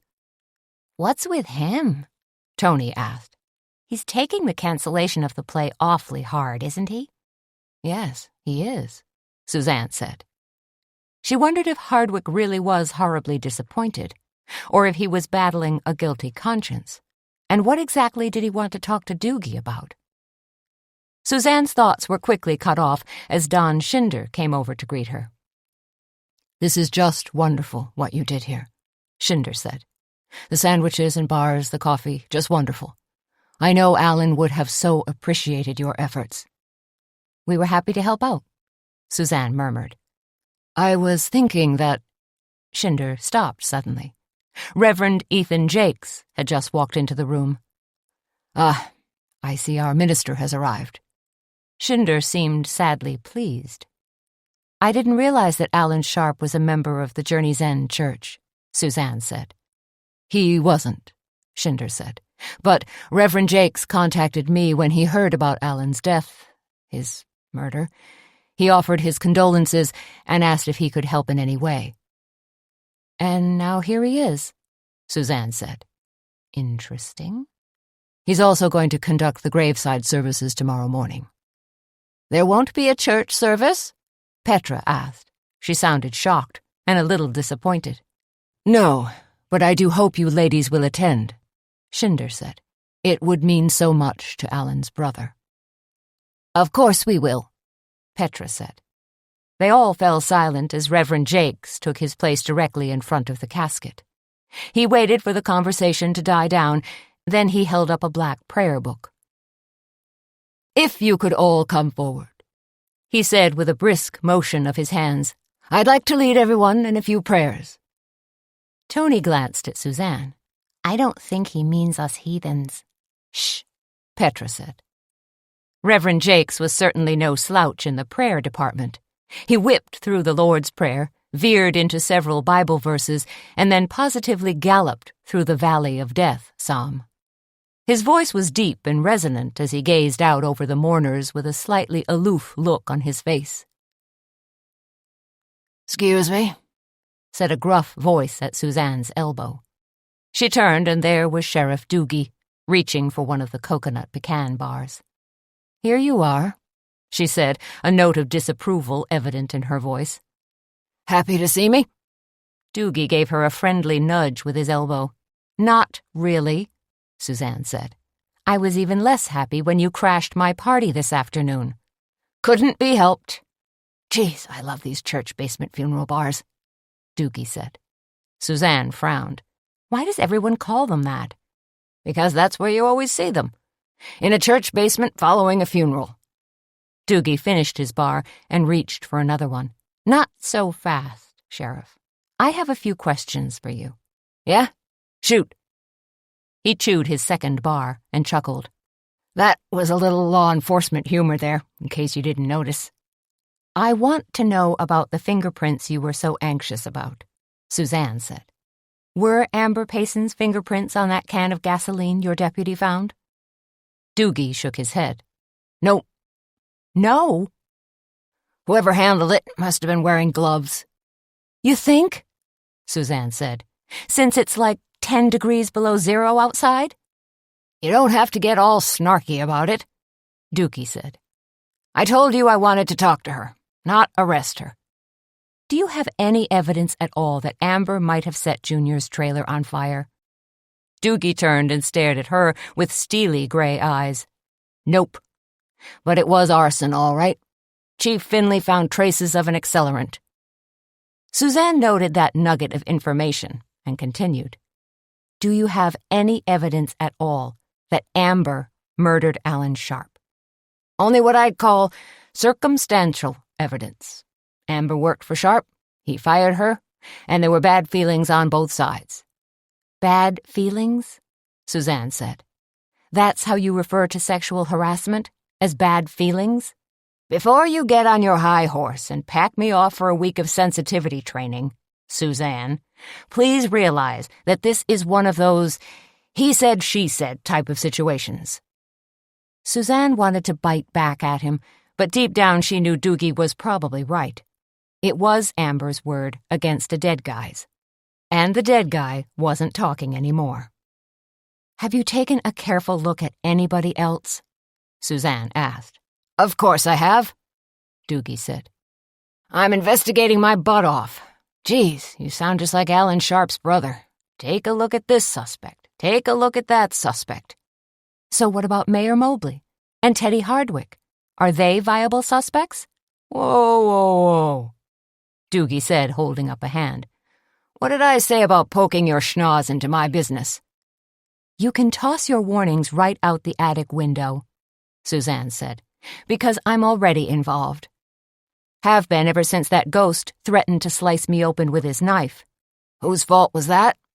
Doogie grabbed another brownie, tilted his head back, and tossed the whole thing into his mouth. Yeah, you're involved, all right. But you shouldn't be. He mumbled as he walked away.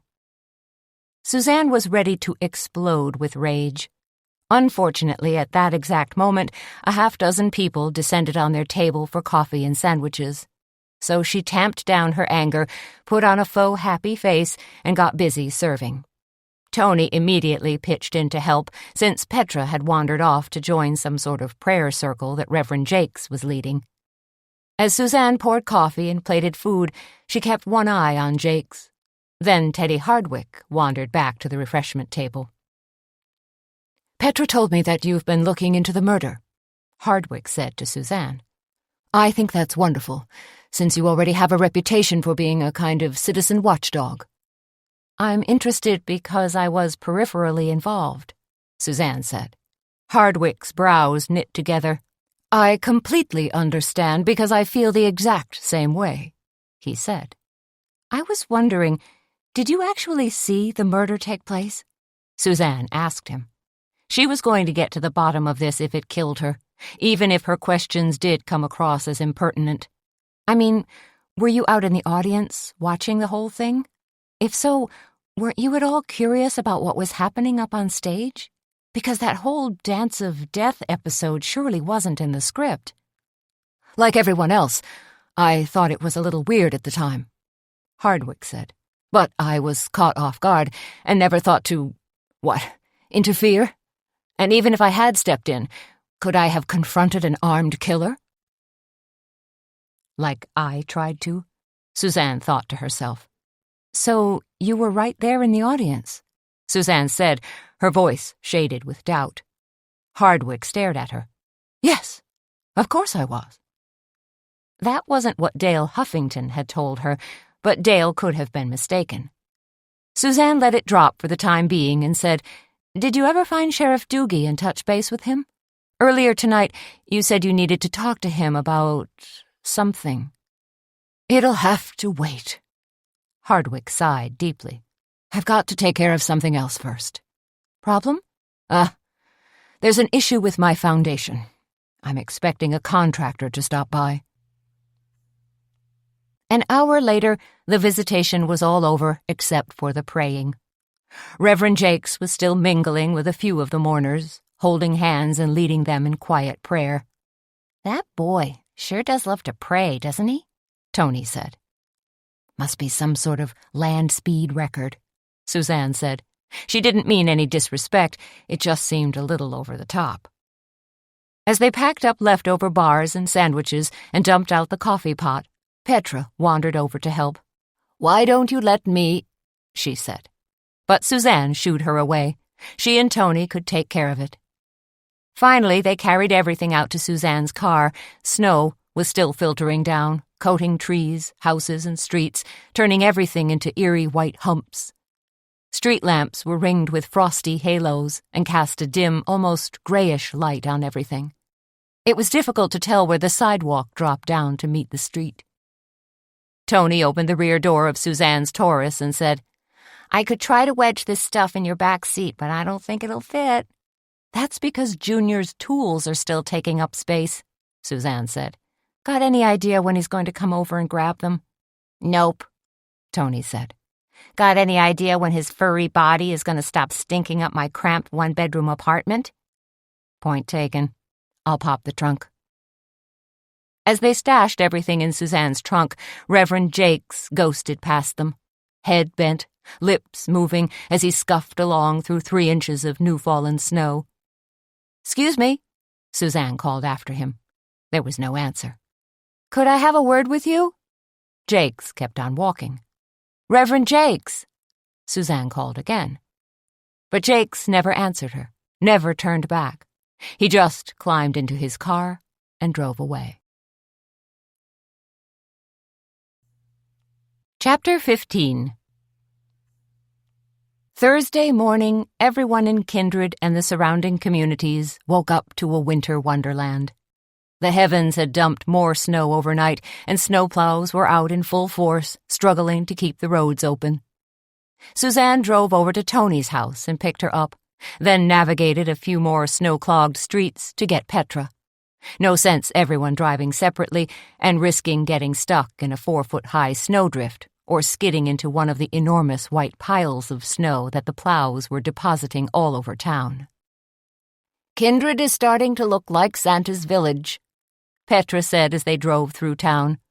Snowplows muscled snow around, piling it wherever there was space. Shop windows were frosted in white. Trees were iced in white. Bundled up snow-shovel-wielding shopkeepers and residents were working valiantly to clear their sidewalks. They drove another 10 or 12 blocks through a residential section where sleds were parked in yards and a lone tricycle was iced in snow. They passed by a small office park and then headed out the lonely, but luckily plowed, road to Memorial Cemetery. "It's fogging up in here," Tony said. "That's because we're all breathing," Petra said from the back seat. "I thought it was because we're all wearing 8 layers of clothing and radiating enough body heat to melt the ice caps on Mars," Tony said. "And speaking of too much clothing, this getup makes me look like I've gained 20 pounds. "I do it the old-fashioned way," Petra laughed, "by eating cookies. That way I don't need layers of nubby sweaters to make me look chunky." Suzanne flipped the defrosters on high, and the windows cleared just in time for her to see the black wrought-iron gates of the cemetery looming up before her. "So far, so good," she said as they glided into the cemetery on a narrow track that had been haphazardly plowed.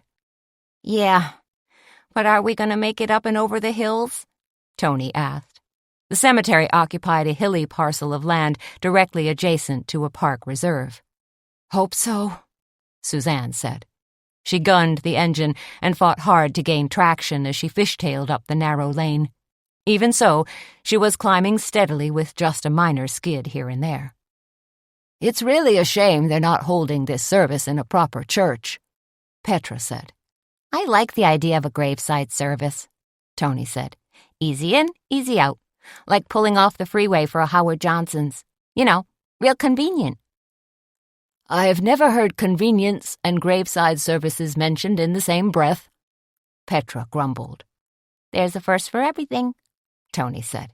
"In fact, I even heard about a funeral parlor in Florida that offers drive-through visitations. I don't know. Maybe they bought an old Long John Silver's or something." They churned past a stone statue of a kneeling angel with a damaged wing as wind whipped the snow across the windshield, creating a temporary whiteout. "Guys," Suzanne said, "I'll just be happy if we don't get stuck." She turned on her wipers and was peering around, trying to figure out where exactly they were and where exactly they were supposed to go. She saw stands of bur oak and lots of tombstones, but where was the spot for the memorial service? "There," Petra called out.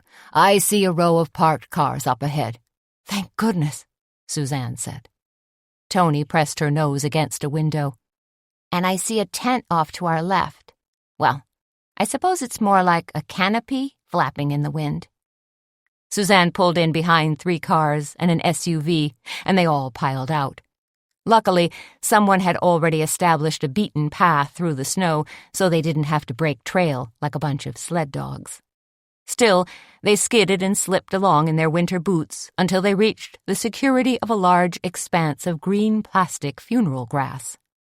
Folding chairs had been set up on that little oasis, so they each scrambled to grab one. Then a dozen more people showed up, stomping snow from their boots as they stepped onto the green carpet.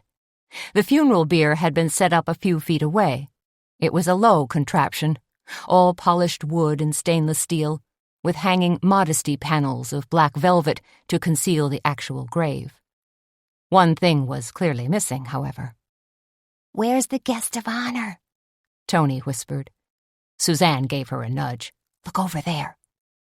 They all turned to watch as a long black hearse slid to a stop in front of a grove of shaggy blue spruce trees. Behind it was another black funeral car. George Draper got out of the hearse as 6 men, all dressed in black, exited the other car. They all headed for the back of the hearse.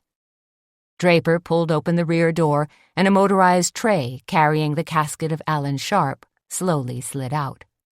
The 6 men lined up, 3 on either side, to grapple with the casket. They slid the casket out farther, bent low, and hoisted it onto their shoulders. They staggered under the unexpected weight as everyone watched with bated breath. Would they drop it? No. Good. Then the men proceeded to carry the casket to the graveside and rest it on top of the bier. Reverend Ethan Jakes followed closely behind the casket, wearing a long black robe over his winter coat. Jakes again, Suzanne thought to herself. She glanced around and realized they were in the older section of the cemetery.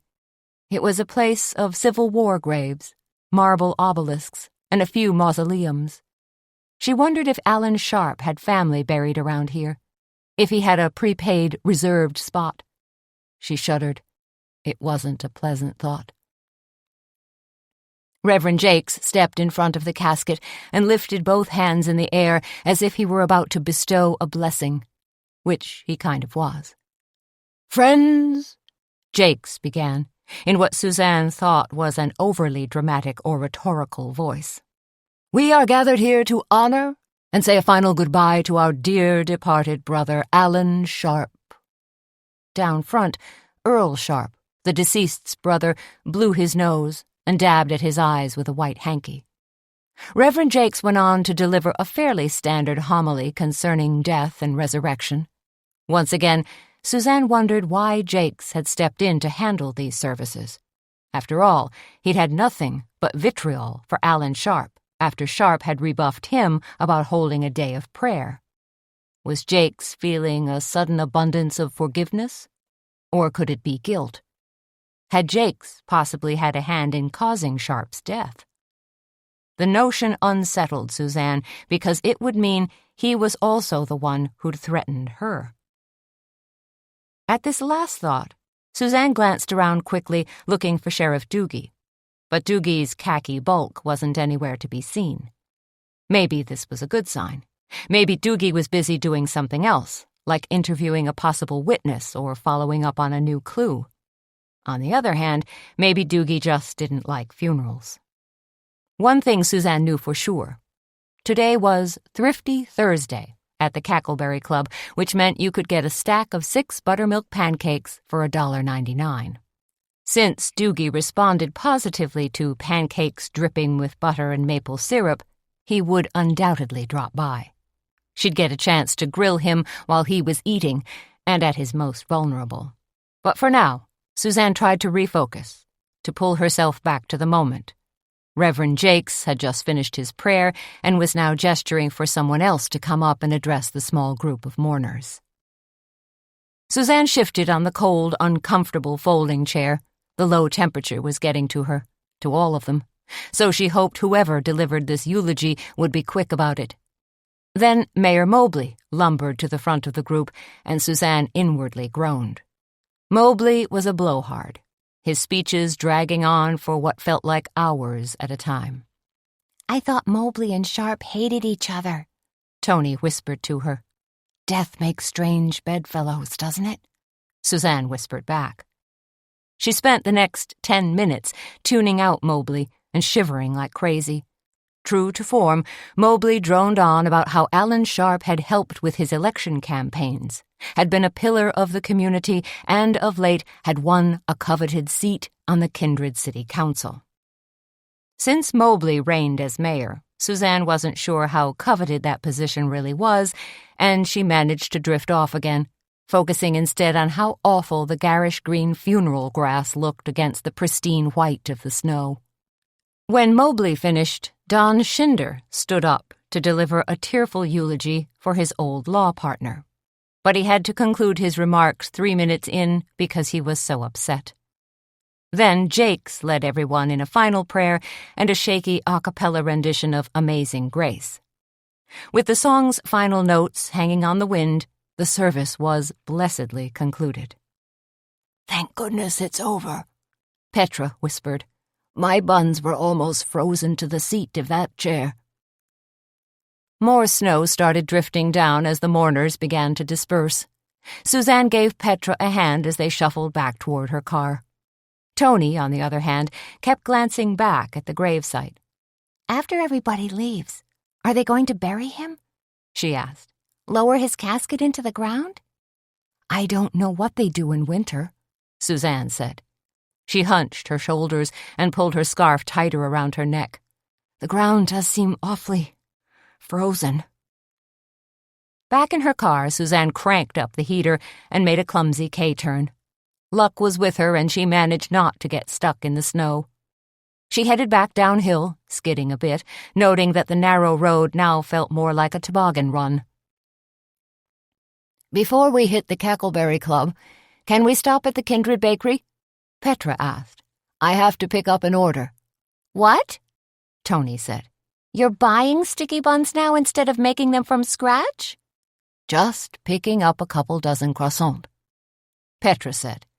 "What with the visitation last night, I didn't have time to mix the dough, roll it out, and then proof it."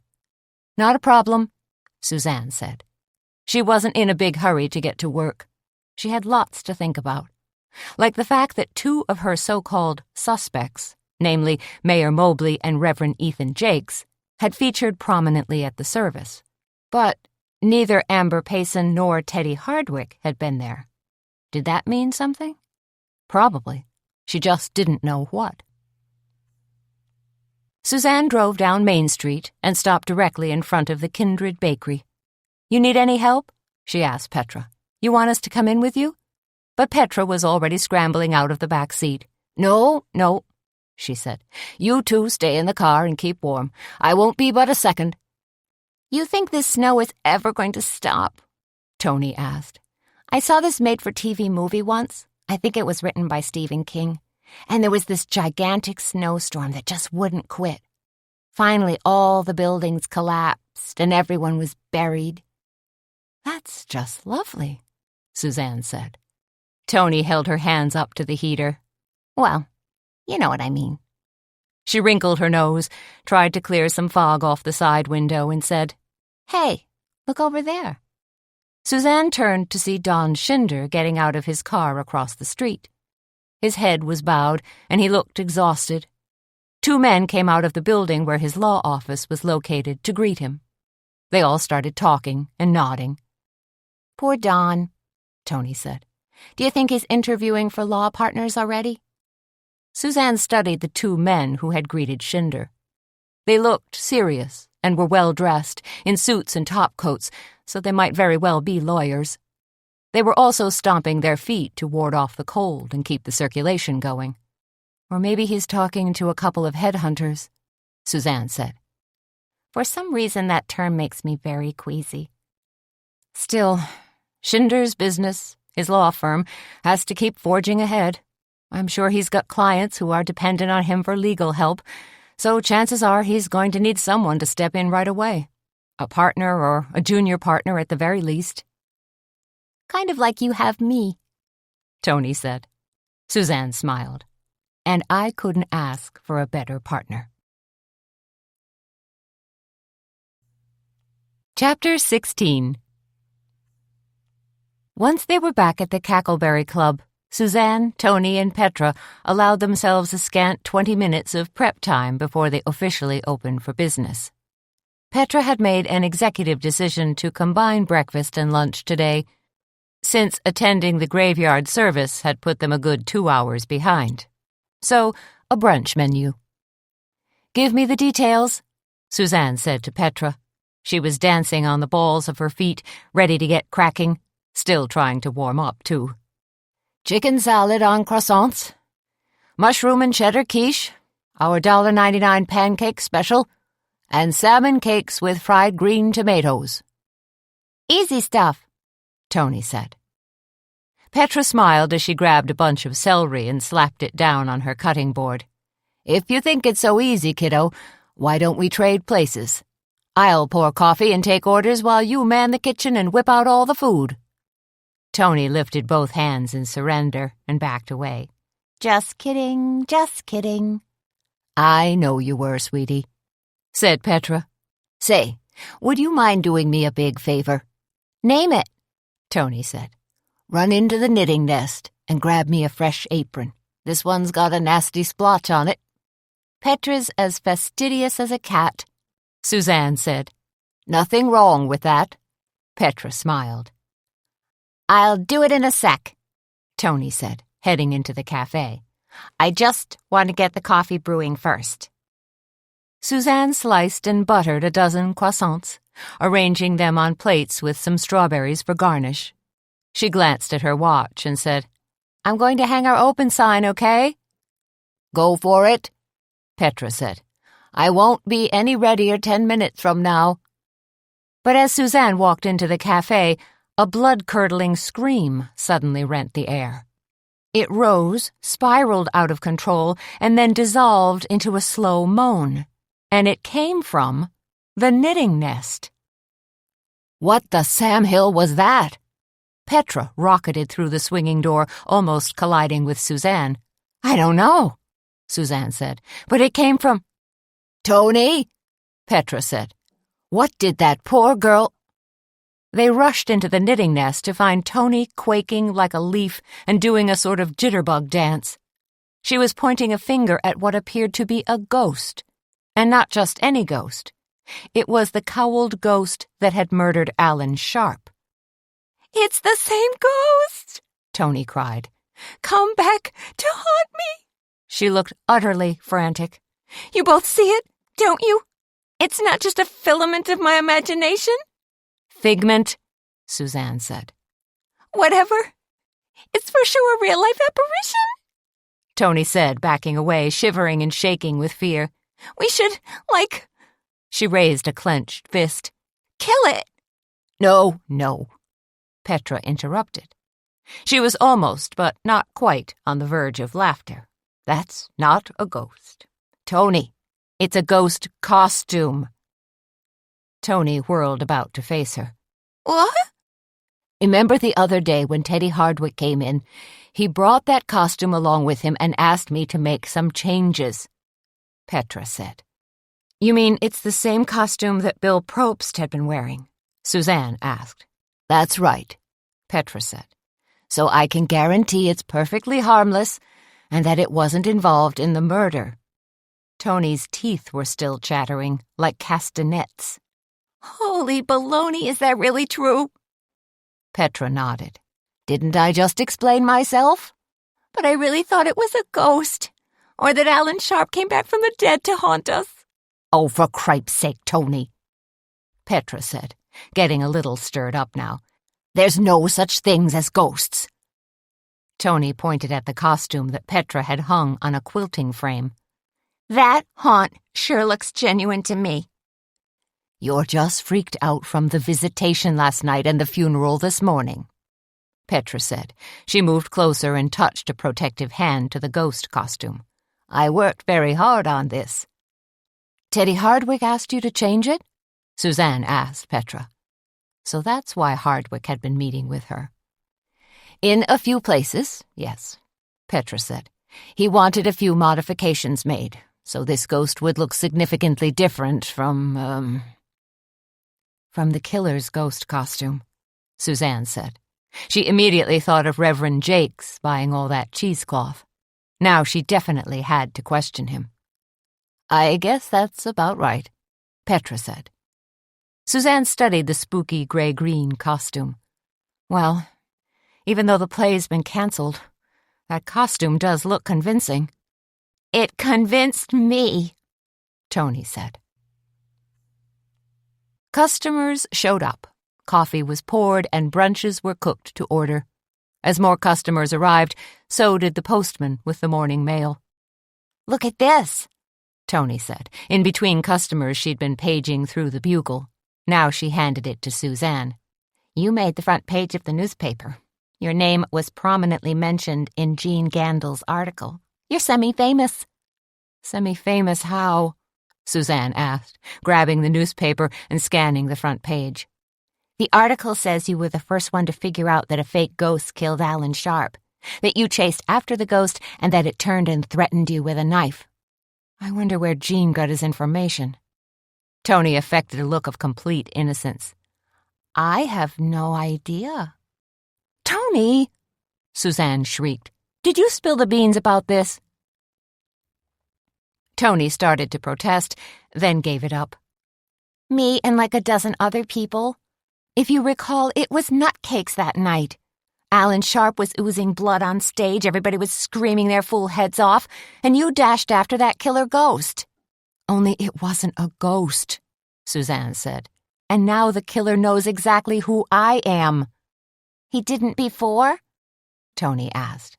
No. It's not like I introduced myself. Suzanne turned, poured herself a cup of coffee, and downed half of it quickly. She was hoping the caffeine would hit her fast so she could sort her thoughts out more clearly. Now he knows my name and can probably figure out where I live. Damn, Tony said. That ain't good at all. No, it's not. Suzanne wasn't so worried about herself as she was for Sam. He was what you'd call trusting. If somebody called the house and cried emergency, he'd dash out the door, no questions asked. There's also a sidebar article about Junior's trailer burning to the ground, Tony said. Am I mentioned in that one too? No, but I am. Aren't we the lucky ducks? A half hour later, Sheriff Doogie walked in. He stood there, stomping snow off his boots and surveying the crowd in the cafe as if he were hunting down Russian spies for the CIA. Then he walked over to the counter and hoisted himself onto his regular stool. Suzanne poured Doogie a cup of coffee, set it in front of him, and said, "We missed your smiling face at Alan Sharp's graveside service this morning, Sheriff." Doogie swept his hat off his head and set it on the stool next to him. "I'm not big on graves or services," he said, "in case you hadn't noticed." He shrugged out of his brown parka and tossed that on another stool. "Even when the service is for a murder victim?" "What's that supposed to mean?" "There's zero hidden meaning in what I just said," Suzanne told him. "Sharp was murdered in cold blood. His killer is still on the loose. I'm thinking that maybe, just maybe, he might have turned up at the service this morning."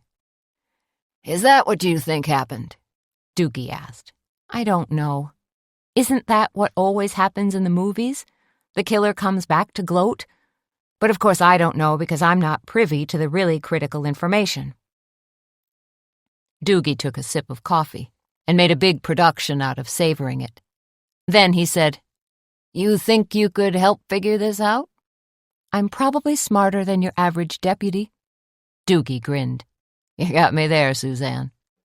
But can you shoot straight? Can you hit a moving target? Could you shoot an actual person?" "I don't know.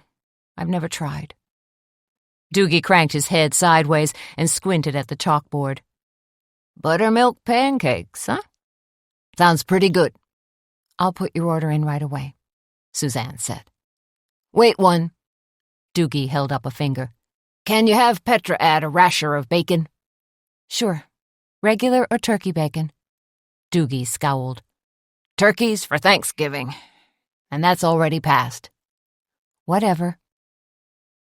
Suzanne put in Doogie's order, then busied herself delivering a half-dozen entrees that had just come up.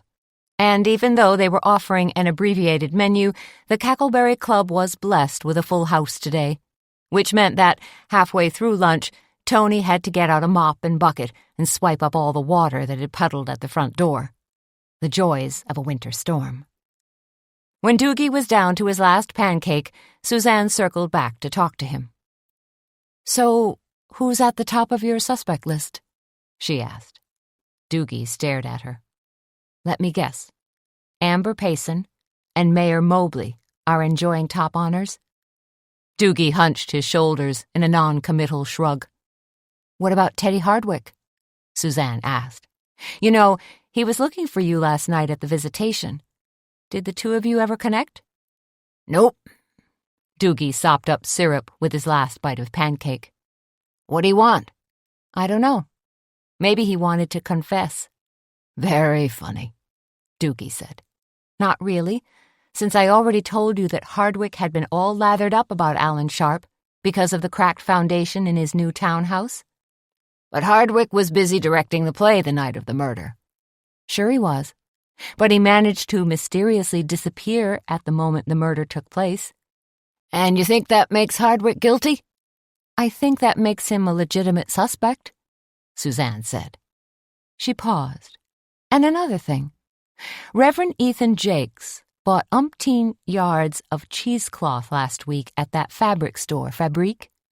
What's cheesecloth? Doogie asked. You mean for wrapping up cheese? "It's a kind of fabric. What the ghost costume was made out of?" Doogie gave a slow reptilian blink. You're kidding. He was suddenly digesting more than just his pancakes. "No, I'm not." But he's an ordained minister, Doogie said, "who was severely rebuffed by Alan Sharp when he suggested the city council hold a day of prayer." And you think Jakes nursed a grudge over that? "Jakes is strange," Suzanne said. "He's got this gleam in his eye, like he has some sort of messianic calling." Doogie looked thoughtful. You give me a lot to chew on, Suzanne. He stifled a burp. "It is a lot, and I know most of my suspicions are based on what you always call circumstantial evidence," Suzanne said. "But you have to start somewhere, right?" Doogie lifted a hand. It's one of the ways you start building a case. "Okay, then," Suzanne said. "Can I ask you about Alan Sharp?" What do you want to know? "Alan Sharp lived alone?" You know he did, Doogie said. "Have you been able to account for his comings and goings on that particular day?" You mean the day he was murdered? "Yes," Suzanne said. "I'm wondering if Sharp got into an argument with someone. Did he happen to deliver some bad news? You know, the kind of thing that might push someone over the edge and make them angry enough to retaliate?" Not that I found so far, Doogie said. "What about enemies?"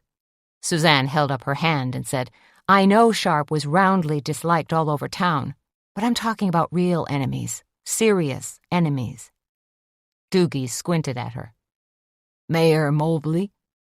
Sharp and Mobley did have a serious falling out. But investigating Mobley is tricky, Suzanne said. He's got a coterie of spies and tattletales all over town. Tell me about it. What about Alan Sharp's brother? Were there any problems between them? None that I've found so far. Earl's your basic mild-mannered accountant, and it seems like they got along fairly well. Suzanne thought for a minute. Is there anything more on who might have set fire to Junior's trailer? Nope. Suzanne leaned on the counter. Huh. Yeah, Doogie said. It's a pickle, ain't it? Chapter 17. Suzanne was brewing a pot of Earl Grey tea when Reverend Ethan Jakes walked in. He was wearing a faux-faded fleece hoodie that said "Jesus washed away my sins" on the front, dark slacks and pack boots. Jakes glanced toward the counter, let his eyes pass over her, then turned and sat down at the small table by the window. Suzanne wondered if Jakes was avoiding her or if he might be a trifle shy. On the other hand, if he was avoiding her, he wouldn't have come in here in the first place. Okay, so this was her chance to talk to him and maybe even confront him about the cheesecloth he'd bought. Suzanne grabbed her list of teas and headed over for Jake's table. "Afternoon, Reverend," she said. "That was a very nice service you conducted this morning." "Thank you." "With the day being so cold, I have a feeling that a nice hot cup of tea might warm you up." She set the tea menu down in front of him. Jakes glanced at the tea menu, then looked at her. "I was thinking about a cup of coffee. But since you mentioned it, tea does sound interesting." "What kind would you like?" Suzanne asked. Jakes wrinkled his brow. "That's kind of a problem. The only tea I've ever tasted is Chinese restaurant tea, so I'm your basic tea neophyte." "Tea's not so tricky," Suzanne said. "There's black tea, green tea, and white tea." "That's it?" "Well, they all have umpteen variations. Tell you what, I could brew a pot of Ceylon tea for you. It's light, bright, and refreshing, kind of a starter tea. Or I could brew a flavored tea." "What kinds of flavors are there?" Jakes asked. "Pretty much anything you want. Spiced plum, rose hips and hibiscus, lemon verbena. I've even got a chocolate tea." Suzanne was aware that their conversation had suddenly turned friendly. Good. When she quizzed him later about the cheesecloth, she might get a straight answer. "I think I'd like to try your spiced plum tea." "Along with a cream scone?"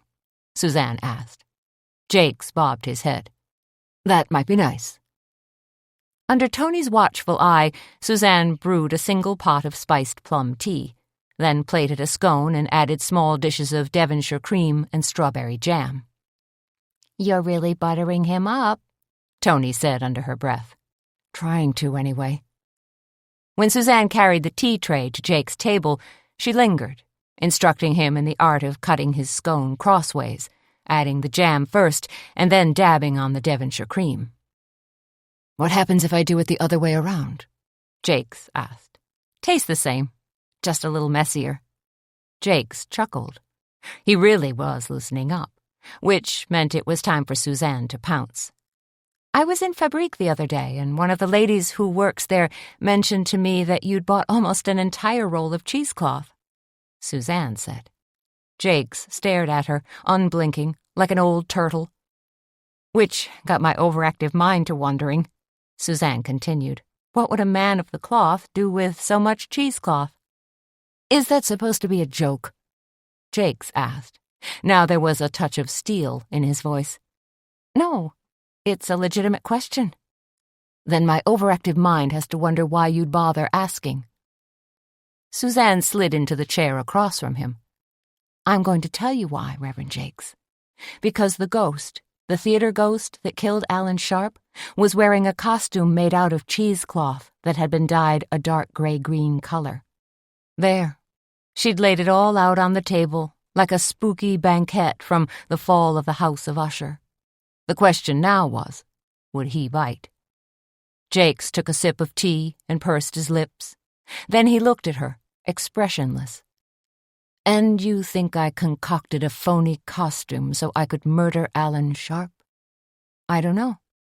Did you?" Jakes set his teacup into his saucer with a tiny clink. "No, I did not. In fact, I'm highly offended that you'd even ask." "I'm not always subtle with my questions," Suzanne said. Did she believe Jakes? She wasn't sure. "I see you're anxiously awaiting a complete explanation," Jakes said. "So even though it grates on me, I'm going to give it to you." He drew a deep breath and said, "Our youth group is planning to take a summer camping trip. I suggested we do a weekend prayer retreat instead, but the kids are insistent on camping. They've got camping in their heads and they won't let it go." He shrugged. "What can you do?" "So you're going to use the cheesecloth to make bug screens that will fit over the front of their tents." "Bug screens, okay. And the kids have already purchased these tents?" Suzanne asked. She knew she was giving him the 3rd degree, really holding his feet to the fire, but she didn't much care. In a manner of speaking, they have. Kuiper's hardware store gave us 6 nylon tents on credit. Now we have to raise the money to pay for them. How are you going to do that? Tony wandered over with a steaming pot of tea, ready to give Jakes a refill. She was also dying to know what they were talking about. For one thing, Jakes said, we're hosting a cross-country ski event tomorrow evening at Jordan Park Reserve. He nodded at Suzanne and then at Tony. You both should come. What is that exactly? Tony asked. A cross-country ski loop. The kids have named it the Coco Loco Loppet, Jakes said. Oh, sure, Tony said. I've seen your posters all over town announcing it. The Coco Loco Loppet wasn't my idea. It's something I inherited, Jakes said. Anyway, our youth group has marked out a 4-mile trail with various stops along the way for skiers to warm up and enjoy hot cocoa and cider. He spread a gob of jam on his scone, then pointed the silver butter knife directly at Suzanne. So now you know. And in exchange for my honesty, I think you should both come out and support us. You mean actually go cross-country skiing? Tony said. With skis and poles and everything? Jakes offered them a thin smile. With so much new snow, you might find it refreshing. After Reverend Jakes had left, Tony said, So you believe his story about the tents and the cheesecloth and stuff? If he was lying, it was a very well-crafted story, Suzanne said. But I'm still suspicious, yes. What are you two yakking about? Petra asked. She'd emerged from the kitchen and was pulling on her winter coat. It better not be about that stupid ghost costume again. When are you going to get that thing out of here? Tony asked. It gives me the creeps just knowing it's here. She pushed up the sleeve of her pink sweater. I think I'm starting to break out in hives. Petra sighed. I'll probably take it with me now. I need the room for my quilting club, ladies. She plopped a knitted cap on her head. My friend Samantha is picking me up, and I'll ask her to help schlep that costume over to the Oakhurst Theater. Lord knows, it's doing no earthly good here. That's because ghosts aren't earthly creatures, Tony said. Will you put a cork in it? Suzanne said to Tony. Then to Petra. Would you like me to take care of that costume for you? I go right by the theater on my way home. She also figured delivering the costume would give her a dandy excuse to talk to Teddy Hardwick. Thank you, Petra said. That would be a great relief. Suzanne glanced at Tony. You want to ride along? No, thanks, Tony said. If I need a ride, I can always call Junior. Besides, I've got a lot to do around here. Take out the trash, mop the floors, straighten out the books, stuff. We've got an overhead light bulb that's burned out, too, Petra said. No problem. I'll add it to my to-do list, Tony said. Suzanne set the ghost on the seat next to her and drove over to the Oakhurst Theater. A winter sunset painted the horizon with luscious pinks and oranges, dabbing in a swirl of blue here and there. Very calming, even with a ghost as a passenger. When Suzanne arrived at the theater, she was lucky. One of the hard-working snowplow guys had cut a wide swath in front of the door so she was able to park directly in front. Grabbing the filmy, slithery ghost, she ran through the cold and slipped inside the theater. From the moment the heavy door thudded behind her, Suzanne was aware that the place was dark, quiet, and almost deserted. Or was it? She walked through the lobby, where swags of dark green velvet curtains seemed to deaden her footfalls and suck any sound out of the air. Then she pushed open another door and walked into the small theater. The theater was hushed and dim, with only a few overhead lights glowing down near the stage. "Hello?" Suzanne called out. "Is anyone here?" She walked halfway down the center aisle, the rounded velvet seatbacks vaguely reminding her of rows of tombstones. The air felt thick and oppressive. "Teddy? Mr. Hardwick?" The hair on the back of Suzanne's neck started to tickle. It felt like someone was here. Then there was a rustling sound from backstage, and a voice called out, "Hello?" Teddy Hardwick emerged onto the stage and gazed out into the darkened theater. He shaded his eyes from the overhead lights and said, "Who is it? Who's there, please?" "It's me, Suzanne." She hurried down the aisle toward the stage. "Goodness sakes," Hardwick said. "What brings you out in this awful weather?" Suzanne held up the ghost costume. "I brought your costume back." She walked around to the side of the stage, climbed the 4 steps, and handed it to Hardwick. "It's the one you asked Petra to work on." "I'm afraid we won't be needing it now," Hardwick said, taking the costume from her. He sounded completely down and disheartened. "I know. It's so unfair how things turned out," Suzanne said. "I know you put considerable effort into producing this play. Casting calls, assigning parts, costumes and sets, directing the play," Hardwick said. "I put my heart into it, and look what happened. It got ripped out." "Who?" Suzanne began. Hardwick made a sharp grimace. "You can thank Sheriff Doogie for our last-minute cancellation. He persuaded the Logan County Arts Committee to call off the play. He said canceling it was the safest thing to do in light of all the strange occurrences around here." "I'm sorry about that," Suzanne said. "Am I really? No, maybe not." "This hasn't been a very good time for me," Hardwick said. "It feels like everything is collapsing at once." "Your play, and I guess your home's foundation," Suzanne said. "Any news on that? Any resolution?" Hardwick's laugh was a sharp bark. "Ha! Nothing." Suzanne glanced around the darkened theater. For some reason, she felt a tad uneasy being here alone with him. "But you're still here. You must be working on something?" "Just packing up costumes and storing some of the sets," Hardwick said. "Tightening up loose ends." He moved a step closer to her. "There's just so much work to be done." Suzanne took a step backward. "I'm sure there is. And I take a certain degree of comfort in working in this theater," Hardwick said. He gazed out toward the empty rows of seats, then up into the rafters. "I feel at home here, as if I truly belong." He shrugged. "You never know. I may end up working here all night." "Really?" "The thing is, I'm always planning." Hardwick rushed to explain. "My mind is always whirling, constantly thinking ahead.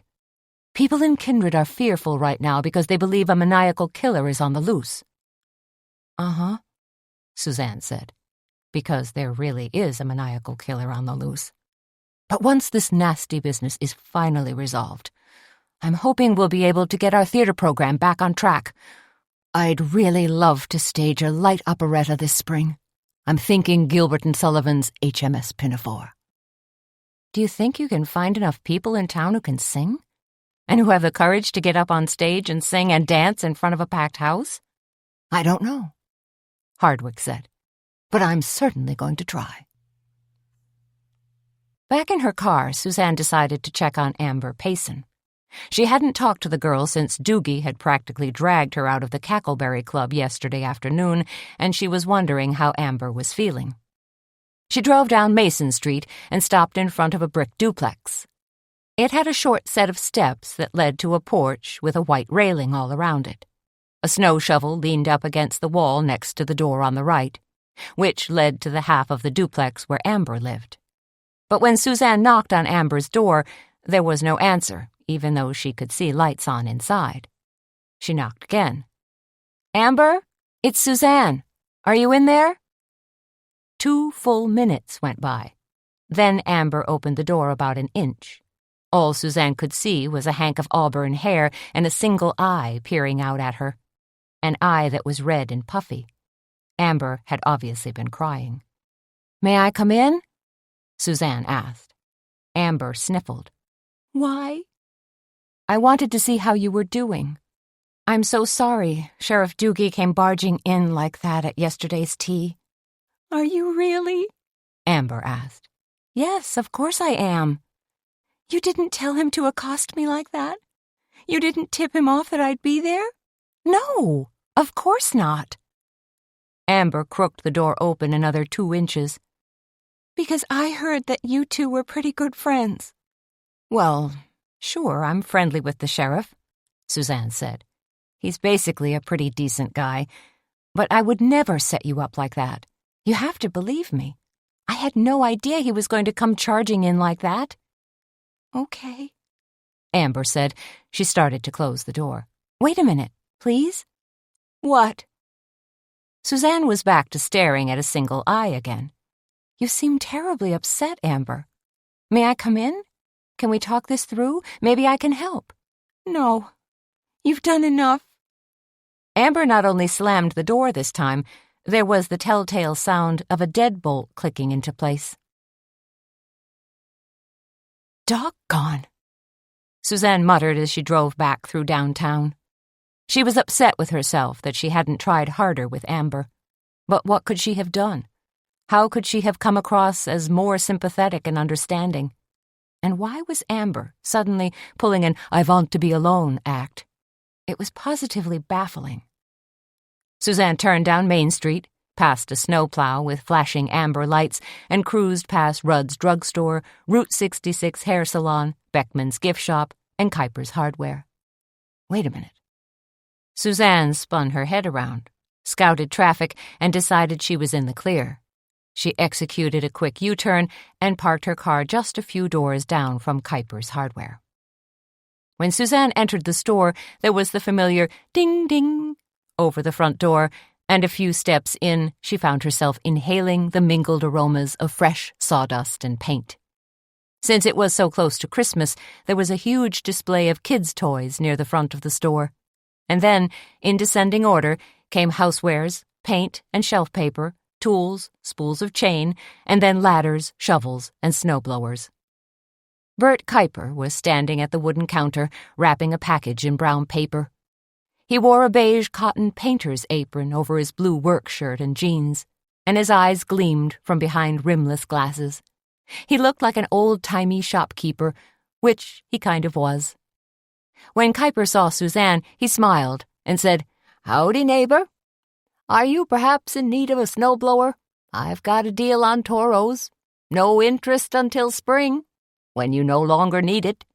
"Already got a snowblower," Suzanne said. Kuiper grabbed a metal snow shovel and held it up. "How about the low-tech model?" "Got one of those, too." "Then how can I help you?" Kuiper asked. "I have a question about tents," Suzanne said. "Pretty cold out for winter camping," Kuiper said. "I'm more interested in the tents the youth group at the Journey's End Church got from you. You really gave them the tents on credit?" Kuiper nodded. "Kids gotta have something to look forward to, you know. Not just online games and stuff, but the kind of real outdoor adventure that stirs the soul." "I hear you," Suzanne said. "And I figure the kids are good for it. They'll put on a bean feed or sell magazines to earn the money." Kuiper brightened. "They're even sponsoring a cross-country ski event tomorrow night." He pointed toward the front window. "Got one of their posters in the front window." "You're a kind and generous man," Suzanne said. "I know what kind of heart you have too, Suzanne," Kuiper said. "You do the same for those kids." "Just out of curiosity, how much money does the youth group owe you?" "You going to make a donation?" "Maybe." Kuiper closed one eye. "Let me see. For 6 tents and 4 hunting knives, that'd be around $680. "Wait a second," Suzanne said. "You said tents and hunting knives?" "That's right." There was a sudden whooshing sound in Suzanne's ears. Must be her heart beating a little faster. "What do the, knives look like?" she asked. "Come on over here and I'll show you." Kuiper led her to the back of the store, where Coleman stoves, heavy-duty work gloves, real tree jackets, and hunting knives were on display. "Right here." Kuiper picked up a knife and slowly slid it out of its dark brown leather sheath. "This is the kind they wanted, the fixed-blade model by Buck Knives." The stainless steel knife, with its clip-point blade gleamed wickedly under the lights, causing Suzanne to utter a surprised gasp. The knife looked terrifyingly similar to the one that had been leveled at her the other night. "What is this kind of knife generally used for?" Suzanne managed to squeak out. "It's all-purpose," Kuiper said. "For cutting ropes and cords, filleting fish, skinning hides." Dear Lord, Suzanne thought. It's maybe even perfect for committing murder. Chapter 18. It was 4:45, almost full-on dark, when Suzanne drove back to the Cackleberry Club. She pulled into the back parking lot and knocked loudly on the kitchen door right before she let herself in. She didn't want to burst in and scare the pants off Tony. "What are you doing back here?" Tony asked when she came to the door. She pulled it open, and Suzanne hurried inside, anxious to get out of the cold. "I've been tramping through a spooky theater, talking to a distraught Amber Payson, and looking at the type of hunting knife that almost killed me," Suzanne told Tony. "All that, and you still have time for a madcap social life?" Tony said. "Aren't you the busy little bee?" They made a pot of hot chocolate and sat down at the counter. Then Suzanne elaborated on delivering the costume to Hardwick, getting rebuffed at Amber's place, and then popping into Kuiper's hardware. When Suzanne was finished, Tony sucked a marshmallow into her mouth, swallowed hard, and said, "You have been busy. It's all pretty weird, huh?" "Like you fell down the rabbit hole into another dimension?" Tony said. "So, let me get this straight. Teddy Hardwick is mooning around in a deserted theater like the Phantom of the Opera. Amber is feeling sorry for herself and crying her eyes out. And maybe, just maybe, Reverend Jakes borrowed one of those hunting knives so he could stab Alan Sharp? And then threaten me," Suzanne said. "Don't forget that part. And you're sure it was the same kind of knife?" Suzanne lifted a shoulder. "Pretty sure. But all hunting knives look the same to me." "If you want to shove all this information in Sheriff Dookie's face, you're going to have to pick your number one suspect. And your positive ID on the knife is going to have to be a whole lot better," Tony said. "That is a problem because I'm not positive. Sure, Reverend Jakes is on my suspect list, but now I've got an even worse feeling about Teddy Hardwick." Suzanne shuddered. "Tony, if you could have seen him all alone in that dark theater, it was Halloween-style creepy." "And now he's got the ghost costume," Tony said. She leaned back and stared at Suzanne. "So, what do you want to do?" "My head tells me we should make a left-hand turn and try to investigate Teddy Hardwick." "How do you propose we do that?" Tony asked.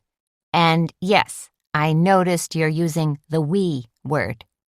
When Suzanne didn't answer, Tony said, "Uh-oh. Are you thinking what I'm thinking?" "I don't know," Suzanne said. "What are you thinking?" "That you want to spy on him up close and personal?" "Not at the theater, that's for sure. I don't want to go back there, but—" "Oh, geez," Tony said, her eyes going wide. "You want to creepy-crawl Hardwick's house, don't you?" "Don't you?" "No." "Come on," Suzanne urged. "You're my partner in crime." "Crime being the operative word? What if we get caught? There are laws on the books against breaking and entering." "Why are you worried? You don't have a police record." "And I don't intend to start now," Tony said. "Who needs a crazy Lindsay Lohan-type mugshot? That stuff is guaranteed to find its way onto the internet and stay there forever. Nope, this chickie poo ain't interested."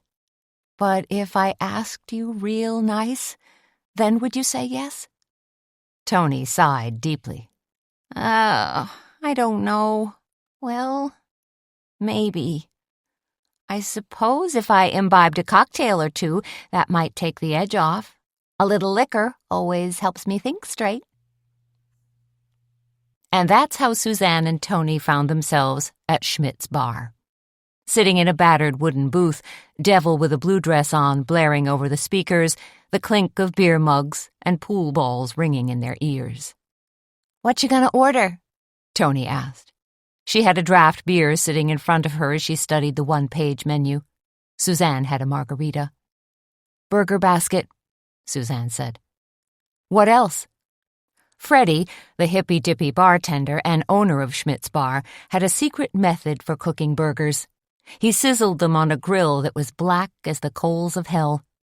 And once those burgers were done, all charred and plump and juicy, he'd slip them inside a nice, smushy bun and serve them with Parmesan fries.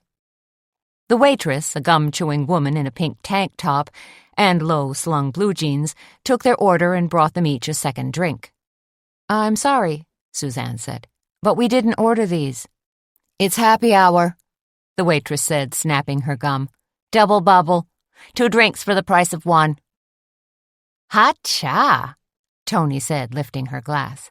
"That's the kind of math I can understand." "Start Me Up" by the Rolling Stones suddenly spilled out over the speakers, and Tony began wiggling, doing a gleeful little seat dance.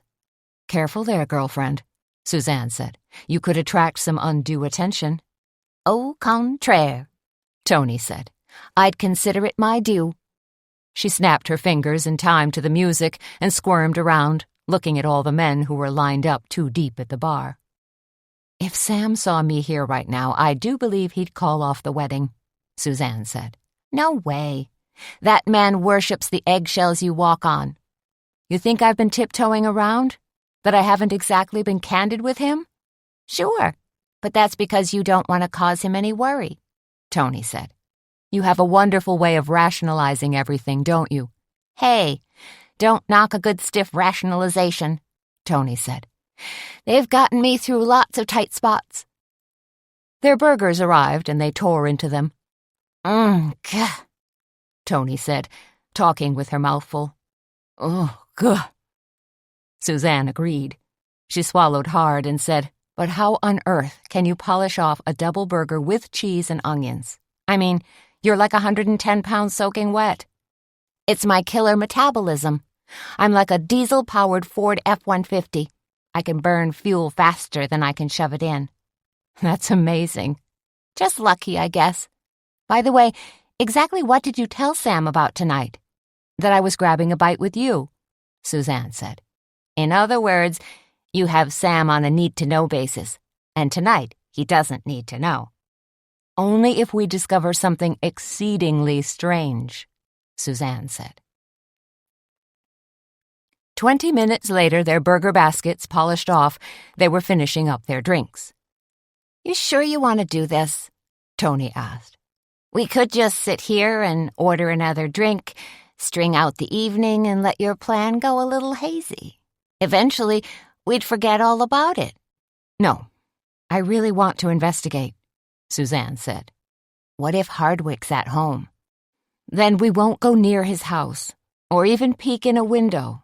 But he told me he planned to be working late at the theater." "So what exactly would we be looking for?" Tony asked. "I'm not sure." "What?" "Maybe we'll know when we see it," Suzanne offered. "That doesn't exactly sound like a well-laid plan. More like one of those, let's invade Russia in the winter plans. Never works out." "I hear you," Suzanne said. "Do you know which townhouse belongs to Hardwick?" "Yes, but only because I looked it up on the internet," Suzanne said. "The Stalker's Guidebook to the Universe," Tony chuckled. "If you're having second thoughts, I completely understand," Suzanne said. "You think I'd let you sneak into Hardwick's place all by yourself? No way. What if something really horrible happened?" Tony leaned forward and lowered her voice. "Like, what if he caught you and threw you into a victim pit in his basement?" "Tony!" "Well, you're the one who thinks sweet little Teddy could have murdered Alan Sharp, so what's to stop him from doing the same thing to you?" Suzanne took a final sip of her drink and let it slide down her throat. "You make a good point, Tony. A darn good point." 15 minutes later, Suzanne and Tony were cruising past Hardwick's townhouse in Whitetail Woods. A light snow was coming down, creating a kind of shimmering haze. Street lamps cast dim yellow circles in the snow. "There it is," Suzanne said as she slowed her car. "Second unit from the end." A burp of adrenaline pushed through her veins, making her heart bump an extra beat. Tony caught her excitement. "You scared?" she asked. "More like anxious." "Me too." Tony reached into her pocket, pulled out a stick of juicy fruit gum, and unwrapped it. "You want a stick?" "No." Tony crumpled the gum into her mouth. "Calms the nerves. Kind of like chewing tobacco. Only there's no nasty spitting involved." "The lights are off at Hardwick's place, so it doesn't look like anybody's home," Suzanne said. On the other hand, Hardwick could be sitting in the dark watching TV, or nursing a stiff drink, Tony said, grumbling about his canceled play. "I'm thinking we should park around back so as not to attract any undue attention." "Go for it," Tony said. Suzanne continued down the block, turned right, then made another right into a well-plowed alley. Back here, it was darker, with barely any lights to mark the detached garages. Suzanne eased her way into a single parking spot directly adjacent to Hardwick's garage. No lights were tripped by motion sensors, and Hardwick's place looked completely dark from back here, too. "So now what?" Tony asked. "I see a small deck and, I'm pretty sure, a set of sliding doors." "You think that's a way to get in? That they might be unlocked?" "I don't know. Let's go find out." They climbed out of the car and stood in the dark for a few moments, looking down the row of townhouses, gauging things from the backside. Each townhouse looked pretty much identical to the next, and all had blue plastic trash bins with the words Randy's Sanitation stenciled on them. A hint of burning wood hung in the air. Somebody had their fireplace going tonight. Hardwick's sidewalk, leading from his garage to his back door, had that scraped by a snowblower look. His deck did not. That didn't stop Suzanne and Tony. Slowly, carefully, they climbed the 2 steps onto his deck, floundering across it through a foot of snow, and pressed their noses against the sliding glass door. "Not much to see," Tony said. They were looking in at what appeared to be a small room with a beige sofa, matching beige chair, and 2 innocuous-looking lamps. "I thought theater people were supposed to be flamboyant," Tony said. "What did you expect?" Suzanne whispered. "Theater posters and playbills?"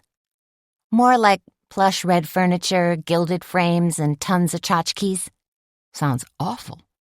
Suzanne drew a deep breath and said, "I'm going to try this slider." She tried it, really leaned into it, but the sliding door didn't budge. "Rats," Suzanne said. "Back door," Tony whispered. They clumped back down the steps and tried the back door. Locked tight. Suzanne took out her cell phone and shone a pinpoint of light at the lock on the doorknob. It looked fairly uncomplicated and a little cheap. "Just the doorknob lock, no deadbolt," Tony said. "Guess not." Suzanne knew that if Alan Sharp had cut corners on the construction of the townhomes, he'd probably done so on the finishes as well. And this door lock looked prime for kicking in. Or picking. She hesitated for all of 1 second, then dug in her bag and pulled out a metal nail file. "You think you can pick that lock?" Tony asked. "I'm going to try." "Wait a minute." Tony pounded on the back door. "Anybody home?" she yelled out. "Teddy, you crazy fool. Are you in there?" "Good thinking," Suzanne breathed. After all, Hardwick could be in there, and the last thing she wanted to do was stumble in and find him flaked out on his sofa watching old black-and-white movies, or sharpening his knife. Tony knocked again, and then said, "He's not home. I knocked hard enough to wake the dead." She nodded at Suzanne. "Time's a-ticking, so you better go for it." Suzanne stuck the tip of her nail file into the lock. She moved it back and forth slowly, not feeling anything click, not really finding any wiggle room. After a few more jabs, she said, "I don't know if this is going to work. Maybe his lock is better quality than I thought." "Wait a minute," Tony said. Now it was her turn to dig in her purse. I got something that might, if I still have it. She unzipped a plastic cosmetic bag, poked through a jumble of lipsticks, tins of blusher, and eyebrow pencils, and said, Okay, I do still have it. Have what? Tony held up a funny-looking key. What's that? Suzanne asked. Something Junior gave me. It's a bump key. I thought bump keys were urban legends. Nah, lots of lowlifes have them. Like Junior? Actually, Junior made this one. He just bought a basic house key at the local hardware store. You know, one that fits a standard cylindrical lock. Then he filed off some of the teeth and deepened a few grooves. Crazy, Suzanne thought. She couldn't believe it was that easy to make a key that would get you inside someone's house. Or was it? Will the key work? She asked. I don't know. Let's find out. Tony pushed the bump key all the way into the lock, then pulled back slightly. From there, she jiggled it, joggled it, and coaxed it back and forth. No dice, huh? These things take a little time. After another 2 minutes of trial and error, Tony said, I think. There was a loud click, and the door to Teddy Hardwick's townhouse swung wide open. Tony grinned. Shazam! Chapter 19. You did it! Suzanne breathed. She stood there, stunned, gazing in at the darkened interior, knowing in her heart that they'd just broken all sorts of laws. What would Sheriff Doogie think? Better yet, what would Sam think? Of course, she could stop right now, with no harm done. They could walk away from this little caper while they still had the chance. But Tony was the one who pressed to keep going. Come on, Tony said. We're in. We can't stop now. Suzanne stepped across the threshold, her heart bumping inside her chest. Tony followed her in and closed the door behind them. The place was dark and dreadfully overheated. Suzanne also had the strangest feeling, as if something bizarre had happened or was about to happen. Determined to shrug that off, Suzanne glanced about the bland room and said, I think this is supposed to be the family room? What do they call a family room if you don't have a family? Tony asked. Back in the 60s and 70s, I think they called them rec rooms. You mean like a car wreck? Rec for recreation, Suzanne said. Ah. Tony put a hand on Suzanne's shoulder and followed her into the kitchen. There were the usual red and green indicator lights, from the toaster, the microwave, the dishwasher, so that made it a little easier to see. The kitchen was small but well appointed, with oak cabinets and marble counters. Hardwick was a tidy homeowner. A mortar and pestle, spice rack, bottle of olive oil, and silver bowl filled with apples were the only things on his counter. This kitchen isn't half bad, Tony said. Lots of built-ins, plus all the appliances are stainless steel.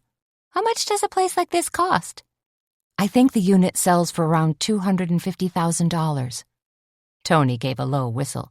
That's a lot of bucks for a townhouse, especially since you still got to pay a monthly association fee and you don't own any of the land around it. But that works for some people, Suzanne said as they stepped into the dining room. Only it wasn't being used as a dining room at all because there wasn't any table and chairs.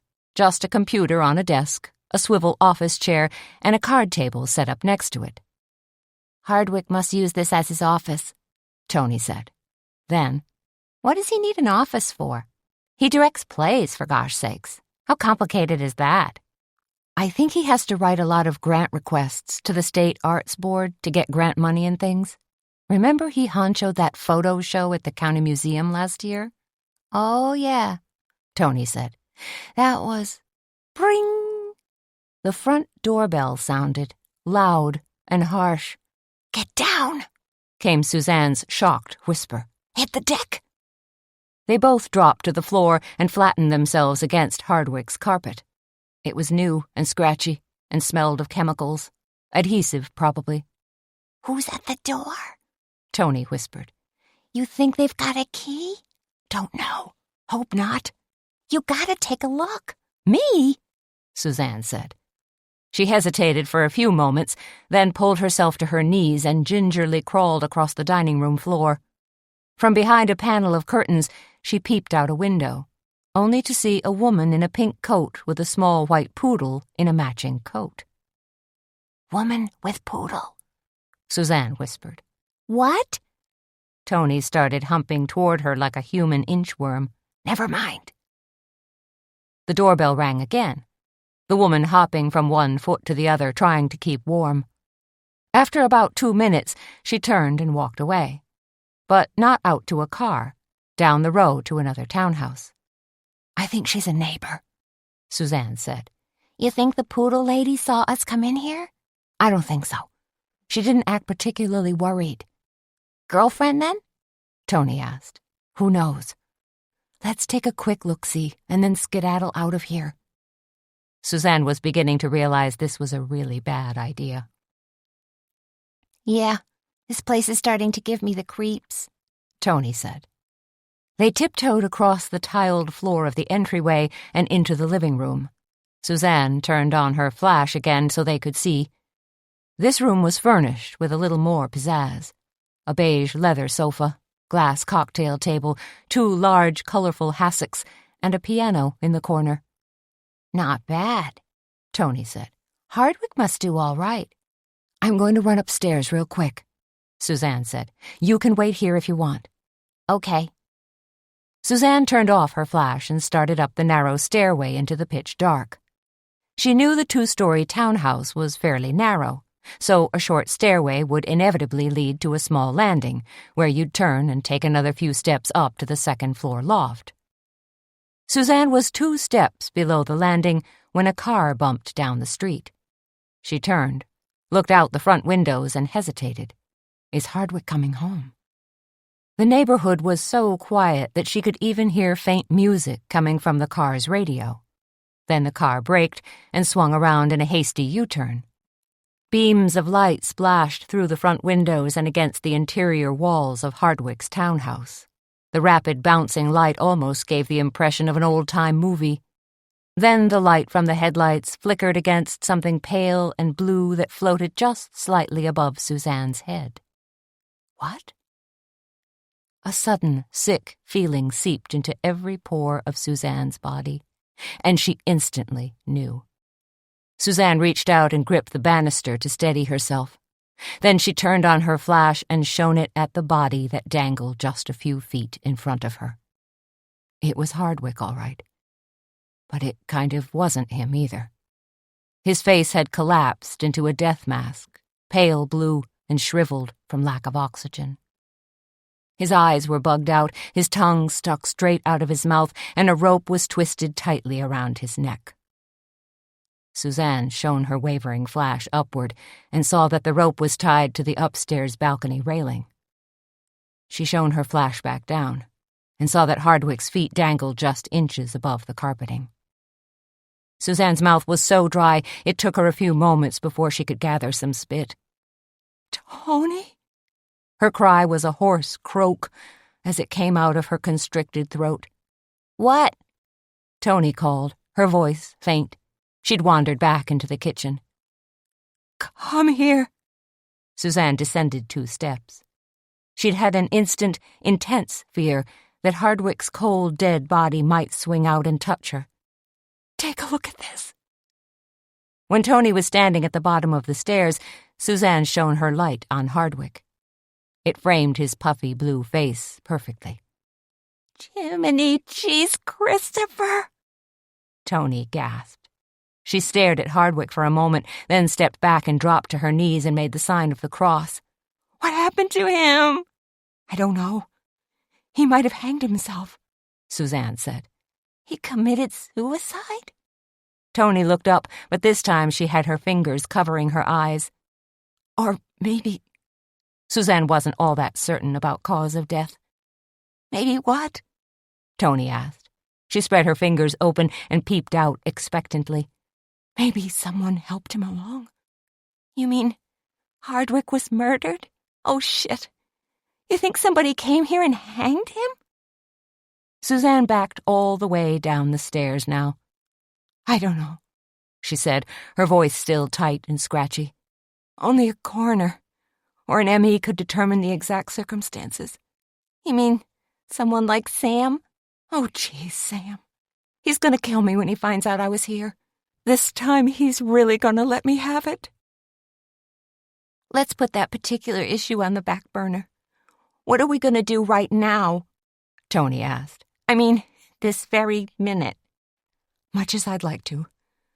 We can't just boogie out the back door and pretend this didn't happen, Suzanne said. That we didn't see this. Yeah. Tony reached up and pinched her nose closed. The neighbors would figure it out sooner or later. We have to call Sheriff Doogie, Suzanne said with a heavy heart. Which means he'll alert every deputy and officer in the Tri-County area. We'll be looking at a major bug-out. And Doogie will most certainly call Sam. Okay, Tony said. Then we better go in the kitchen, turn on some lights, and make that call. They did, and it went horribly. Dead, you say? Doogie shouted once Suzanne had him on the line and was able to cough out a halting explanation. Hanged! Holy Hannah! Did you call an ambulance? Did you try and cut him down? No, it's too late.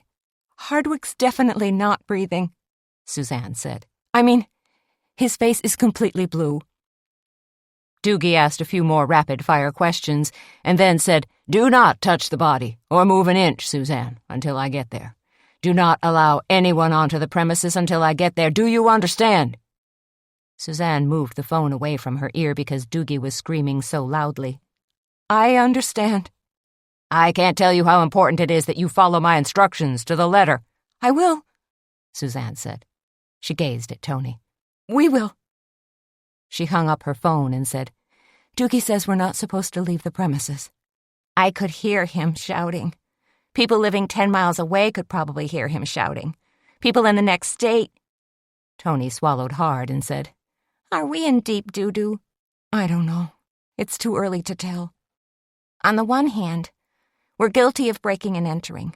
On the other hand, we discovered a murder. If Hardwick's body had gone undetected until tomorrow, then his killer's trail would be ice cold, and that much more difficult to follow. Tony stopped abruptly, cupped a hand to her mouth, and whispered, Wait a minute. You don't think the killer is still here, do you? I mean, he could be hiding in an upstairs closet or something. Don't even go there, Tony. Tony sagged against the refrigerator. You don't really think Hardwick killed himself, do you? I mean, suicide is a mortal sin.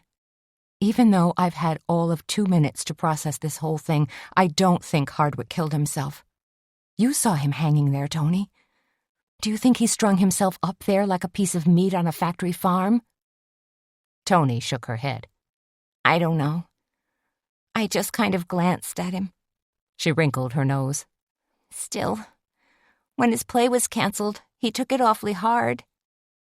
Let me tell you something, Tony. Nobody, but nobody, takes canceling an amateur play that hard.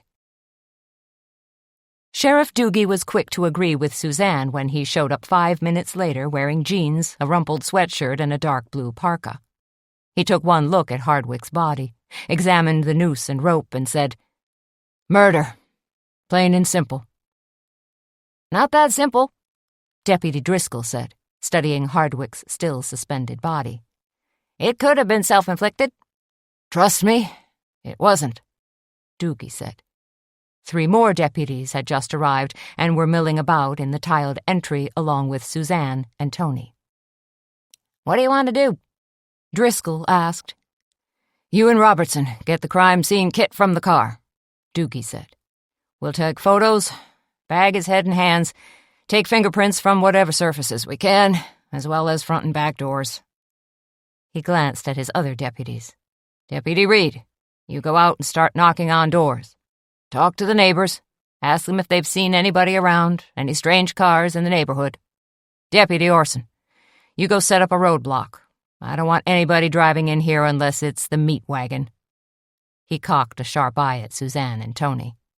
You 2 ladies, I want you in the kitchen right now. Suzanne and Tony marched into the kitchen, where Doogie turned and unleashed on them. "What the hell were you doing here?" Doogie demanded. "I know Hardwick didn't invite you in because he was busy dangling from the business end of a rope." "You're right," Suzanne said. "We weren't invited in."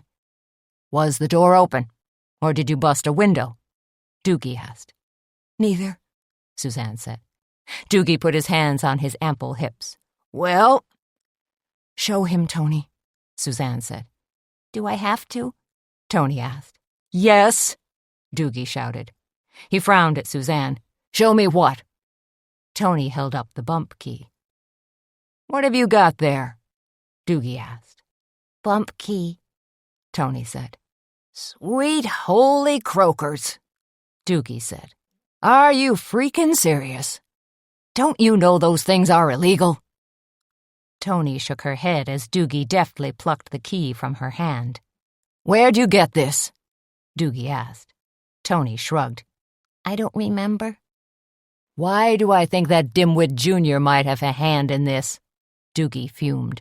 His mouth worked furiously for a few moments, even though no words came out. There was a loud clumping sound, and then Deputy Robertson came into the kitchen. "We're processing the body," he said. "Anything else we should be looking at?" "We're going to have to go through all these kitchen cupboards," Doogie said, "and look at all his computer stuff." "Looking for a suicide note?" Robertson asked. "I don't believe it was suicide," Doogie said. "Still, we gotta examine all the angles." When Robertson left, he spun around in the kitchen and then faced Suzanne and Tony again. "You realize what we've got here, don't you?" Both Suzanne and Tony held their breath, not sure what Doogie was about to say. "It's a double murder," Doogie said. "A double homicide." "You think Alan Sharp's murder is connected to Hardwick's?" Suzanne asked. Doogie touched a hand to his forehead as though feigning deep thought. "Let me see now. Alan Sharp was murdered in a play that Teddy Hardwick was directing." He exhaled hard. "If that's not connected, I'll eat my hat."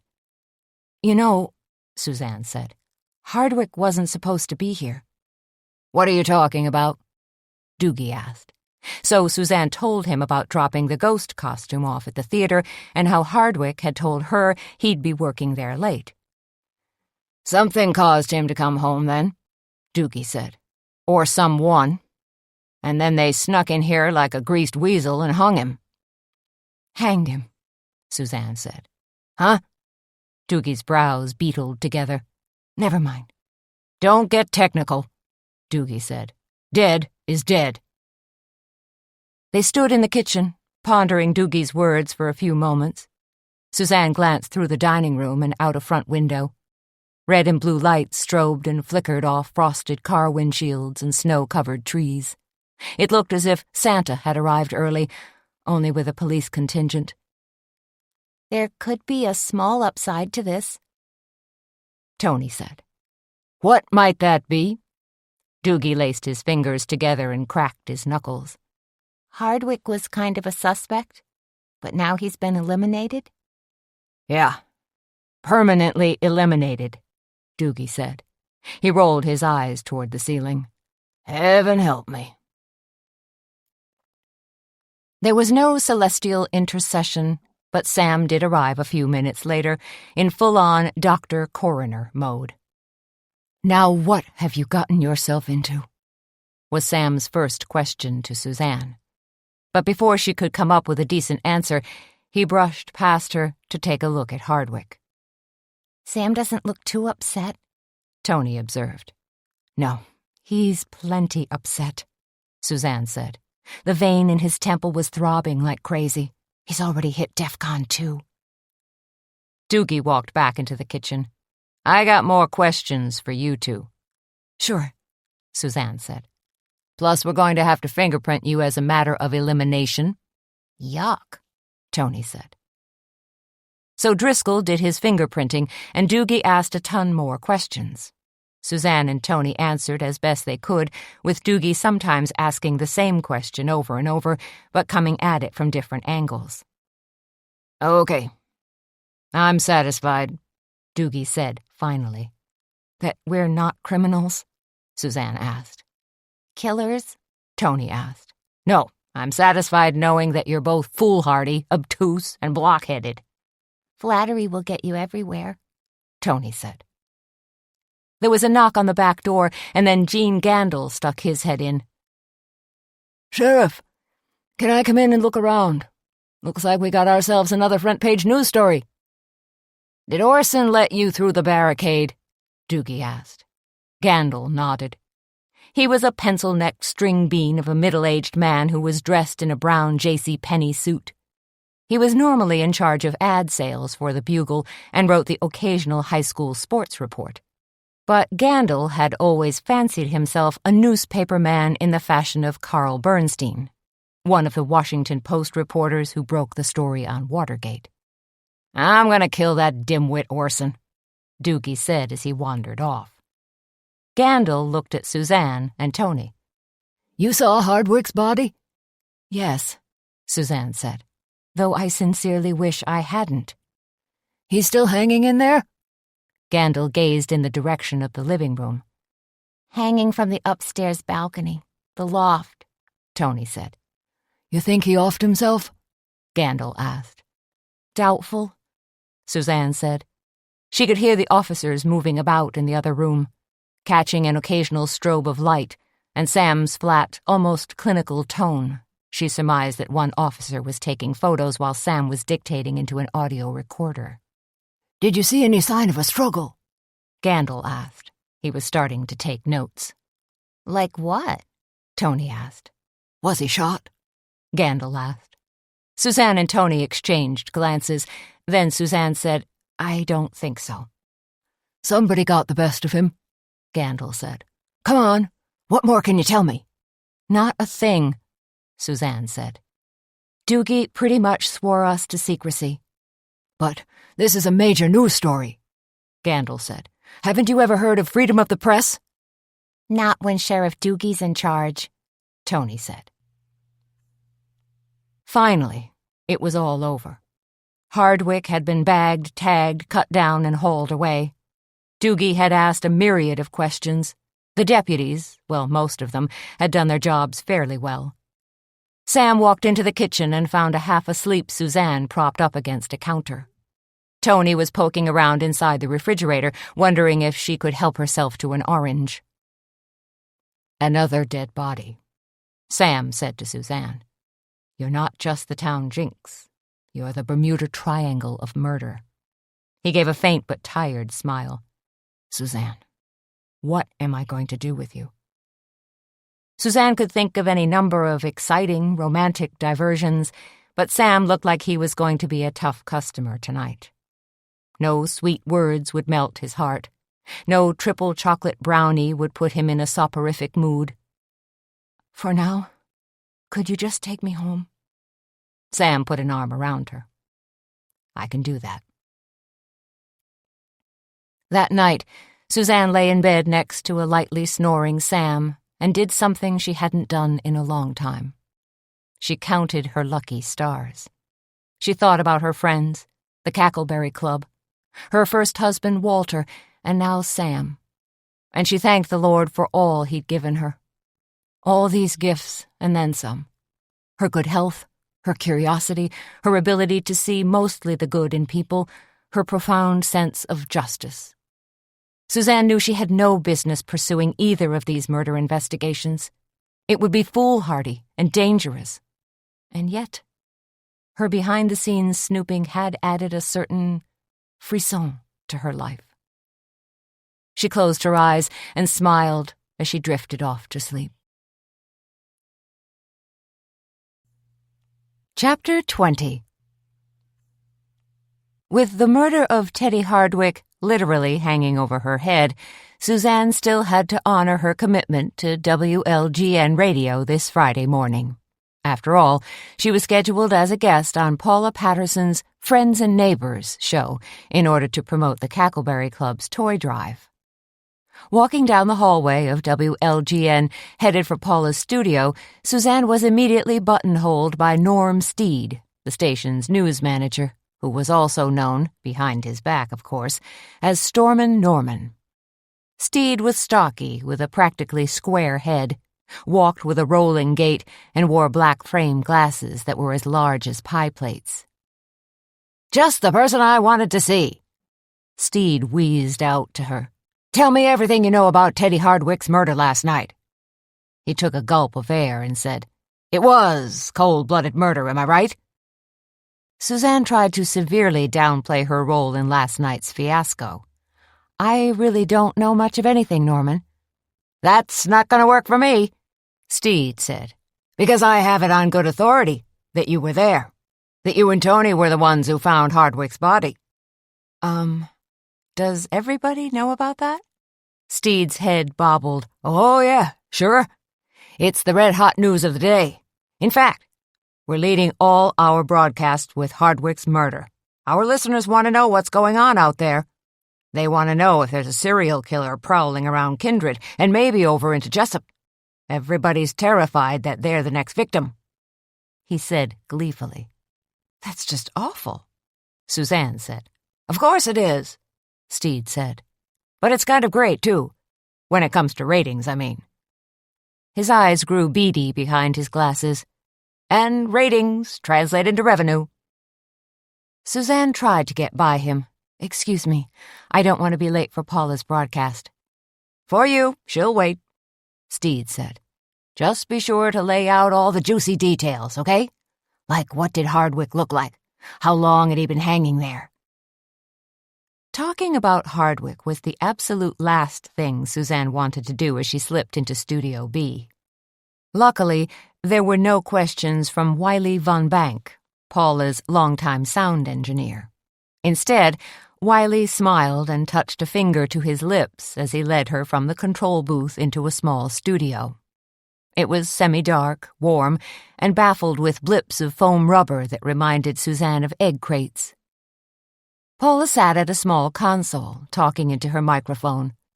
In honeyed tones, she'd crooned about a sale on carpets at Cal's Carpet Barn in neighboring Jessup. As Suzanne sat down on a high stool, Wiley placed a pair of headphones on her head and positioned a microphone directly in front of her mouth. Then Suzanne waited, feeling a little jittery, a little nervous, that Paula might drill her about Teddy Hardwick. But Paula didn't do that. In fact, talking to her was an absolute dream. After giving Suzanne a warm introduction and chatting back and forth, Paula said, "Tell us about the toy drive that's going on at the Cackleberry Club right now." "We're collecting toys for kids who might not otherwise get a gift for Christmas," Suzanne said. "And it doesn't even have to be an expensive toy, just something fun. If people are in a gift-buying mood, what's the age range they should consider? We're collecting toys for kids 5 years old on up to age 16, Suzanne said. She leaned in closer to the microphone. "You know, people love to buy cuddly teddy bears that appeal to young kids, but older kids, teenagers, are often forgotten. And they're still kids too," Paula said, even though they'd rather die than admit that. "But everyone loves finding something under the tree on Christmas morning." Paula asked a few more questions, then gave the dates of the toy drive and the address of the Cackleberry Club. "You folks know where it is," Paula said. "All you have to do is follow the aroma of fresh-baked sticky rolls." She hit a button on her console, and her show music, what radio folks called bumpers, came up, and Suzanne was done. "Painless, yes," Paula said. "Thank you for not asking me about Teddy Hardwick," Suzanne said. Paula waved a hand.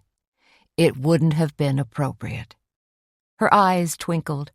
"Still, you have to run the gauntlet outside. Norm Steed already accosted me, and he probably will again." Paula laughed. But for some reason, Steed was nowhere in sight. So Suzanne was able to rush out of the station and, she hoped, be on her way. She was a little late, but not too late. If she hurried, she'd arrive with 15 minutes to spare before the Cackleberry Club opened for business. Just as she reached her car, another car, A silver SUV pulled in beside her. It was Don Schinder, Alan Sharp's old partner. Schinder climbed out of his car, saw Suzanne, and said, "I heard about Teddy Hardwick. It must have been awful for you." His voice was kind, and he had a sympathetic look on his face. Suzanne just nodded. "Norm Steed just tried to pry the details out of me." "Awful," Schinder said. "You know, being a lawyer, I'm used to people displaying that kind of morbid curiosity. Accidents and homicides. People always want to pick at you for details. It's macabre." He shook his head as if to dispel that irritating thought. "What brings you out here, Suzanne? You have aspirations to be a DJ, too?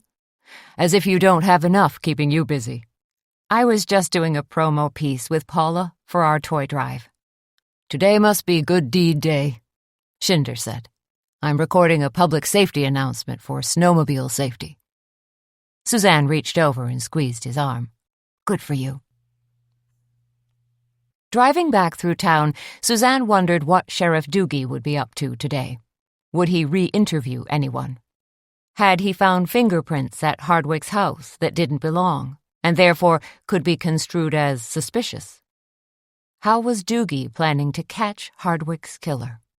And was it really the same person who'd killed Alan Sharp? Suzanne figured it pretty much had to be. Then she shifted focus and decided to review her suspect list. Now that Hardwick was out of the picture, that left Mayor Mobley, Ethan Jakes, and Amber Payson. Could Amber be the wild card in all of this? The girl had encountered serious issues with Sharp, that was for sure. But what about Hardwick? Did Amber and Hardwick know each other? Had they been having a relationship?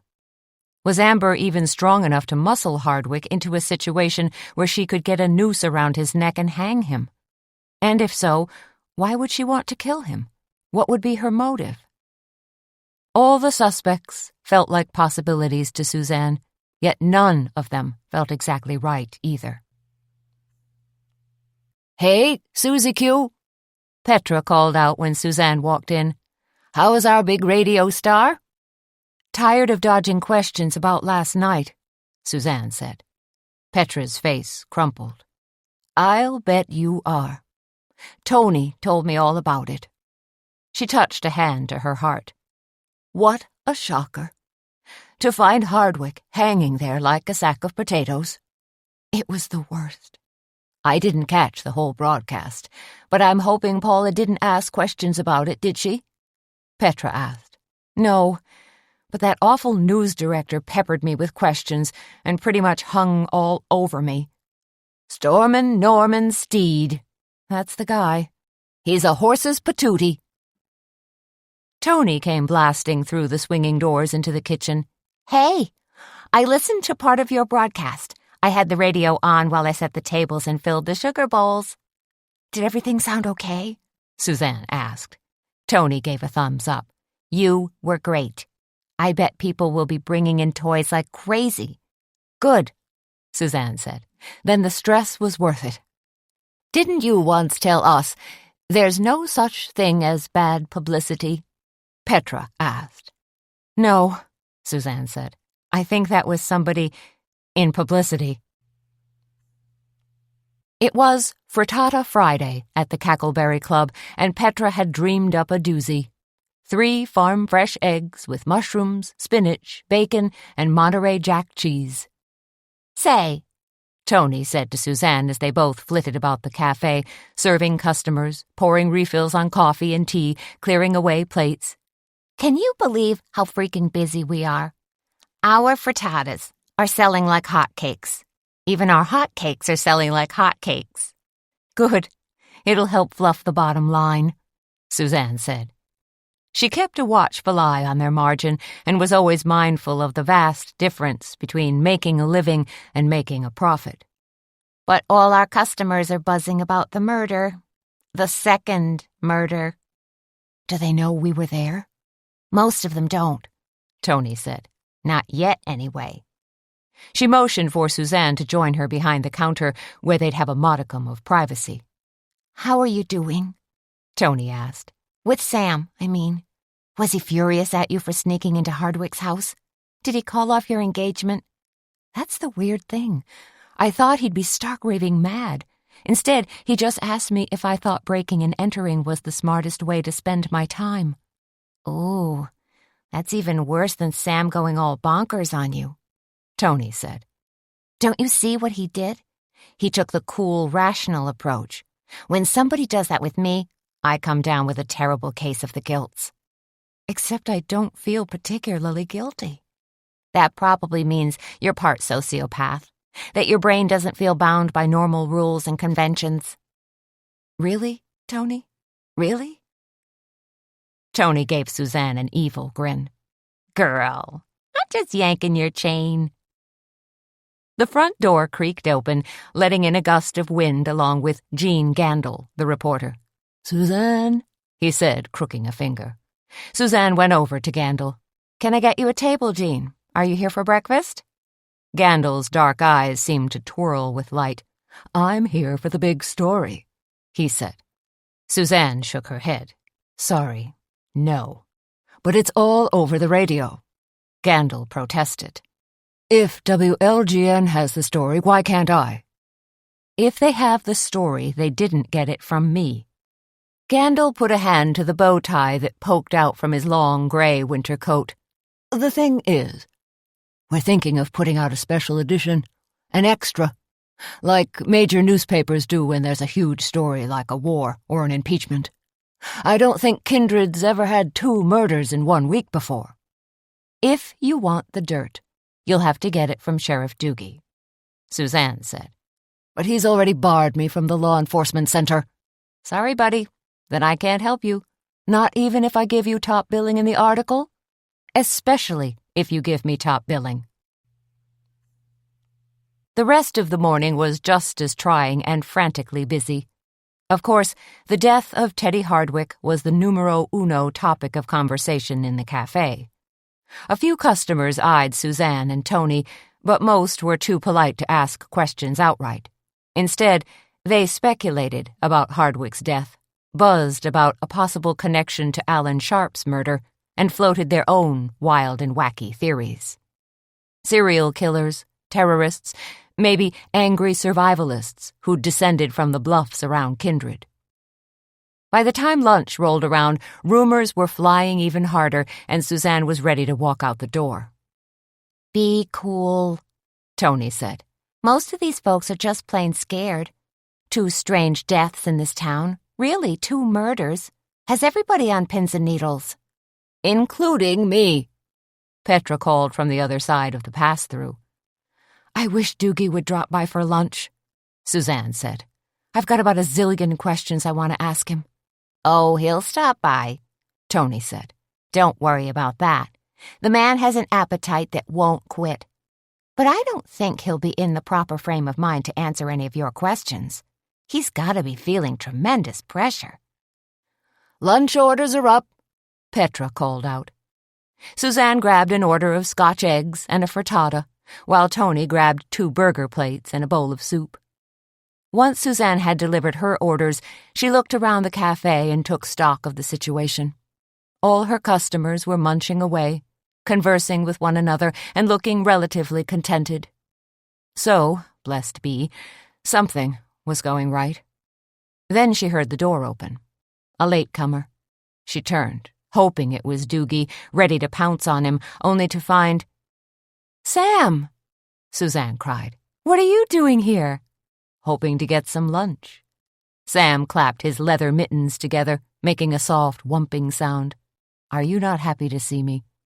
No, I'm bubbling over with delight," Suzanne assured him. "I just didn't expect to see you this soon." Sam had run out of the house extra early this morning, chewing a piece of whole wheat toast and looking a little frantic. Had he been frantic about her? Was he starting to worry that they were no longer compatible? "I have something I want to run by you," Sam said. He shrugged out of his sheepskin jacket to reveal his blue scrubs. Suzanne led him to a table and dropped into the chair across from him. "What?" Sam looked even more serious now. Uh-oh. Is he going to break it off with me? Was the episode last night the straw that broke the camel's back? Is there anything I can do or say that will win him back? My weekend suddenly got complicated, Sam said. I told Bob Larrabee that I'd fill in for him at the ER this weekend. He wants to drive up to Lutsen in northern Minnesota and take his kids skiing. The wire that had been tightening around Suzanne's heart suddenly relaxed. Sam wasn't breaking it off with her, and thank goodness for that. In fact, now she felt deliriously happy. So you're telling me that you'll be working at the hospital all weekend? Suzanne asked. Yes, starting tonight, in fact. Is that going to be a problem for us? I mean, if I'm reading you right, you look kind of happy about it. I thought you'd be disappointed. No, don't mind my moods. Your ER gig is fine with me. I wanted to make sure you didn't have anything special planned. You mean social calendar-wise? Or maybe a special dinner, like prime rib, or your ultra-fabulous chicken Kiev? Why, Dr. Hazlitt, was that a subtle hint I just detected? Aren't you the perceptive little minx? Don't care to eat that hospital cafeteria food? Suzanne joked. Now that you mention it, no. Maybe I could swing by Saturday night and bring you some homemade chili. Suzanne, I would love that. And then you'll be working Sunday too? She asked. Only till 4. Then I could probably fix chicken Kiev for you Sunday night. You see? Sam said. I knew there was a good reason I asked you to marry me. The afternoon flew by, and still Sheriff Doogie hadn't come in. Customers came in for coffee and pie, tea and scones, many of them dropping off toy donations. Finally, at 3 o'clock, when Suzanne was starting to give up hope, Doogie came slip-sliding into the Cackleberry Club. "Getting cold and icy out there," was his mumbled greeting. Watch the floor, Tony cried. I just mopped. "Jiminy Christmas," Doogie yelped. "A guy can't be expected to stomp every dang chunk of snow and ice off his boots." Tony poked at his feet with her mop, then followed him halfway across the cafe, swiping up bits of slush. Doogie did a comic hurry-up shuffle, then sat down on his favorite stool at the counter. "Sheriff?" Suzanne said. She was standing behind the counter, facing him. "I thought you might be in for lunch today." "Haven't had lunch. Been too busy." "Working on Hardwick's murder? Because that's what it was, right? Murder?" "I thought we established that last night. But before we get to talking, I'd like to order something, if the kitchen's still open." "It's open," Petra called through the pass-through. "What do you want?" "What do you guys recommend?" Doogie asked. "The frittatas are real good," Suzanne said.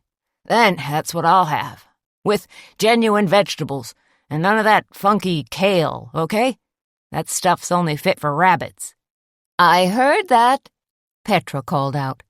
"I meant you to," Doogie said. Once Doogie's lunch was up, Suzanne gave him 10 minutes to eat, even though he only needed 5 since he inhaled food like an old-fashioned Hoover vacuum cleaner. So she was back in no time at all, tempting him with a piece of marble cake and asking questions.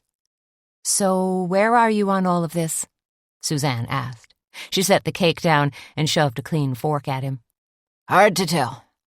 These 2 murders have more twists and turns than a cheap garden hose." "But you think they're connected?" "Have to be," Doogie said. "I mean, what are the odds they're not?" "Do you think knowing they're connected narrows down your pool of suspects?"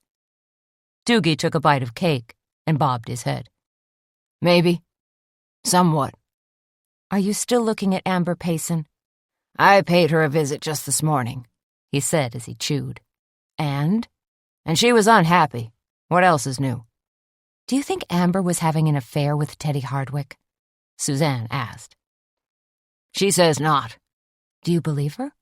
"I thought I had Amber cold for Alan Sharp," Doogie said, "after their big office brouhaha.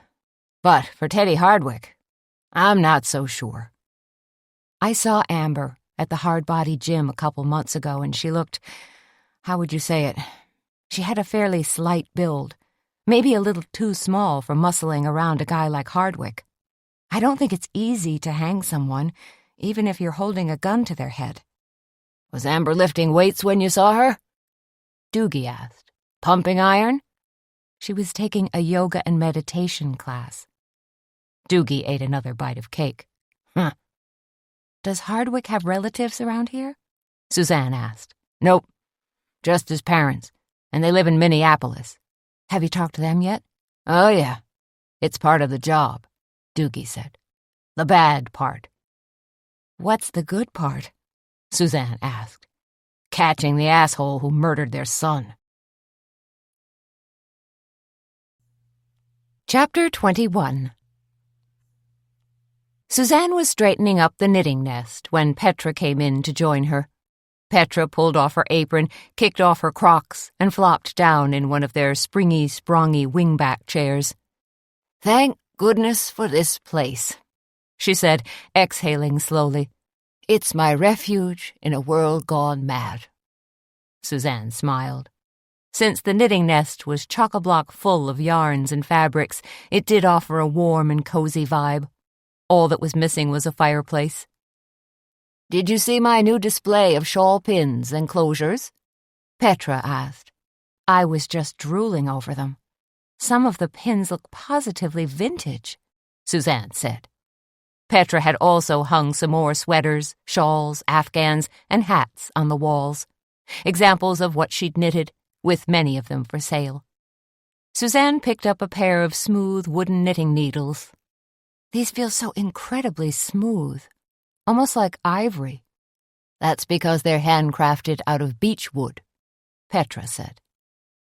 So what project did you dream up for your class next week? Petra loved her knitting and quilting classes and was threatening to hold an appliqué class this spring. Petra tossed a quilted tote bag to Suzanne. That's the sample for next week's bag lady class, she said. A lot of people want to learn how to quilt, but don't think they have time to make a full-sized coverlet. So I start 'em out easy by sneaking in a smaller project. A tote bag, Suzanne said, holding it up and turning it so she could study both sides. This is very cool. Stylish, too. The tote bag was completely quilted, using small squares of purple and red velvet. Some of the squares were solid colors, others were shot through with gold thread. If you're stitching by machine, you can practically make it in one night. Petra grabbed a skein of yarn and handed it to Suzanne. Here, take a look at this. Suzanne took the yarn and studied it. The fibers were a rich cocoa brown and very lustrous. Beautiful. What is it? You know Claire Nelson, who lives over in Jessup? Sure. She has a pair of Belgian Tervuren dogs. Are you telling me this was literally spun from their fur? Suzanne asked. Petra grinned. Pretty cool, huh? Absolutely. Suzanne handed the skein back to Petra and said, Are you looking forward to your wine and cheese party tomorrow afternoon? Petra shrugged. I guess so. If you don't feel up to honchoing it, I can take over. It's no problem. Suzanne and Tony had already agreed to help out. For Suzanne, a little extra work wasn't a problem. I just need a good night's rest. With my tough Nordic constitution, I snap back pretty fast. They heard the door open in the cafe, and then a man's voice called out, Anybody home? Now what? Petra asked. She seemed reluctant to hoist herself out of her chair. Suzanne jumped up and peered out into the cafe. It's Junior. Petra flipped a hand up. Meh. Suzanne went out to greet Junior, wondering what was on his mind. Something to do with Tony? Howdy do, Junior said with a friendly wave. He was dressed in camo pants, a matching jacket, and a faded T-shirt that said Army. What's up, Junior? Preparing for an invasion? You can't be too careful, Suzanne. Junior glanced around the cafe. You know, this place is pretty well situated. It'd make a good FOB. What's that? Forward operating base, like the military sets up. A kind of command post. And what war or disaster would you be anticipating? Junior ticked off his list. Could be anything. North Korea, global pandemic, extraterrestrials, a zombie. Suzanne held up an index finger. Don't. Suzanne didn't like zombies and couldn't understand TV's current preoccupation with them. The last thing she needed was Junior talking about a zombie outbreak. Tony came out of the kitchen. What are you doing here? She asked Junior. Junior dug into a limp khaki bag that was slung over his shoulder. I brought some toys for your toy drive. He pulled out 2 small teddy bears and handed them to Suzanne. They're cute, Suzanne said. Thank you. Now she felt bad for jumping down his throat. Well, a little bit bad. You purchased these bears? Tony asked. Well, yeah. Junior hedged. Where? Tony asked. At the dollar store, Junior said. You can't contribute to buying groceries, but you can go out and buy toys. Tony asked. There's a difference. These toys are for charity, Junior said. Besides, who needs groceries when you never cook? Your oven is jammed full of stuff like shoes and makeup, and you practically live on Diet Coke and microwave popcorn. That oven is occupado because I have a slight storage problem, Tony said. Not the least of which is you taking up space. Anywho, Junior said, clearly trying to change the subject. On a cheerier note, I stopped by to see if you ladies would like to accompany me to happy hour tonight. Schmidt's Bar is having a 2-for-1 on Fearless Rednecks. That's an actual drink? Suzanne asked. Bourbon, mixed with some kind of neon red energy drink, Junior said. Makes you buzzed out of your skull, but you never get sleepy. I'll pass, Suzanne said. Okay, then. Junior blew a kiss to Tony. Later, babe. I gotta go see a man about a tank. What? Tony said. Guy over near Cornucopia. He's got a World War II vintage tank parked behind his barn. I thought maybe we could tinker with the motor and get it moving again. Good luck, Tony said. Try not to invade any countries or blow anything up. After Junior had left, Tony turned to Suzanne and said, You know what we should do tonight, don't you? I haven't the foggiest idea, but I'm sure you're going to tell me. We should go to that cross-country ski thing, the Coco Loco Loppet, that the youth group is sponsoring. Skiing? Really? Sure. It'll help burn off all that nervous energy you've been building up. You're the one with all the nervous energy, Suzanne said. Besides, I didn't think skiing was in your wheelhouse. You're more indoorsy than outdoorsy. I see you as a Netflix and Junior Mints kind of gal. I have been a trifle sedentary of late, I'll admit that, Tony said. But since my hips seem to be expanding as fast as the national debt, I thought I'd try widening my horizons, too. With cross-country skiing. Hey, it's what I got. And skiing will get you out of the house tonight because Junior is driving you nuts, Suzanne said. Tony dropped her head. Junior is driving me to distraction. When I got home last night and told him about Teddy Hardwick, all he did was ask creepy questions. What color was his face? Did his skin look all pasty and dead? Honestly, Junior's macabre questions gave me nightmares. Now we get down to the real reason for your sudden interest in cross-country skiing, Suzanne said. Yeah, I know. But on the other hand, think how much fun we'll have. All the calories we'll burn. You make a good point, Suzanne said. One of these days I have to start shopping for a wedding dress. I love that Sam is still going to marry you, even after last night. I know, Suzanne said. What a pest. I can't seem to shake him. So, we'll do the ski loppet? Or did you have plans with your amour du jour? Actually, Sam will be working in the hospital ER all weekend long. You see? Tony said. It's kismet, or karma, or maybe kilogram. She shrugged. Whatever. We should go. You talked me into it, Suzanne said. Harangued me, actually. With the floors mopped and the tables all set for tomorrow, Suzanne was ready to turn out the lights, until a soft knock sounded on the front door. Uh-oh. She pushed back a ruffled cafe curtain and peered out the window. 2 figures, women, were huddled on the front step of the Cackleberry Club. Pulling open the door, Suzanne thought, this can't be good. And it wasn't. Missy Langston and Amber Payson stared in at her, both looking cold and jittery, snowflakes hanging off the tips of their eyelashes. Finally, Missy said, "Can we come in?" "Yes, of course," Suzanne said. She opened the door wider and the 2 women trooped in. "I'm afraid I can't offer you any—" "No problem," Missy said. "We really just need, to talk to you." They settled at a nearby table and Suzanne said, "So what exactly?" They were all 3 of them fumbling for words. Missy glanced at Amber, who said, "Actually, I came here to ask for help." She swallowed hard. "Again."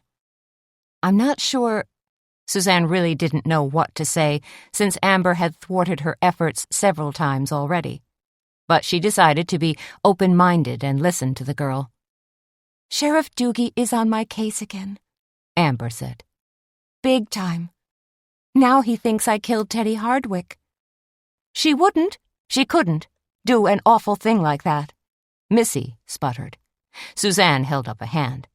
"I'm going to be absolutely blunt about this." She looked directly at Amber. "Where were you last night?" "At home," Amber said. "Alone." Suzanne knew that wasn't much of an alibi. In fact, it was a terrible alibi. "You didn't go out at all?" "No, I didn't. Wait a minute." Amber looked shocked, or at least pretended to look shocked. "Not you, too. Do you think I killed Teddy Hardwick?" "It doesn't matter what I think," Suzanne said. "Sheriff Doogie is the one you have to convince." "He's not buying any of her answers," Missy said. "Why not?" Suzanne asked. "Because he's a jerk," Missy said. "You really think that's the reason?" Suzanne asked. Amber hunched her shoulders forward in a defensive posture and said, "Maybe because I dated Teddy Hardwick at one time." Suzanne wanted to grit her teeth. So there had been a previous relationship with Hardwick. Could Doogie be onto something after all? Was Amber really the killer? "I thought your old boyfriend was somebody named Kurt," Suzanne said. "That was before," Amber said. "So you told Doogie a bold-faced lie?" Suzanne said. "Why would you do that?" Amber ducked her head. "Why do you think?" "Because I was afraid. The sheriff's a scary old guy." "Tell me exactly when you dated Hardwick," Suzanne said. "I don't know. Maybe a year ago?" Amber said. "For how long?" "A few months." "And you broke it off, why?" Suzanne asked. "We just weren't interested in each other," Amber said. Their relationship ended not with a bang, but a whimper, Missy explained. They were okay together, but nothing really sparked big time. So now you can understand why Amber needs your help. "I wish Amber would have been more forthcoming about this earlier," Suzanne said. "To me and to Sheriff Doogie?" Missy blew right past Suzanne's statement. "Yes, well, Sheriff Doogie has undoubtedly convinced himself that Amber and Hardwick had a horrendously bad emotional breakup when they didn't at all, and that she's been plotting to destroy him." "If I told Sheriff Doogie the truth, he'd for sure think that Teddy rejected me, and that I killed him because of it," Amber said in a pleading tone. "I mean, do you see how bad this looks?" Suzanne leaned back in her chair. "I know you ladies came here seeking help, but I just don't have the right answers. In fact, I don't have any answers." Missy and Amber gazed at her, unhappiness written all over their faces. "So now what?" Amber asked. "I can give you some solid advice, which is the same advice I've been giving you all along," Suzanne said. "What's that?" Amber asked as Missy leaned forward anxiously. "Get a lawyer." Amber just dropped her head in her hands and groaned. Chapter 22. Tony was completely befuddled. They'd arrived at the ski loppet, signed in, and rented their cross-country skis and ski poles. Now Tony was trying to figure out if there was a left ski and a right ski. "I think it's like socks," Suzanne said. "They're interchangeable." You think so? "Just give it a shot," Suzanne said. She stepped into her skis, clicked the bindings closed, and grabbed her ski poles. "Along the way we can always make a few adjustments." They were both dressed like ski bunnies, Suzanne in a white nylon ski jacket with a furry collar, and Tony in a shiny black ski jacket that had a trendy moto feel. Petra had given each of them a knit cap with a pom-pom on top and a strap that went under the chin to keep them extra warm. And they were layered up in long underwear, slacks, and knitted socks, again thanks to Petra, that went up to their knees. This is kind of a big deal, isn't it? Tony said. Suzanne looked around. The young sponsors were there in full force, all of them dressed in fleece hoodies that said Journeys End Youth Group. A dozen light stanchions, borrowed from the city works department, had been set up in the starting area. A food truck sold coffee, donuts, and hot dogs. There was a ski rental area, and at least 20 skiers were milling about, all geared up and ready to head out onto the trail.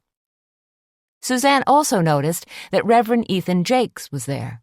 Right now he was deep in conversation with Mayor Mobley. The mayor wasn't suited up for skiing, but was bundled up in a dark green parka and an ugly plaid knit cap. As Mobley conversed with Jakes, he looked around, posturing importantly. Every once in a while, he glanced over in Suzanne's direction, not making eye contact, but letting her know that he was there watching. "You ready to go?" Tony asked Suzanne. "As ready as I'll ever be," Suzanne said. She drew a deep breath of fresh, cold air and tried to clear her head. She didn't want thoughts of Jakes or Mobley crashing in to distract her, ruining their moonlight ski trip. Tony patted a fringed suede bag that hung down below her jacket. "You might have noticed I brought along my trusty goatskin wine bag, just in case. And I'm guessing it's filled to the brim?" With my favorite $5 Chardonnay. And I got a bag of trail mix, too, in case we get hungry." You realize that trail mix sounds like a healthy food, but it's really just a sneaky way to eat M&Ms, Suzanne said. "Well, yeah, I knew that." They skied, badly, up to the starting gate, which was marked by 2 bamboo poles with blue flags fluttering on top. "This is your group?" the starter asked them. "Just the 2 of you?" "What you see is what you get," Tony said. She'd already taken a generous hit of wine. "Okay," the starter said. "We've been starting a different group every 5 minutes, so skiers don't get all bunched up on the trail. That means you guys can go in," he checked his watch, "about 2 minutes." "Great," Suzanne said. Now that she was out here, she was looking forward to skiing. Yes, it was dark and a little bit cold, but once she got moving, she figured she'd warm up considerably. She'd read somewhere that cross-country skiing burned at least 500 calories an hour. "Just so you know," the starter said, "the trail is clearly marked, and there are a couple of stops for hot cocoa and cider along the way. Plus, there's a nice warming house at the halfway point in case you need a break." He looked at his watch and lifted an arm. "You can start..." His arm came down. "Now." Suzanne and Tony both shoved off, excitement coursing through them, happy to be on the trail. "This is great!" Tony cried as she whooshed along. She was skiing out ahead of Suzanne, staying carefully in the ski tracks the youth group had cut into the snow. "Watch the trail," Suzanne cautioned. "We don't want to make any wrong turns." "No problem," Tony called back to her. "It's really well marked, and I've got eagle eyes." "How are you doing otherwise?" As Suzanne watched, Tony seemed to be flailing a bit. She'd glide a few feet, then wave her arms as she negotiated a kind of stutter step. I'm a little tangled up on the actual technique, Tony said. Do I coordinate my right arm with my left leg, or is it the other way around? And when I get so focused on kicking and poling, I forget to glide. You're doing just fine, Suzanne said as she watched her up ahead. Your arms and legs should move in opposition. That's called the diagonal stride. Think of it as running on your skis and adding a little glide. I think I can do that. Yeah, I know I can. They skied across an open space where long brown prairie grasses poked up through soft snow. Then they wove their way through a stand of blue-green pine trees that offered shelter from the wind and, finally, skis whispering in the snow, back out into the open country again. It's really gorgeous when you get out in the open, Tony said. Look at the stars, Suzanne said. Tony glided to a stop with Suzanne pulling up right behind her. So many stars, Tony said as she tilted her head back. That really intense portion, in the middle, is that what they call the Milky Way? It sure is. With so much ambient light from cities and highways, it's usually impossible to see. But in this crisp, clear sky, the Milky Way really stands out. It makes you feel small, doesn't it? I mean, compared to the entire universe. It sure does, Suzanne said. This sky, with all the stars, reminds me of one of Petra's dark blue cashmere shawls, strewn through with silver thread. She'd love that description, Suzanne said, still admiring the night sky. I overheard some of what you were talking about with Missy and Amber, Tony said. She could be the one, you know. The killer. Amber? If she hated Alan Sharp enough, and then had a really bad breakup with Hardwick, both of those things could have put her over the top. You could be right, Suzanne said, though she hoped Tony wasn't. I've heard of women who murdered for a whole lot less, Tony said. She shoved off, digging hard with her ski poles. Of course, most of the killers were married women who'd had it with the jerks they were married to. They skied along the top of a ridge until the trail started to dip. Get ready to pick up some speed. There's a downslope right ahead of us, Tony said. Is it steep? I'll let you know, Tony called back. But the hill wasn't too steep, not steep enough to cause any falls, and in no time the trail evened out again, and they were swooshing through a stand of oak trees. Bur oaks, very gnarled and picturesque, with a few crumpled leaves doggedly hanging on. 20 minutes later, Tony was seriously pooped. Her stride shortened as she bent forward, trying even harder. Finally, she coasted to a stop and leaned on her ski poles, breathing heavily. Getting tired, she wheezed. I'm not used to this much exercise. The most I've been doing lately is a little cardio at the shopping mall over in Jessup, running from Baker's Shoes to Fashion Bee. You know what? Suzanne said. We haven't yet seen one of those hot cocoa stops. Probably just up ahead, Tony said. She grabbed her wineskin, took a glug, and offered it to Suzanne, who shook her head no. Then Tony pushed off, skied about 20 feet, stopped, and veered off to the right. It's this way. Suzanne followed in Tony's tracks. They skied for another 15 minutes, and then Tony stopped again. What's wrong? Suzanne asked. I'm all itchy, Tony said, wriggling her shoulders. I wore that sweater Petra gave me, and I think the yarn was spun from muskox tails or something. Knowing Petra, it could be. Plus, this trail is kicking my butt. And on top of that, I think I'm getting frostbite. Tony turned around. Is my nose red? Do I have the deadly warning signs of frostbite? If you had frostbite, your nose would be turning white, and then black. Ew. Tony touched her nose.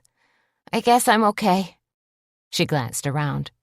Don't you think it's kind of strange that we haven't run into any other ski groups? They were starting groups every 5 minutes, so there should be one on our heels any time now. But there wasn't. I hope we didn't miss a turn or something, Tony said as she poked along. Tony, you were supposed to be watching for trail markers. I thought I was. When we made that last turn back there, was there a marker? I'm not totally sure. Tony was beginning to sound panicked. Okay, Suzanne said. Let's ski a little bit farther, and if we don't see a marker, we'll turn around, okay? Sounds like a plan. But 2 minutes later, Tony let out an exuberant whoop. I see the warming house just up ahead. Thank goodness. We can rest up and warm our tootsies, Tony said. Maybe even get a ride back to the starting point. But when they pulled closer to the small wooden structure, there weren't any lights, and they didn't see any other skiers. That's strange, Tony said. She sidestepped up to the door and rattled it. The door slid open a few inches. This has to be it. She knelt down, released her bindings, and stepped out of her skis. Suzanne did the same thing, thankful for the break. But when Tony slid the door all the way open, she said, It's awfully dark in here, and not a bit warm. That's strange. Do you think the event is over? That everyone packed up and went home? She threw her ski poles down. Geez, some luck we've had. Suzanne poked her nose in. This is strange. She looked around at the rustic wood floor, the unfinished walls, the lack of windows. There's not even a heater in here. Just some crates and... Oh, no. What? Suzanne gave a shiver. You see those long boxes over in the corner? Yeah? I've got bad news for you. We definitely took a wrong turn and missed the trail. Doggone it, Tony said, and skied way too close to the cemetery. What? Tony cried. This is the shed where they keep the dead bodies. What? Tony screeched again. You know, where they store the coffins over winter because the ground's too frozen to bury them? Tony raised her arms over her head and let loose a horrified scream. Wah! Suzanne tried to keep her wits about her. Come on, let's just get out of here. But the words had barely popped out of her mouth when the outside door slammed shut on them. What the... Suzanne said. Did the wind do that? She rushed to the door, tried to shove it open, and was met with firm resistance. Is it stuck? Tony screamed. Man, I gotta get out of here. You know how creeped out I get by dead bodies? The door's not opening. Suzanne was leaning into it hard, trying to shove it open. Tony, in a blind panic, began pounding on the door with her fists. You're telling me we're locked in here? Who would do that? She spun around in a tight ball of fury and gave the door a hard kick. I don't know, Suzanne said. This adventure had suddenly turned serious. Was somebody following us? Tony screamed. Is this their idea of a joke? Suzanne was about to reply and didn't.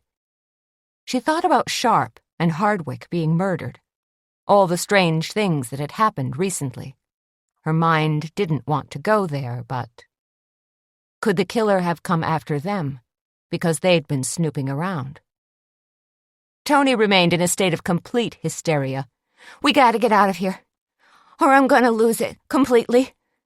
No, I have lost it. Suzanne... She clutched at Suzanne's jacket. What are we gonna do? Cell phone, Suzanne said, fumbling in her jacket pocket. We need to call for a rescue. Here, I got mine, Tony said. But who are we gonna call? Not Sam, Suzanne said. He's busy at the ER. Besides, this could be strike 3. This time, he really might kill me. Junior. I'll call Junior, Tony babbled. She punched in Junior's number, and when he came on the line, screamed, Junior, I need you. She put her phone on speaker. I've waited a long time to hear those sweet words come out of your mouth, Junior cooed. He sounded like he was half in the bag. No, I mean it. We need you to come rescue us, Tony cried. What's up, Sugar Plum? Something wrong? Junior asked. Has he been drinking? Suzanne asked. She leaned toward the phone. Have you been drinking, Junior? I'm sober as a judge, Junior burped. Only had 2 beers. Well, maybe 2.5. Suzanne figured that amount was acceptable. Junior was still compos mentis. Tony explained about the ski loppet and their accidentally going off the trail and ending up in the cemetery shed. It took her a couple of tries to get Junior to fully comprehend their plight because he wasn't the brightest bulb in the box. But in the end, Junior finally got it and promised to come immediately. Please hurry, Tony begged. Chapter 23. Junior was as good as his word. 15 minutes later, they heard what sounded like a strangled tractor chugging its way toward them. Then the noise petered out. A few moments later, the door to the shed rattled and then slid open. Junior peered in.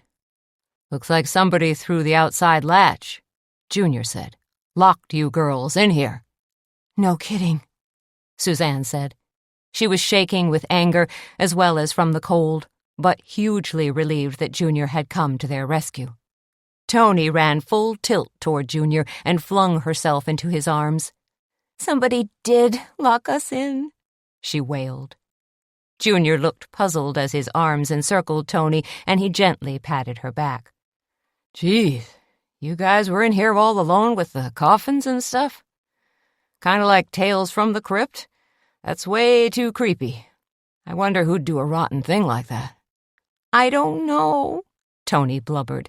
But I was scared, so scared. Suzanne, on the other hand, thought she might have an idea about who locked them in.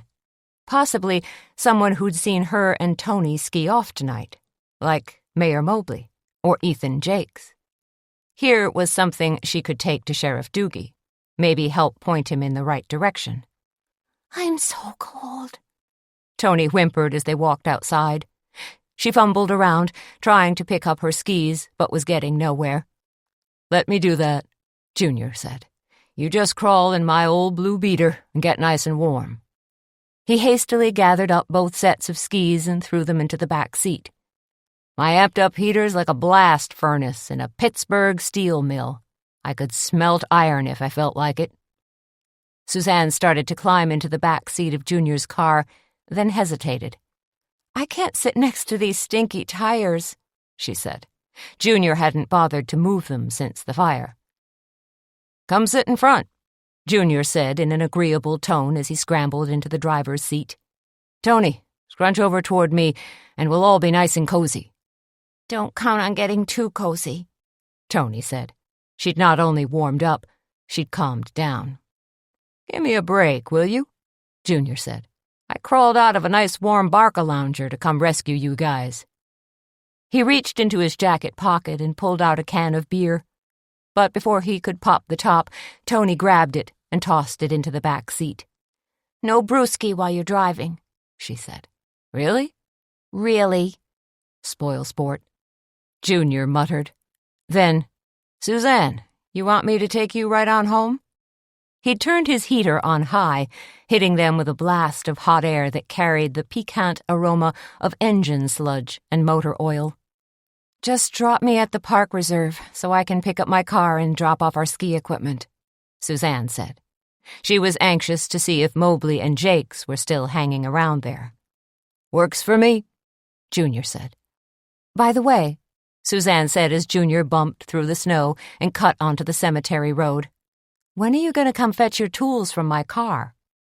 Junior sniffled, then wiped his nose on his sleeve. All in good time. Tony let loose a little shiver. I can't wait to get home and jump in the bathtub, she said. Make the water so gosh darn hot you could cook a lobster. Sounds like the main event, Junior snickered. But not for you, Tony said. Suzanne picked up her car, glancing around to see if Mayor Mobley or Reverend Jakes was still there. They weren't. In fact, the half-dozen people who were still there were busy packing up equipment and taking down banners. Then, on a whim, Suzanne decided to head over to the hospital. She drove through town, circled back behind the hospital, and parked in one of the reserved ER slots. She jumped out, hit the button for the automatic door opener, and hurried inside. "Is Dr. Sam Hazlitt available?" Suzanne asked the woman at the desk. The woman looked up. "Do you have an emergency?" she asked. The woman was young, maybe 22, and wore pink scrubs. Probably one of the techs. "Not at all. I'm Dr. Hazlitt's fiancé. I thought I'd just pop in to see him, but I don't want to interrupt anything if he's busy with a patient." "Oh, well then." The woman smiled. "Luckily nothing major is happening right now. In fact, I just saw Dr. Sam like 1 minute ago. Let me run and grab him." "Thank you." Suzanne waited all of 30 seconds before she heard 2 sets of footsteps coming down the hallway. Then she saw the tech, smiling, followed by Sam, looking slightly concerned. "I didn't expect to see you here," Sam said. He put an arm around Suzanne's shoulders and led her over to a padded bench by the window. "Everything okay? How was the cross-country skiing? Do you feel better now? Did you blow out all the carbon?" "Tony and I just experienced a weird, well, I guess you could call it a detour. We somehow took a wrong turn." "You should have left a trail of breadcrumbs behind you," Sam joked. Suzanne had been about to tell Sam about the incident at the cemetery shack, but something stopped her. If she told Sam about being locked in, he'd be hugely upset. He might even put his foot down concerning her freelance snooping. Instead, Suzanne said, "What time do you think you'll be coming home tonight?" It'll probably be a little after midnight." "Why? Are you planning to wait up for me?" "I might do that." Sam leaned forward and kissed her forehead just as his pager beeped. "That would be great. I can't think of a better way to top off the evening." When Suzanne walked in the back door to her home 5 minutes later, Baxter and Scruff were sitting on the tile floor in the kitchen, waiting for her. "What's up, guys?" Suzanne asked. Looking like a pair of sphinxes, they gave her their best doggy stares. I know. I've been gone most of the day, but I'll tell you what. Let me pull on a warm pair of boots and we'll take a nice walk, okay?" Walk was the operative word. Baxter and Scruff trailed after Suzanne as she grabbed a warm pair of mittens, then pulled on her Ugg boots. Finally, leashes were clipped. Scruff had on his red sweater, and they were all 3 on their way. Baxter, an older dog, was a contented loper. Scruff, on the other hand, was a frenetic charger. Every 2 feet, Scruff darted off the sidewalk into someone's yard or onto the boulevard, jerking the leash in Suzanne's hand, practically pulling her after him. She'd tried very hard to teach Scruff the fine art of walking beside a human companion. But so far, that skill set had eluded him. After all, there were squirrels to be investigated, scents of other dogs to be pondered. After 4 blocks of being jerked around like a marionette, Suzanne finally unclipped the leash from Scruff's collar. They were directly across the street from Founders Park, and there were no cars on the street. So why not let him run? This was the question Suzanne was pondering 30 minutes later when she still hadn't found Scruff. She'd whistled and called him. She'd discovered his erratic trail through the snow, but there was still no sign of her pup. "Baxter," Suzanne pleaded, "let out a bark or something. Give me a hand, buddy. Let Scruff know that we're looking for him." Baxter just stared at her with placid brown eyes. He knew it had been a major mistake to let Scruff run around on his own. Why hadn't she known that? "Scruff! Scruff!" Suzanne called again. She'd caught a sliver of red up ahead. "I see you, you little monster. Get over here." But when Suzanne and Baxter ran to where they thought Scruff had been, he was already gone. "Doggone," Suzanne said. "Dog gone." Now she understood how the phrase had originated. It had first been screamed by some crazy dog owner who'd had the bad sense to let her pooch run free. Suzanne darted into a grove of birch trees, calling Scruff's name. Just as she heard a slight flutter, was it Scruff? She glanced up and saw a large owl take off from a branch above her head. The bird flapped as it flew skyward. silhouetted for a moment in the sky, looking powerful and magnificent, and then it was gone. Suzanne knew that the Native Americans regarded the owl as a spirit animal, a messenger of change, and wondered if something was about to change in her life. She pushed through the grove of trees out into a clearing and stood there, hoping for the best, thinking that if she stopped chasing Scruff, he might come to her. And just when Suzanne was about to give up on Scruff, or possibly call out the National Guard, there he was, running toward her. Scruff's pink tongue hung out, his eyes were bright and shining. He looked as if he'd been having the time of his life. Chapter 24. Bacon popped and sizzled, oatmeal bubbled, and French toast turned golden brown on the griddle this Saturday morning at the Cackleberry Club. Petra was in an upbeat mood as she shuttled between her cast-iron skillet and her industrial-strength oven, where she was checking the progress of her cheddar cheese popovers. "So, you two had a good time last night?" Petra asked. "On your cross-country ski trek?" "Pretty good," Suzanne said. "It was okay," Tony said. They'd agreed not to tell Petra about veering off course and getting locked in the cemetery shack. It would scare her too much, and they didn't want to upset her hours before her wine and cheese party at Hope Church.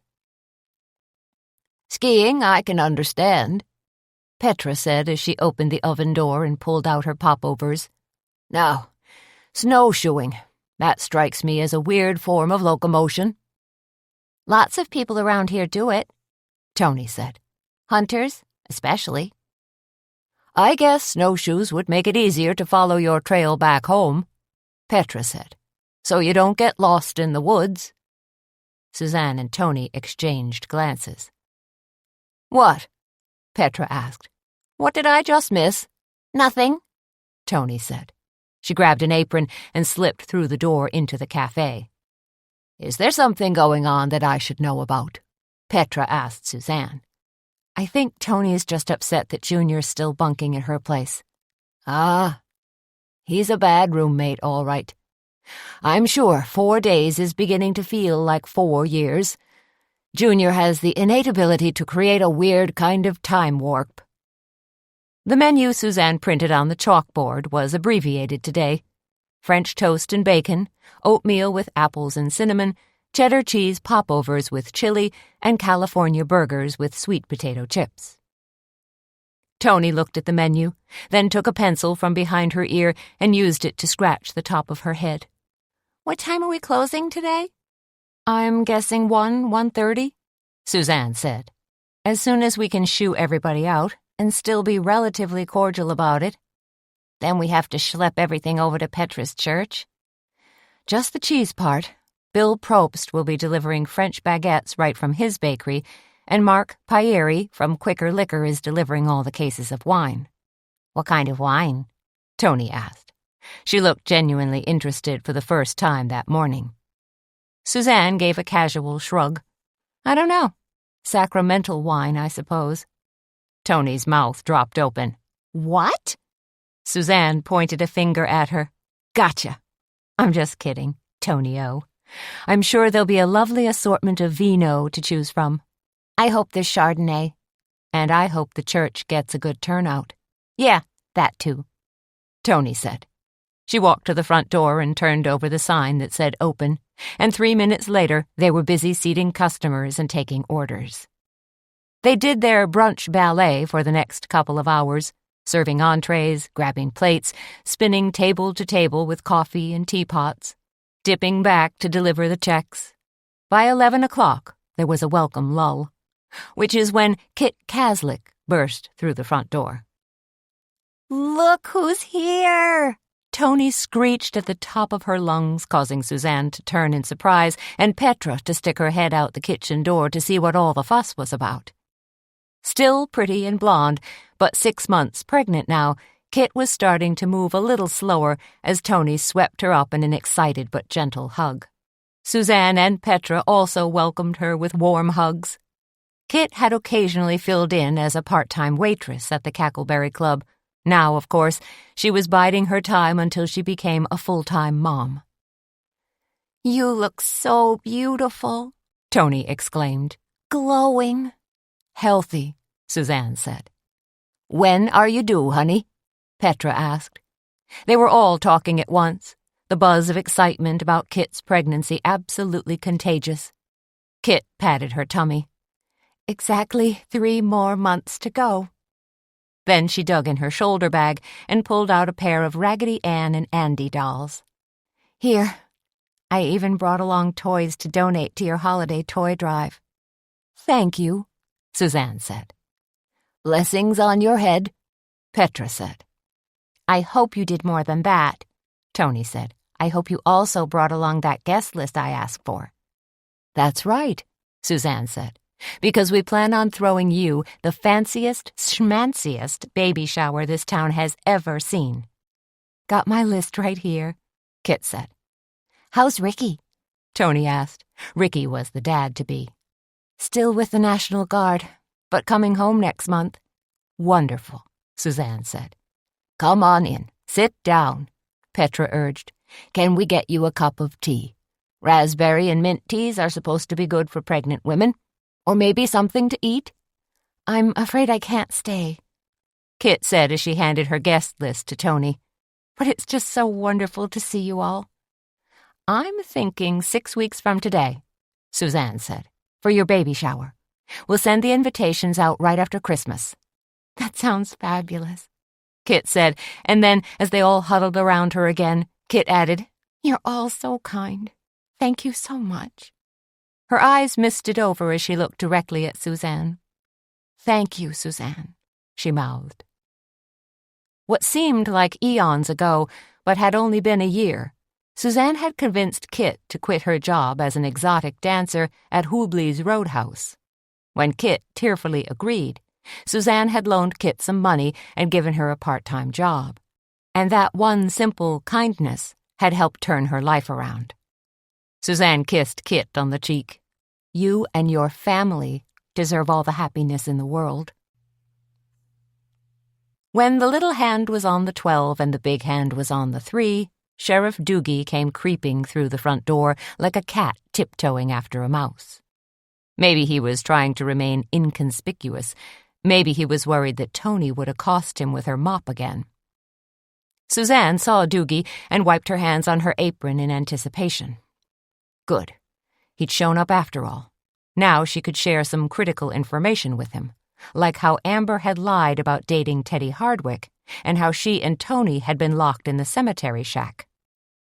Doogie stopped short of the counter, cocked his head, and said, "What's shakin', Suzanne?" "More than you can imagine." Doogie sat down hard on his favorite stool and rested his elbows on the counter. "That right? Something I'm not privy to?" He glanced around quickly. "Maybe you should fill me in." "Black coffee first," Suzanne said. She poured out a steaming mug and shoved it in front of him. "Because after I share a couple of pieces of news with you, you'll need a hot cup of Java to restart your heart." "Then you better toss one of those donuts on a plate, too," Doogie said. When Suzanne reached for a glazed donut, Doogie said, No, give me the chocolate one with the pink and orange jimmies." With Doogie slurping coffee and spilling jimmies down the front of his shirt, Suzanne leaned over the counter and spelled out everything that had happened in the last 20 hours. She enlightened Doogie on the fact that Amber Payson had indeed admitted to dating Teddy Hardwick. Then she told him about getting locked in the cemetery shack the previous night. Doogie's eyes grew bigger, his expression more disbelieving, as Suzanne delivered her stories. Then he stopped chewing his donut altogether, which was pretty amazing for Doogie since he was your basic down-to-the-last-crumb guy. When Suzanne finally finished, Doogie slammed a clenched fist down on the counter and said, "Doggone it! I knew that girl was lying. I could feel it in my bones." Suzanne shrugged. "Who knew?" "Nobody knew. But now, thanks to you, we all know. I tell you, Suzanne, the fact that Amber dated Hardwick changes the picture completely. Puts her right back at the top of my list. The one thing I can't get past is that Amber doesn't profile as a killer. Suzanne said. Profile? What do you know about profiling? Doogie's face bloomed red all the way up to his receding gray hairline. I know some, and my contributions to your investigation haven't been completely inconsequential, Suzanne said. I'll give you that, Suzanne. You've been a big help in some ways, but in others, well, let's face it, Suzanne. Last night you dropped your guard and let somebody lock you in a shack full of stiffs. And it could have been worse. The guy could have had a gun and decided to use it. He could have been some crazy biathlon expert. You know, like they have in the Olympics, skiing and shooting. Doogie pulled out a white hanky and mopped perspiration from his brow. What have I been warning you about all along, Suzanne? You gotta stay out of this investigation. Whoever killed Alan Sharp and Teddy Hardwick is a genuine monster, a stone-cold killer. Which brings up another question, Suzanne said. Doogie peered at her with a certain amount of apprehension. Could Reverend Jakes be the killer? I know you've had your suspicions about him all along, but I just don't see it, Doogie said. Where's the evidence? Show me something concrete. I keep thinking that Jakes had something against Hardwick. Doogie considered Suzanne's words. You mean like some kind of grudge? I haven't seen anything that would indicate such hard feelings. Doogie took a quick sip of coffee. But you say Jakes is a real Bible thumper? He's quite religious, yes. All I can think of is that Hardwick was a kind of artsy free spirit, Doogie said. A libertine. And that somehow went against Reverend Jakes's strict sensibilities. Possibly, Suzanne said.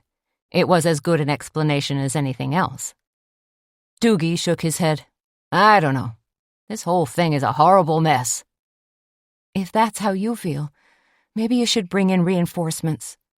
Doogie closed one eye. What are you talking about? You could ask Sheriff Burney from Deer County to lend a hand, or at least a few of his deputies, or even call in the state's Bureau of Criminal Apprehension. Suzanne leaned forward even more. Please realize, you don't have to deal with these murders all by yourself. Doogie lifted a shoulder. I know that. But I am the duly elected sheriff. The two cases are under my jurisdiction, so it's my duty. Well, you know you can count on me. Doogie drew a deep breath and let it out slowly. Suzanne, no. At 1 o'clock, Suzanne and Tony began to discreetly clear away dishes and slip luncheon checks to their customers. By 1:15, most everyone had taken the hint and cleared out. Not only that, many of these same customers had generously half-filled one of the toy bins with donations. Your stealth plan worked like a CIA operation, Tony said. She had a spray bottle and a rag and was busily cleaning tables. I don't think our customers even realized they were being eased out. Gotta do it gently, that's the key, Suzanne said. Now that we finally have an empty parking lot, maybe our snowplow guy will come by and scrape it clean, clear away some of those nasty ice ruts that have been building up. It's like a bobsled run in some places. Tony glanced out the window, curled a lip, and said, Uh-oh. Why the sourpuss face? Suzanne asked. Then her question was answered as Junior barged through the front door. Junior looked left, then right, then whipped off his trapper hat complete with ear flaps. Where is everybody? He asked. Gone, Tony said. Just like you're going to be. Junior, Suzanne said. Thanks again for the rescue last night. Junior waved a hand. No problem, any time. Then he put a hand to his mouth and giggled noisily. His face pinched into a grin, and he started doing a little tap dance on the run-down heels of his motorcycle boots. What's got you all revved up? Suzanne asked. Ants in your pants? Tony asked. But Junior continued to dance and smirk, as if he had a great big secret to share, which he kind of did. Take a gander outside, Junior said. Tony looked out the window, caught sight of something she hadn't seen before, and did a kind of double take. What's that? She asked. I've been busting my buttons to tell you guys. I just closed the deal this morning on a brand new camper, Junior said. Looks used to me, Tony said. Beat up, really? You paid good money for that piece of crap? Traded for it, Junior said. Even Steven. Tony looked blank. Traded? With what, Junior? Your good looks and sparkling personality? You don't actually own anything of value. I hated to part with her, but I traded Old Yeller for the camper, Junior said. I thought that car didn't run very well, Tony said. Maybe the camper doesn't either, Suzanne said. I'll be the first to admit the camper's got a few bugs, Junior said. The tranny is a little squishy, and the brakes are plumb shot, but I can fix it. I got the know-how. I've got the tools. Wrong, Suzanne said. I've got the tools, the ones you stuck in the back seat of my car. And I thank you for hanging on to them because I'm going to be needing them any day now, Junior said. Suzanne looked out the window at Junior's new acquisition. It was a rounded little camper shell sitting atop a shabby truck. The camper part was painted a desultory aqua blue and white, the colors of an old swimming pool from the 50s. The entire rig listed badly to one side and reminded Suzanne of a small tugboat that was about to capsize.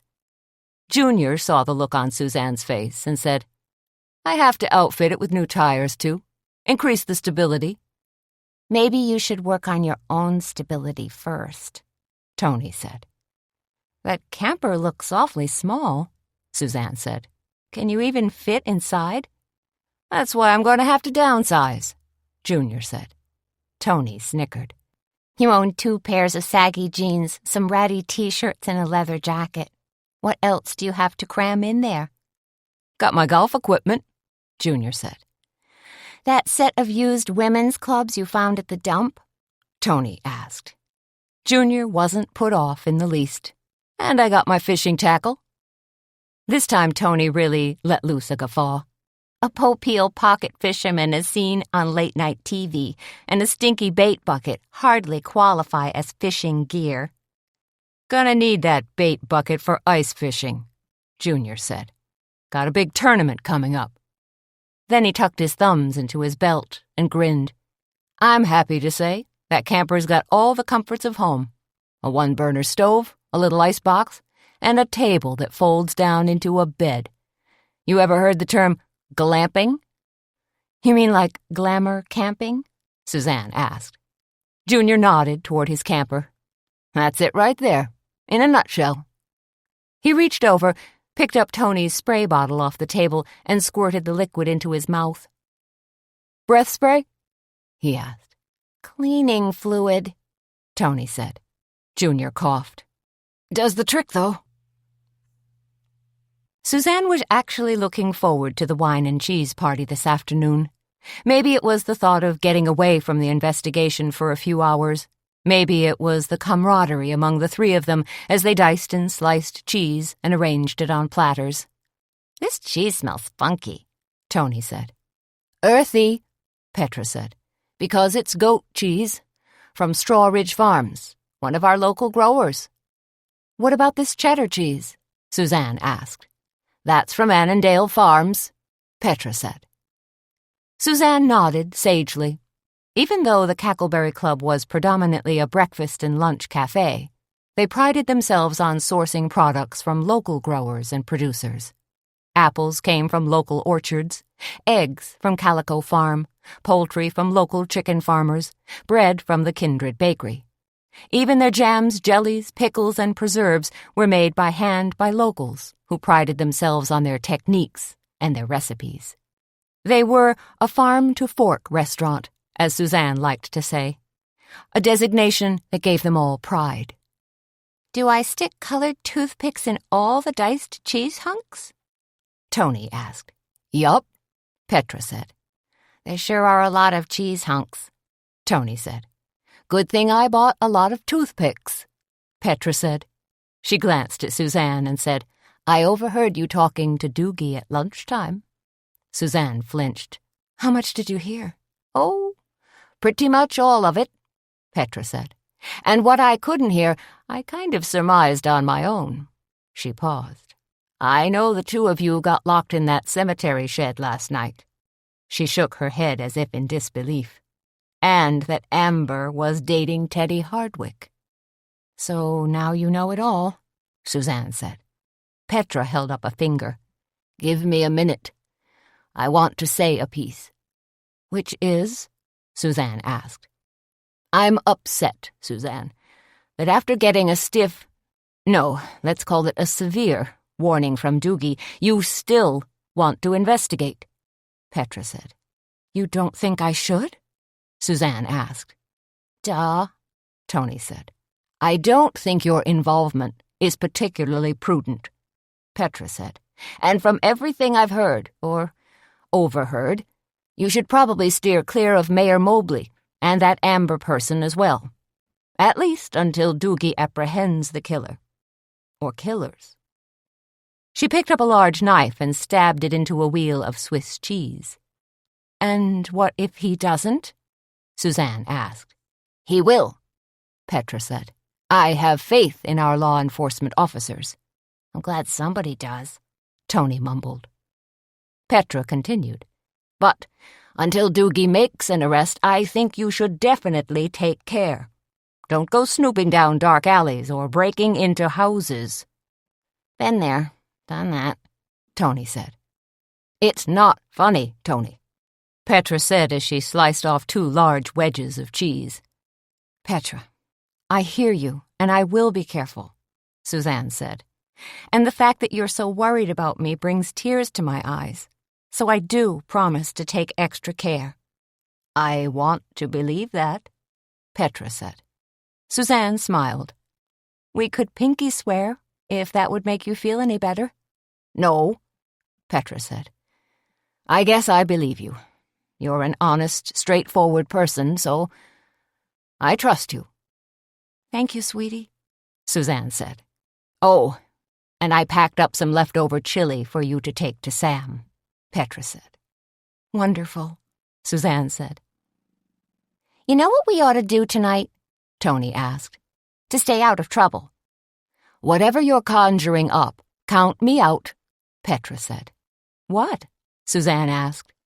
She didn't relish the idea of sitting at home while Sam worked in the ER for a second night. Maybe Tony had a sensible idea for once. "We should take a nice, leisurely drive over to Shooting Star Casino and have ourselves some fun," Tony said. "You can't get in trouble at a casino." "Oh, yes, you can," Petra said.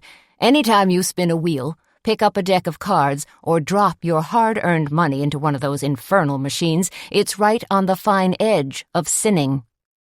"You sound like Reverend Jakes from next door," Tony laughed. "I know I do," Petra said, "because he's a real hard-ass, too."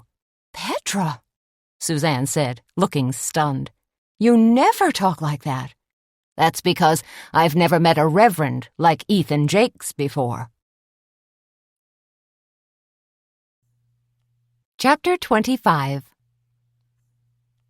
Even though the wine and cheese party was held in the basement of Hope Church, the wine flowed freely, and the cheese was a huge hit. "Can you believe it?" Petra exclaimed. "People actually came. A whole lot of people." She was standing behind a long line of tables laden with platters of cheese and colorful bottles of wine. She, Suzanne, Tony, and a dozen other volunteers all had tasks to do. Pour wine, put out clean glasses, slice more bread, put out another platter of sliced or diced cheese, answer questions, make nice with the guests. "Probably one of the reasons you got such a big turnout," Tony said, "is because the play got canceled. People didn't have anything else to do." "That's very hurtful, Tony," Petra said. Tony looked startled. "I didn't mean it to be. I was just trying to be analytical. Practical. You know, Geez, I guess I did sound kind of dumb." "If that's an apology in the making, then I accept," Petra said, "because I'm too jazzed about this turnout to hold anything against you for very long." "Thank you," Tony said.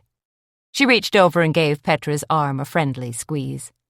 "Everything looks so pretty, too," Suzanne said. The large room was strung with holiday decor. A small grouping of tables and chairs was arranged in one corner, a la French café, and a string quartet greeted guests at the door. Right now, the strains of Schubert's Die Rose mingled with the clink of wine glasses. "I love that we get to use real wine glasses," Tony said, "instead of plastic solo cups." "Look at Reverend Straight over there," Suzanne said, pointing to a smiling silver-haired man in a conservative black suit. "He's ecstatic that your event is such a rousing success." "This is a much better turnout than the chili supper we had last fall," Petra said. "Well, yeah," Tony said. "Let's see now." She held out cupped hands and moved them up and down as if she were weighing something. "Kidney beans versus a tasty Shiraz. Heck, ladies, it's hardly even a contest." "I'm going to go over and talk to Reverend Straight," Petra said. "Congratulate him." "I think Reverend Straight should be congratulating you," Suzanne said. "After all, this was your idea." "With a little help from my friends," Petra added with a smile. "Go talk to him," Tony urged. "We'll keep things hopping here." Petra pulled off her apron. "If you don't mind," and she was gone. "Do you think we should open up these other bottles of wine?" Tony asked. She'd already grabbed a wine opener. "I don't see why not," Suzanne said. "We've been pouring... what so far?" "Rosé, Chardonnay, Shiraz, and Merlot." "And what else do we have?" "There's a sparkling rosé, a Riesling, and a Zinfandel. But the Zin's from Australia, so I really don't know much about it," Tony said. "Then let's open it up and find out," Suzanne said as she grabbed a wine opener. "Works for me." Suzanne and Tony popped corks, poured wine, and chatted with more guests. "This is a real nice thing for Petra's church, huh?" Tony said when there was a break in the action. "I'm betting they'll make this an annual event." "They should. What did they charge per head for this thing?" $10, Suzanne said. "So 10 times all the people that are milling about here today." "That's what? 120? 150 people? And there's still more folks coming in," Tony said. "Who doesn't enjoy a nice glass of wine?" Suzanne said. "I could certainly do with a glass," a warm male voice said. Suzanne looked up to find Don Schinder smiling at her. "Hello," she said, greeting him. "Welcome. What can we start you off with?" "Is that a sparkling rosé I see?" Schinder asked. "From Schramsberg Vineyards in Napa. Want a taste?" "I know a classic tasting means you should start with the white wines and work your way up to the reds," Schinder said. "But I like to bend the rules a little." "These days, a lot of us are bending the rules when it comes to wine," Suzanne said. "I'm forever serving Cabernet with roast chicken or pork." "Good for you. It means you're fearless and have eclectic tastes." Suzanne poured out a half glass of sparkling rosé and handed it to Schinder. "Here you go." "Have you tasted this?" he asked her. Suzanne shook her head. "I'm waiting on your recommendation." Schinder took a sip. "Well?" "Delicious," he proclaimed. "It's got that mellow, fruity zip that I love in a good rosé. Now, what cheese do you recommend as an accompaniment?" "I'd personally go with a semi-soft cheese," Suzanne said. "A Gruyere or Havarti?" Schinder took a slice of Havarti, popped it in his mouth, and closed his eyes. "Sublime. And you should probably try the goat cheese, too." "Don't tell me this is from Straw Ridge Farms?" "It is," Suzanne said. "They've been turning out some nice, rich, earthy goat cheeses in the last couple of years." "Have you—" Schinder began, then he stopped and shook his head. "No, this isn't the time or the place." "For what?" Suzanne asked. She had a feeling about what he wanted to ask. "Go on." "I was going to ask if you'd heard anything more about the investigation," he said. "Since you and Doogie are—" he made a whirling hand gesture. "Friends." "Doogie warned me just this morning to stay out of the investigation," Suzanne said. "Really?" "Because I thought you'd been somewhat helpful to him." Mostly because I poked my nose in where it didn't belong. Suzanne paused. Wait a minute. You mean Doogie hasn't been keeping you in the loop? Especially concerning the death of Alan Sharp? He was your law partner, after all. I can't say Doogie's made any major revelations lately, Shinder said. Now he looked a little discouraged. I was hoping there'd be some sort of closure on Alan's death. I know his parents are taking this awfully hard. His mother called me just this morning. Myself, I'm in the middle of trying to hire a junior attorney. We saw you outside your office right after Alan's funeral. It looked like you had a couple of candidates. Yeah, well, I did. And I have to make a decision fairly soon. Problem is, my heart's just not in it. I can understand that. You know, it felt like Doogie was zeroing in for a while, Suzanne said. And then Teddy Hardwick got killed and, well, that kind of threw Doogie off track. He started second-guessing himself. Was it one killer or two killers? What were their motives, different, same? Suzanne shook her head. It's very confusing. To say the least, Shinder said. Then, when new evidence surfaced, Doogie seemed just plain angry, though I think the anger was directed more at himself. Shinder frowned. New evidence? What do you mean? Suzanne lowered her voice. It turns out Amber Payson had been dating Teddy Hardwick when she'd specifically told Doogie that they didn't know each other. Shinder seemed stunned. She lied about it? Apparently so. But why? Hardwick was a single guy. He probably dated any number of women, don't you think? Probably. Shinder took another sip of wine. I still have a gut feeling about Mayor Mobley. He and Alan were so often at loggerheads, and Mobley's been involved in so many disgusting cover-ups. Even his cover-ups have cover-ups, Suzanne finished. But the girl, Amber, I don't see it. I advised her to get an attorney, Suzanne said. Most definitely. But probably more as an offensive strategy than a defensive one. A bubble of people suddenly crowded up against the table, clamoring for glasses of rosé and Cabernet.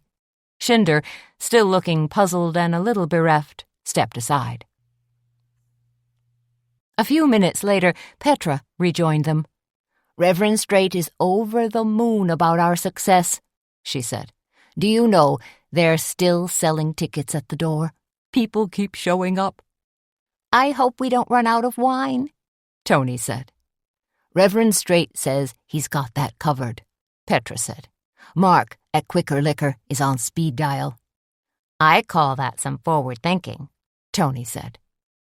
1 hour later, and the cheese was dwindling, and the empty wine bottles were starting to pile up. I'm going to stick these dead soldiers in the empty cases, Tony said, and move them out of the way. Thank you, Petra said. She glanced over at Suzanne. Are we down to our last bits of cheese? There's enough for about a dozen more mice. Then we'll have to call it a day, Suzanne said. Wait, Petra said. We've still got a bowl of cubed Monterey Jack. Then pour it onto the platter alongside the sliced brie. As Petra poured, a man's hand snuck in and grabbed a hunk of cheese. Suzanne reached out as if to slap the man's hand in jest. Then she pulled back when she saw it was Reverend Jakes. He was wearing a camo-patterned nylon jacket and insulated pants. He looked like he'd been working outside, chopping wood or something. Hello there, Suzanne said. Come over to see how the other side lives? She didn't mean her words to sound so snarky, but they'd come out that way.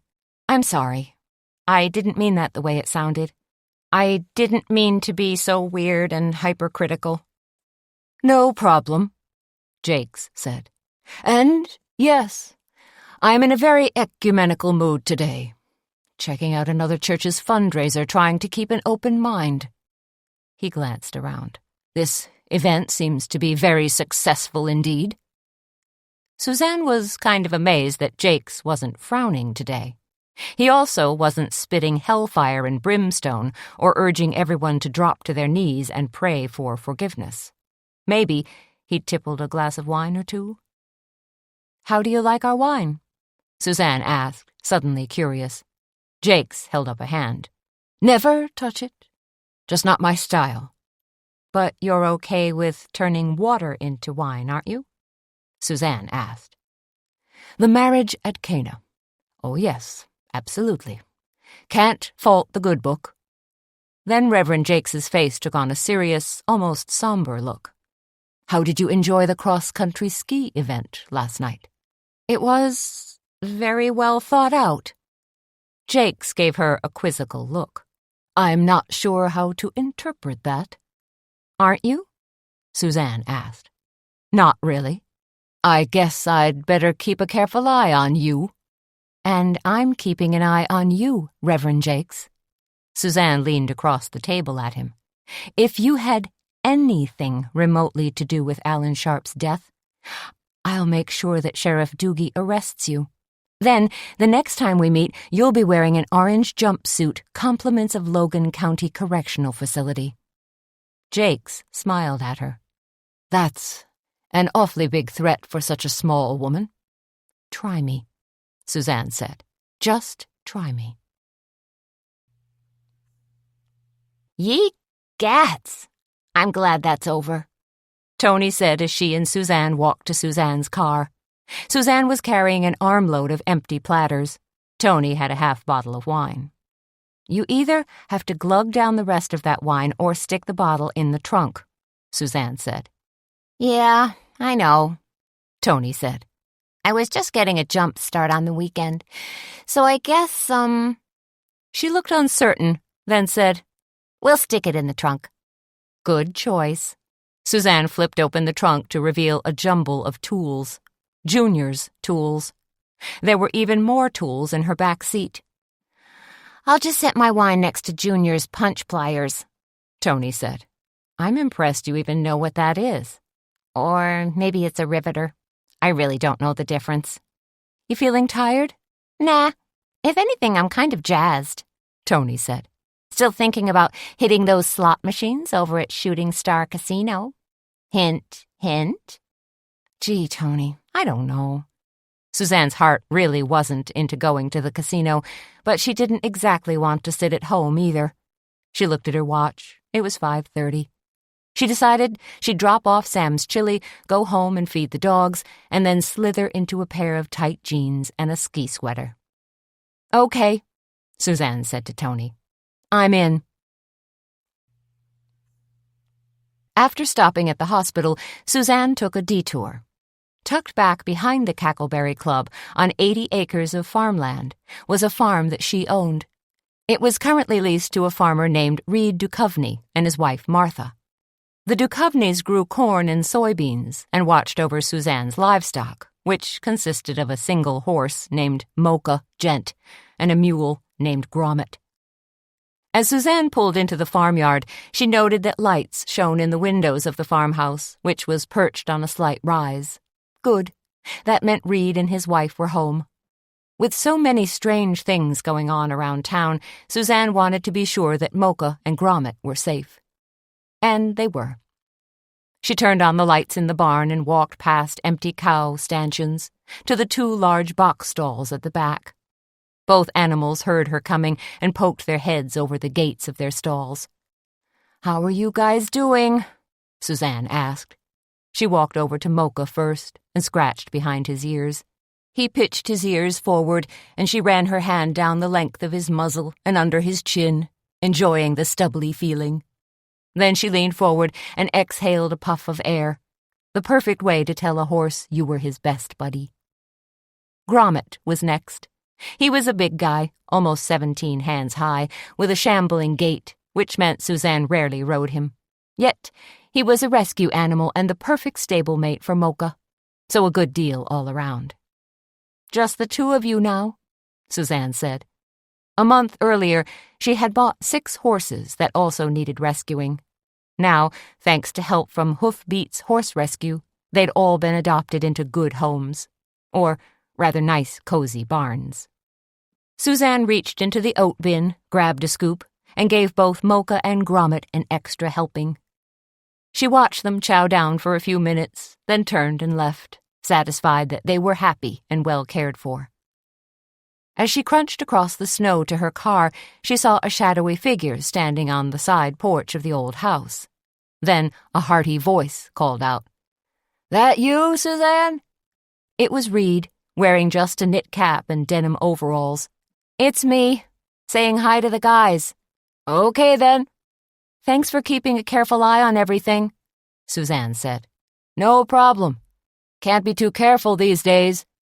"No, you can't." Suzanne climbed back in her car. She decided that one of these days, when it quit snowing and the sun popped out, she would throw a saddle on Mocha's back and ride him up and down the long driveway, work the kinks out for both of them.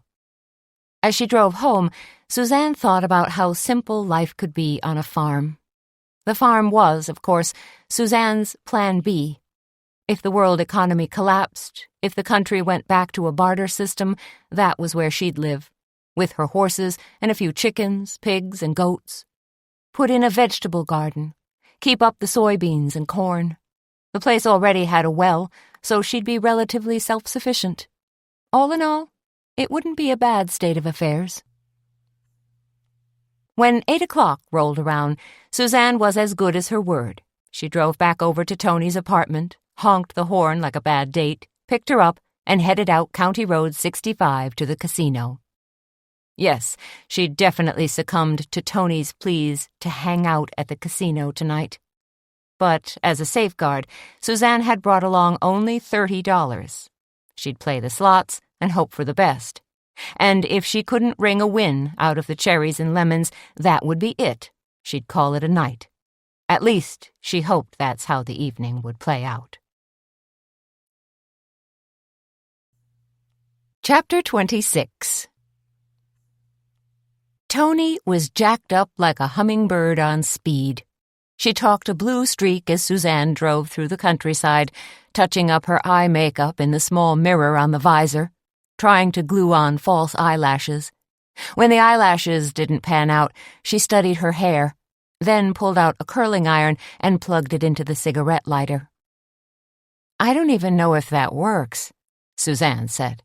She was amused and a little in awe at the full force of beauty artillery that Tony seemed to find necessary. Tony touched a hand to her curling iron. "Yeah, it's heating up okay. Just because nobody smokes anymore doesn't mean the ciggy lighters don't work. They're still quite useful." "I see that. Maybe we could even power up a set of hot rollers, or a popcorn popper if we wanted a quick snack." The way I look at it, beauty isn't just an art. It's a science," Tony continued. "You need to do a lot of calculations to figure out just the right shades of eyeshadow and lipstick. Take what I'm wearing tonight, for instance." "What are you wearing?" Suzanne asked. She'd done her brows, brushed on some mascara, and added a smear of pink lip balm. That was it. "My eyeshadow is called Blue Bayou. But if you've ever studied prisms and color wheels and things, you know that the color blue always has a touch of red in it. So what I did was pair it with a lipstick called Red Hot Mama." "What you did there," Suzanne waved a hand around her face, "looks good." "Thanks.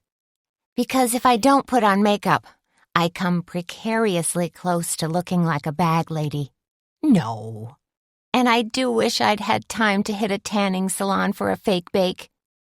Tony reached down, touched a finger to her curling iron, and said, "Ouch. "Hot?" Really hot." Tony started rolling and crimping her hair, corkscrewing herself around in the front seat. Tss! There was a loud sizzling sound, followed by a puff of smoke. "What was that?" Suzanne asked, clearly alarmed. "Curling iron just grazed my Dynel clip-on curls," Tony said. "I better be careful. I don't want my hairpiece melted into a blob." "We can't have that happening." Tony finished her hair, then pressed both feet against the dashboard and said, "What I'm thinking is, we can't go into the casino all willy-nilly." "We can't?" "No. We need to have a plan, a gambling strategy." "I was just going to play a few slot machines," Suzanne said. No. We gotta ease into the night with some blackjack. I'm feeling super lucky. I'm not sure I'd be good at blackjack. I'm not familiar with the rules. Blackjack is just 21. Tony said. Come on. I know you've seen blackjack tournaments on TV where a bunch of dissipated C-list actors sit around a table smoking cigars and trying to out-bluff each other. Okay, yeah. I guess I've seen that, Suzanne said. For about 2 seconds, then I turned it off. What you want to do is draw to 21. But if you go over, kaboom! You go bust and the house wins. The house? Suzanne, you're acting like you've never been in a casino before, like you just woke up in a parallel universe. You know what? Suzanne said. I'll just wing it as we go along. 10 minutes later found them walking through Shooting Star Casino, where lights blinked, buzzers buzzed, music blared, and everyone seemed to have lost their minds. Tony, in her tight jeans and gold lame jacket, was pretending to be Sharon Stone in the movie Casino as they bopped over to a nearby blackjack table. Here, sit here, Tony said. This table is a cheapie, only $2 a hand.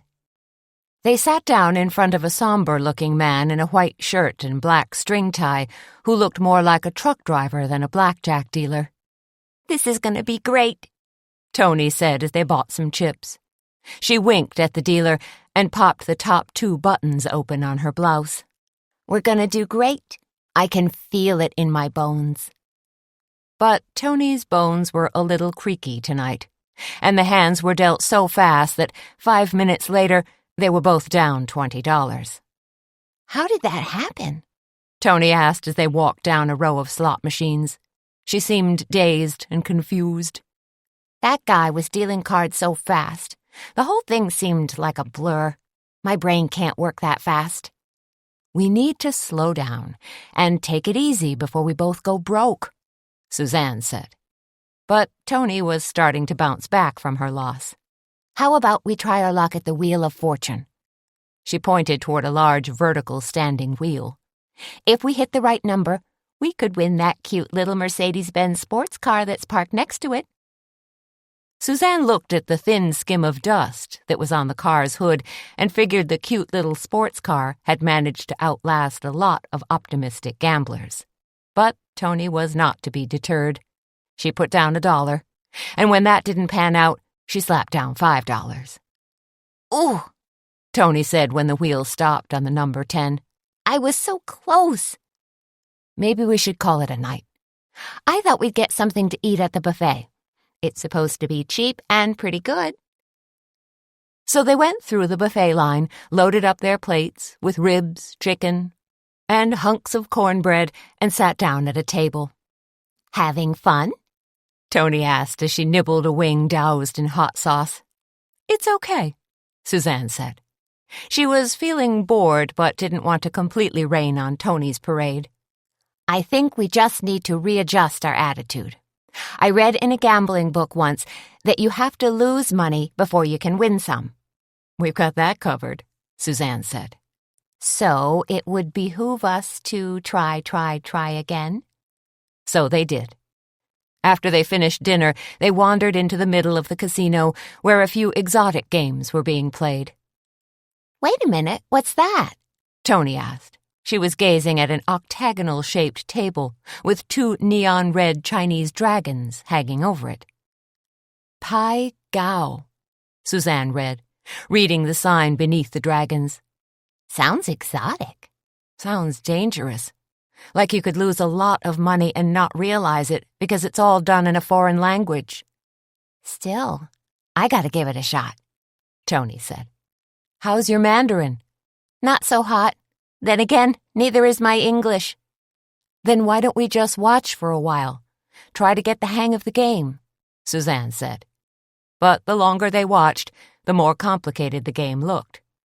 Are you getting this? Tony asked. Suzanne shook her head.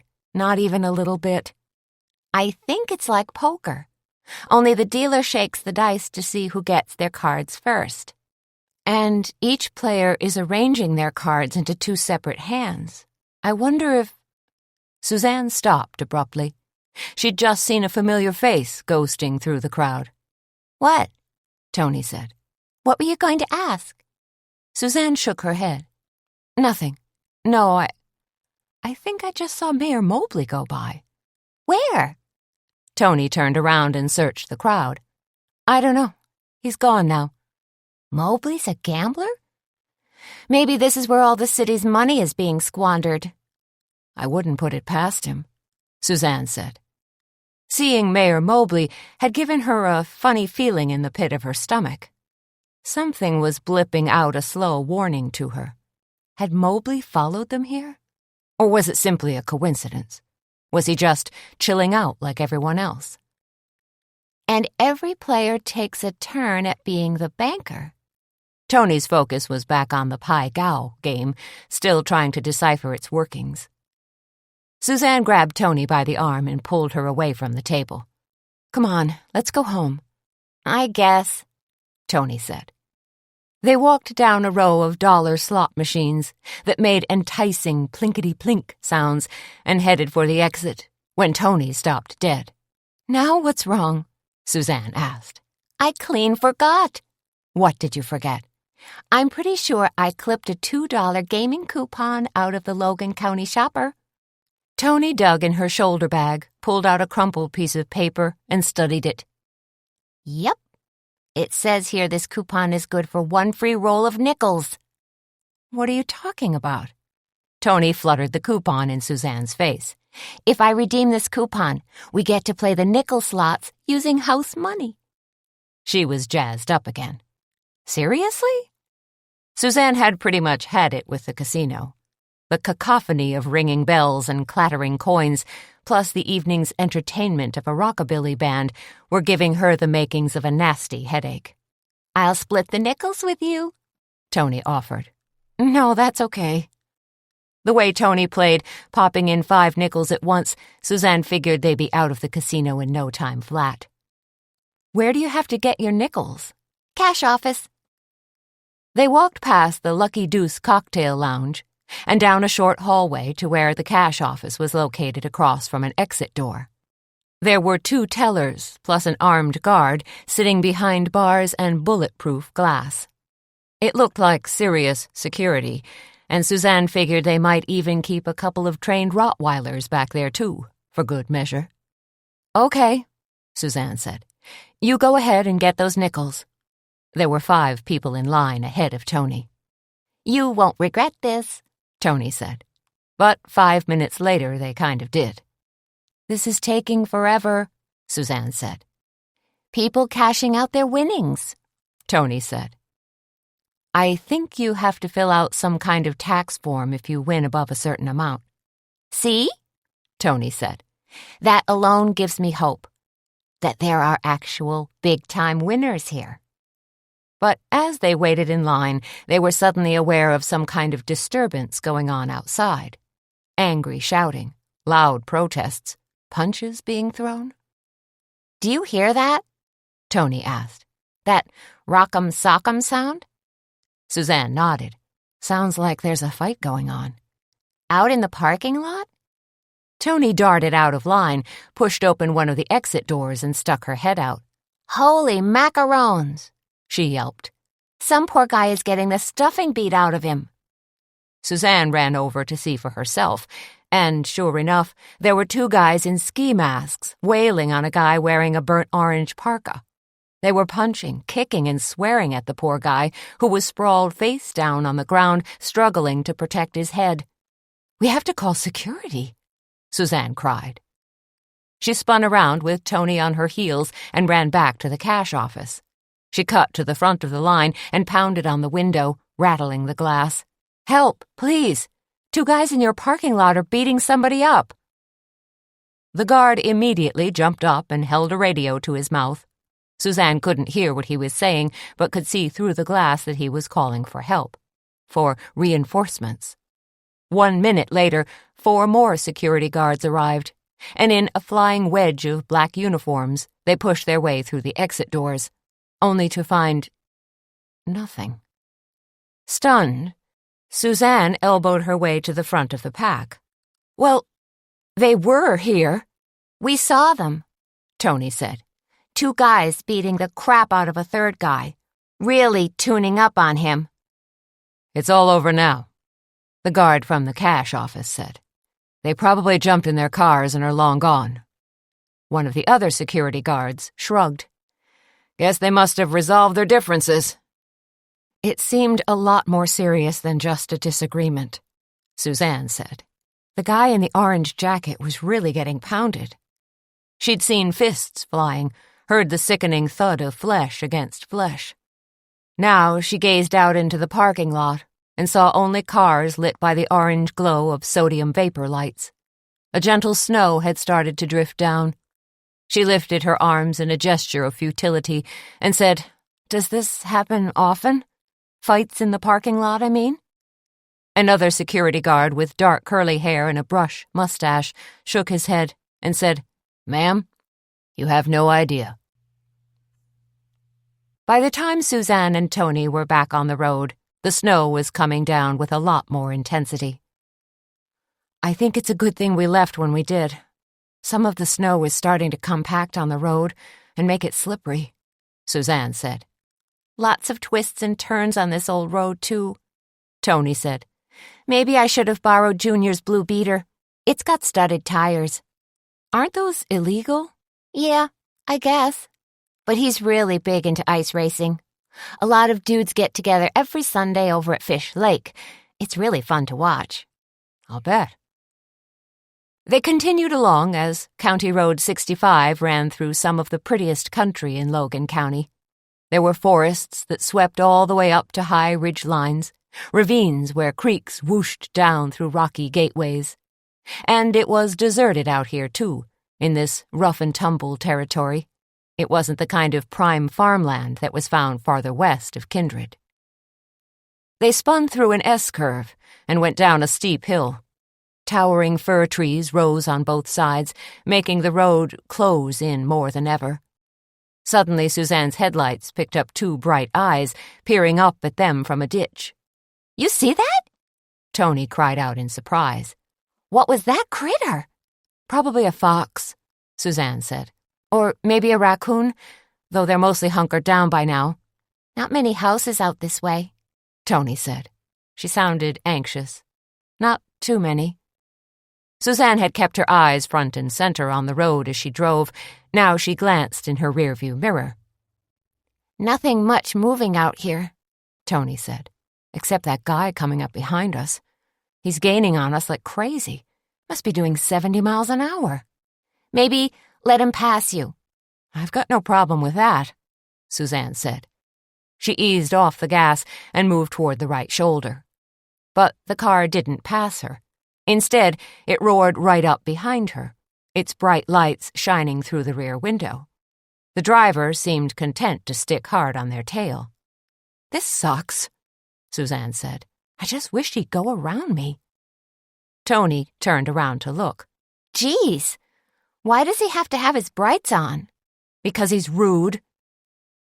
But that wasn't the half of it. 5 seconds later, the car nipped right up onto their rear bumper and gave them a nudge. "Did that crazy driver just do what I think he did?" Tony asked. "Bumped me. Must be desperate to pass."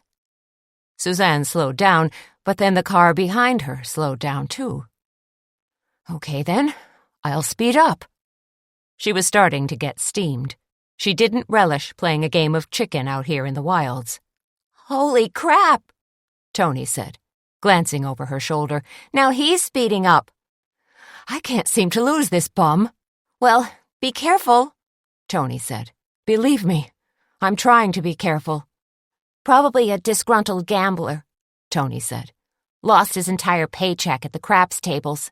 A familiar refrain. Suzanne slowed again, on a downgrade that had a tricky curve halfway through it, which was the exact moment the car banged into them a second time. "Get your cell phone out," Suzanne said. "Call the highway patrol." Tony grabbed her phone, but before she could make her call, the rogue car smashed hard against their rear bumper. The jolt shook them both and caused the phone to fly out of Tony's hand. "Hang on," Suzanne cried. They'd hit an icy patch, and she was fighting desperately to maintain control.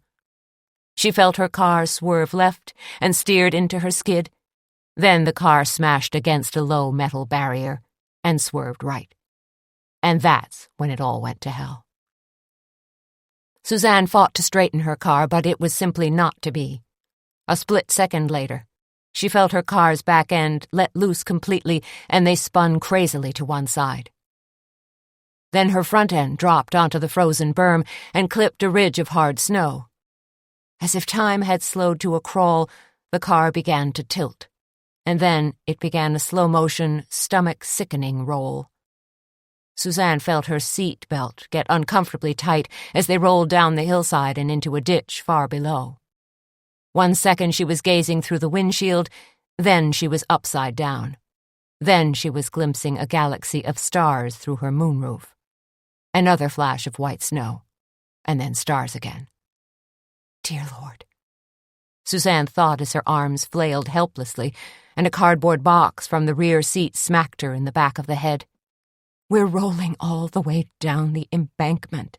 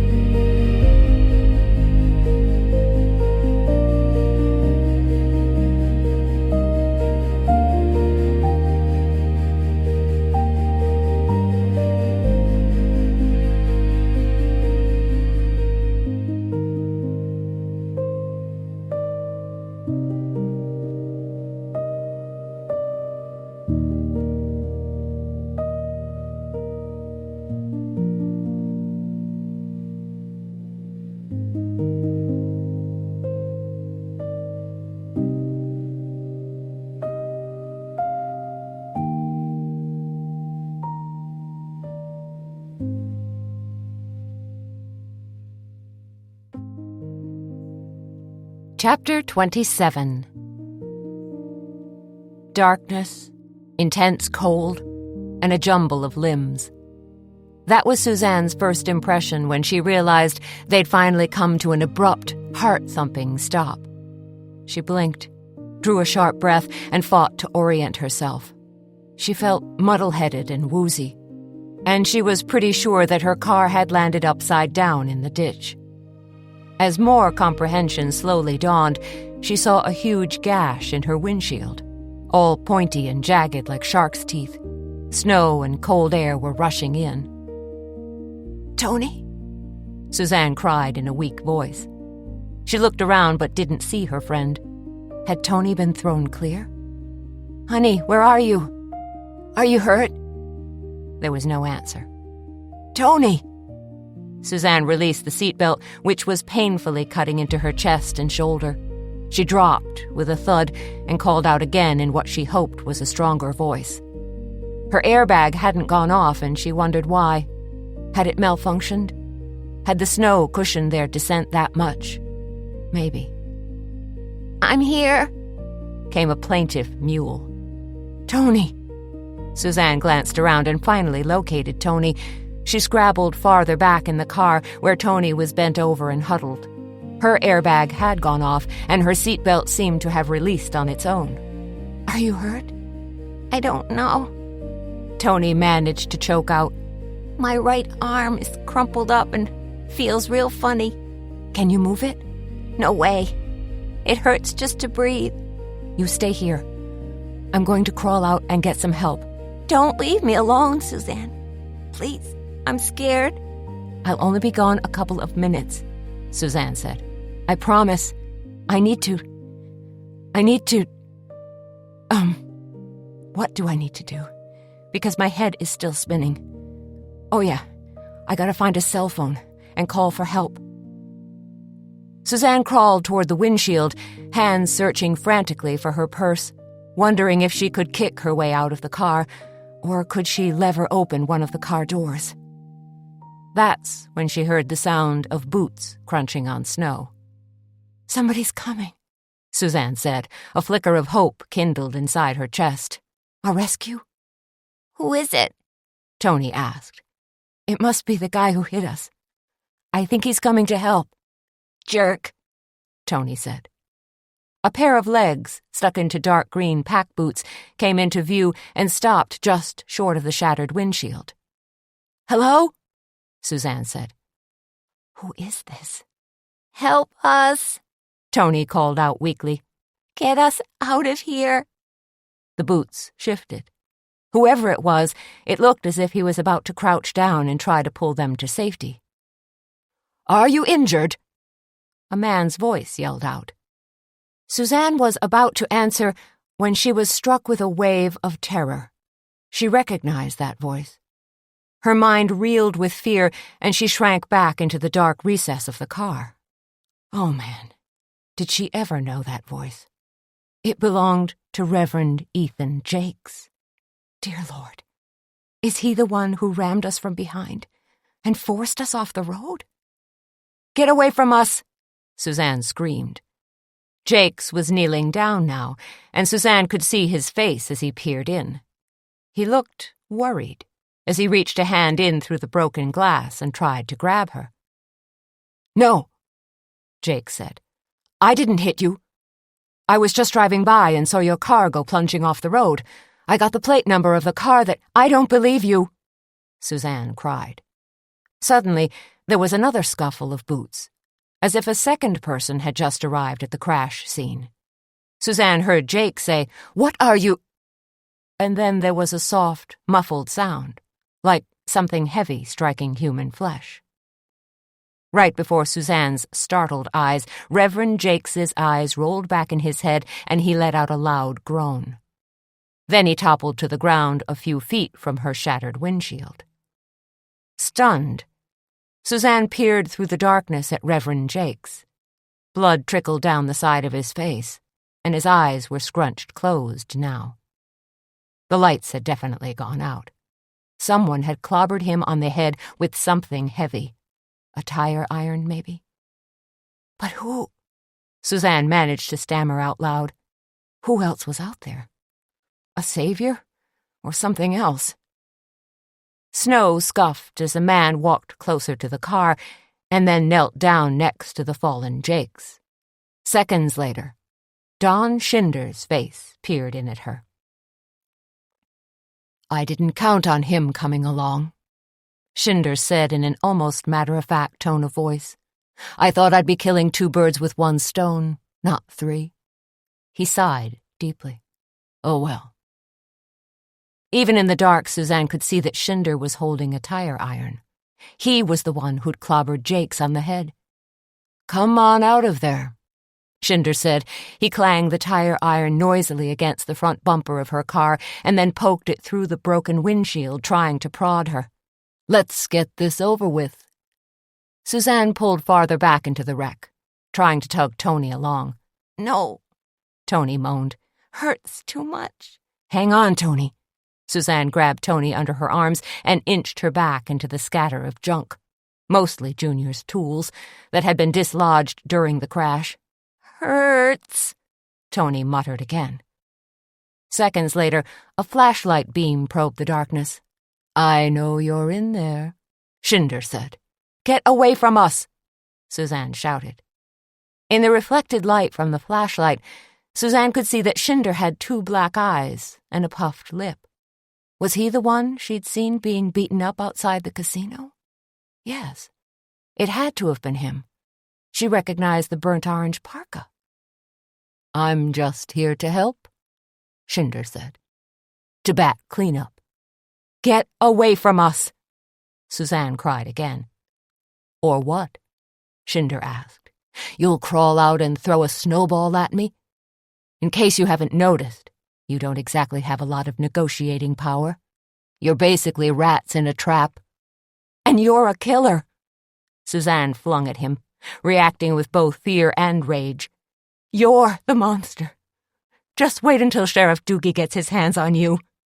"It's never going to happen, little lady. This time, I hold all the cards." "It was you back at the casino, wasn't it?" Suzanne said, "getting the crap beat out of you." "And it's all your fault," Shinder bellowed, his voice rising in a horrifying shriek. "If you'd left well enough alone, I could have collected the business insurance on Alan and been just fine. Could have paid off my gambling debts and had plenty left over. But you had to poke your nose in my business every step of the way." Suzanne digested his words and thought, "Oh, shit. I'm right. Shinder really is the killer. He stabbed his own partner and then he killed Teddy Hardwick? Now what? Keep him talking. I can try. I have to try." "I can understand stabbing Alan Sharp to collect the insurance," Suzanne said, trying to keep her voice from quavering. "But why kill Hardwick?" "To throw everyone off track," Shinder said. "Don't you see?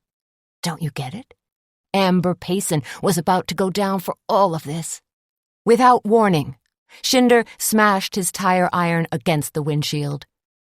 More glass cracked and popped as he moved the tire iron around, probing, dislodging hunks of glass, trying to create a larger hole, a hole that would be big enough for him to fit through, so he could crawl in and kill them. "You're insane," Suzanne flung at him. For some reason, her remark made Shinder chuckle softly. "I'm actually very clever and cunning," he said as he pulled the tire iron back and thumped it against his leather mitten. "Because I found out that people will do anything you want when you point a gun at them. Even slip their head through a noose. You won't get away with this." "Of course I will. In about 10 seconds, I'm going to split your heads open like those poor dead squirrels you see lying on the highway. That's right. After I give you both a good hard knock, it'll look exactly like you lost control of your car, flipped into the ditch, and crushed your skulls in the ensuing wreck." Suzanne tried to scrabble backwards some more. She knew she had to do something. But what? "Tony," she whispered, "do you have your cell phone?" I think so," Tony said. "It should be here somewhere, only my arm hurts too much to try and find it." "Let me—" Suzanne shifted her weight, trying to feel around. Shinder, meanwhile, was getting even more ugly and restless. He started swearing and stomping around, poking at them. He was struggling to get enough leverage so he could take a swing. "What can we do?" Suzanne wondered as Shinder dropped to his knees, huffing and puffing, sticking his face and now an arm through the broken windshield. He swung his heavy tire iron closer and closer to them. It was only a matter of time before he'd connect and bash their heads in. Suzanne continued to search around inside her wrecked car, looking for something, anything she could use to defend against him. Her fingers touched Tony's curling iron, but it had cooled off, so no good. Shinder was crouched down on his hands and knees now. Gingerly he thrust his head through the hole in the windshield and gazed at her. Then his shoulders slid in. Come out, wherever you are," Shinder said in a taunting sing-song voice. Suzanne spun around to face him. If she gave Shinder a good swift kick in the head, maybe she could disarm him and hold him off. But for how long? As Suzanne drew up both knees and positioned herself, ready to give him a hard, determined kick, she flung both arms out to stabilize herself. And at that exact moment, her fingers touched something, vaguely familiar. "This is it," Shinder snarled. "End of story." He wasn't fooling around anymore. His mouth was pulled into a vicious snarl, and his eyes shone with pure hatred. As he stabbed violently at Suzanne with the tire iron, Suzanne wrapped her fingers around Junior's nail gun. With a hope and a prayer, she whipped the metal contraption in front of her, took careful aim, and pulled the trigger. Chapter 28. Traveling at a velocity of 90 miles an hour, the 3-inch steel nail hit Shinder's left shoulder like a turbocharged hornet. "Ow!" Shinder's blood-curdling scream warbled pitifully in the still night air, and the impact of the nail sent him careening backward. Driven back outside the car, he landed hard, sprawling on his butt in the snow. "Got him," Suzanne whispered.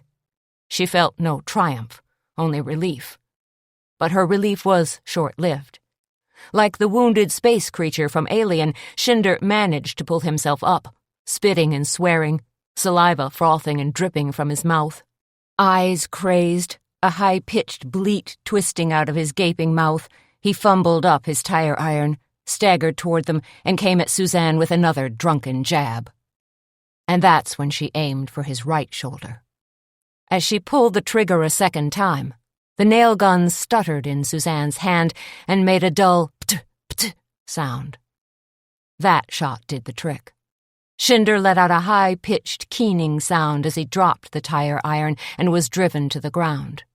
Even better, he stayed on the ground this time, writhing helplessly in the snow. His arms flopped out wide as if he were about to be crucified. Then they flailed up and down as if he were trying to beat out a snow angel. Shinder spat out a string of curses, interrupted by pathetic little bleats, his manner of expressing pain. Suzanne felt not a whit of sympathy for Shinder, mostly because she didn't have time for sympathy. She scrunched forward, kicked a bigger hole in the windshield, then scuttled back to get Tony. "I don't know if I can move," Tony moaned. "Yes, you can," Suzanne urged. "You have to." "Can you help me?" "Of course. Just give it your best, and try to crawl a little bit. I'll help you along." Suzanne crawled out of the car, then turned around and grabbed Tony under her arms. 30 seconds later, they were both standing outside, looking down at Don Shinder, who was moaning pitifully. "He tried to kill us," Tony growled. She was still cradling her arm, but looked like she wanted to kick Shinder in the head. "He set Junior's trailer on fire as a smokescreen. Literally, a smokescreen." "Don't think about Shinder right now. Just try to stay positive. Know that we're safe and out of danger." Suzanne pulled the crinkle scarf from around her neck and laced it around Tony's neck and left shoulder, tried to fashion a sling that would take the pressure off her injured arm. Tony stood there, head down, and let Suzanne work on her. Then she blinked a couple of times, as if she was just waking up, and gazed over at Reverend Jakes. "Who's that?" she asked. "Reverend Jakes," Suzanne said. "He apparently saw the accident and came to try and rescue us, but Shinder smacked him on the head with a tire iron." "Oh, no. Is he dead?" "I don't think so. Just knocked out cold." "Well, can you do something?" Tony collapsed into a sitting position in the snow. Suzanne went over to Reverend Jakes, knelt down and touched the pulse point at the base of his throat. It felt fairly strong, and his breathing seemed quite regular and steady. "I think he's going to be okay. He just needs a little time to wake up," Suzanne said. Just as she spoke, Jake slowly opened his eyes and stared up at Suzanne. "Where am I?" he asked. "You're in a ditch, lying next to my car. You tried to help me, but Don Schinder whacked you over the head." Jakes blinked a couple of times, then lifted a hand and felt around the top of his head. When he found the sore spot, he winced. "Ouch. Hurts?" "I'm sure it does. You got hit pretty hard." "Yeah. I kind of remember now." "Now, just stay down. I'm going to try and find a cell phone. Call for some help." "Use mine," Jakes said. He shifted slightly. "Jacket pocket." Suzanne dipped a hand into Jake's jacket pocket and pulled out his cell phone. "Thank God," she breathed. "You better believe he's watching over us," Jakes said. Still keeping an eye on Don Schinder, Suzanne called dispatch at the law enforcement center and asked to be patched through to Sheriff Doogie. "Help!" Suzanne yelled when Doogie finally came on the line. "We've been in a car crash." "What? Who?" Doogie asked. He was momentarily stunned. "Me and Tony. And Reverend Jakes is hurt bad, too." "You're all hurt? Where?" "Tony's arm and I think—" "No. I mean, where? Where are you? Where did you crash?" "Oh, Don Schinder ran us off the road as we were driving back from the casino, on County Road 65, just past the old Miller place where the road dips way down. The thing is, our car rolled into a steep ditch and then, well, there was a shooting." "What'd you say?" Doogie screeched. "A shooting? Somebody got shot? Who got shot? Was it Schinder?" "Just get out here, okay? Fast as you can, and send an ambulance." Suzanne punched off. Better to let Doogie come and see for himself. She checked on Tony and Reverend Jakes again, and then dialed Sam's number. While she waited for him to answer, she jumped up and down, trying to warm up. Thank goodness Sam had his cell phone on him and picked up immediately. "Suzanne?" "Sam!" Suzanne almost cried when she heard his voice. Sam was instantly on alert. "Sweetheart, what's wrong?" "Where to start?" "Everything," Suzanne said in a quavering voice. "First, we were in a car accident, and then Reverend Jakes got hurt, and then Don Schinder tried to kill us. And I think Tony's arm might be broken." Suzanne let loose a loud sob and said, "You're at the hospital? Still working in the ER?" "No. You're not going to believe this, but I'm sitting in the front seat of the ambulance that's screaming its way toward you." Sam cried. "But why? How?" Suzanne asked. She was stunned that Sam was on his way to their crash site. "It was so quiet at the hospital that when Doogie called for an ambulance, I decided to jump in and ride along. See what I could do to help. Good thing, too. I had no idea that you were the one who was injured." "It's mostly Tony and Reverend Jakes," Suzanne said. "But please come quick, Sam. Please hurry." "Dick Sparrow is driving this rig, pushing it up to 60 miles an hour on slippery roads. We're coming as fast as we can." Tears ran down Suzanne's cheeks as she crossed her legs and sat down in the snow. "Can I just stay on the line for a little bit longer?" she asked. "Until you get here?" "Of course. I'm right here for you."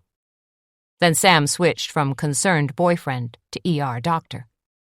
"But tell me what's going on. You sound clear-headed and conscious. But is your respiration okay?"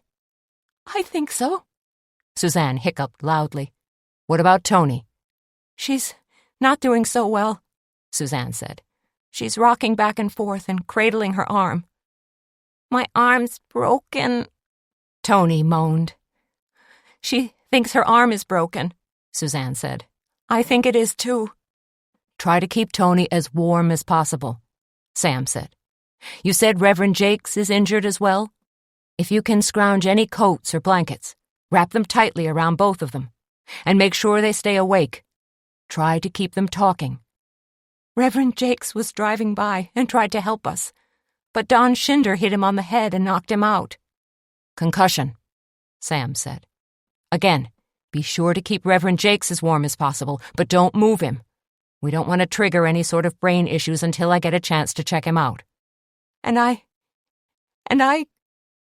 Suzanne had tried to remain relatively calm up until this point. but now the tears really started to come. "Hang in there, sweetheart," Sam said. "Stay strong." "No, I have to tell you what happened." "You just did." "There's more. I shot someone." Suzanne sniffled hard. "Well, not just someone, it was Don Schinder. But only because he tried to bash us with a tire iron." "Dear Lord." Sam's voice grew hushed, as if he couldn't quite believe what he was hearing. "You literally shot him?" "Schinder was coming after us. He was, 10 seconds away from bludgeoning us to death. Killing us."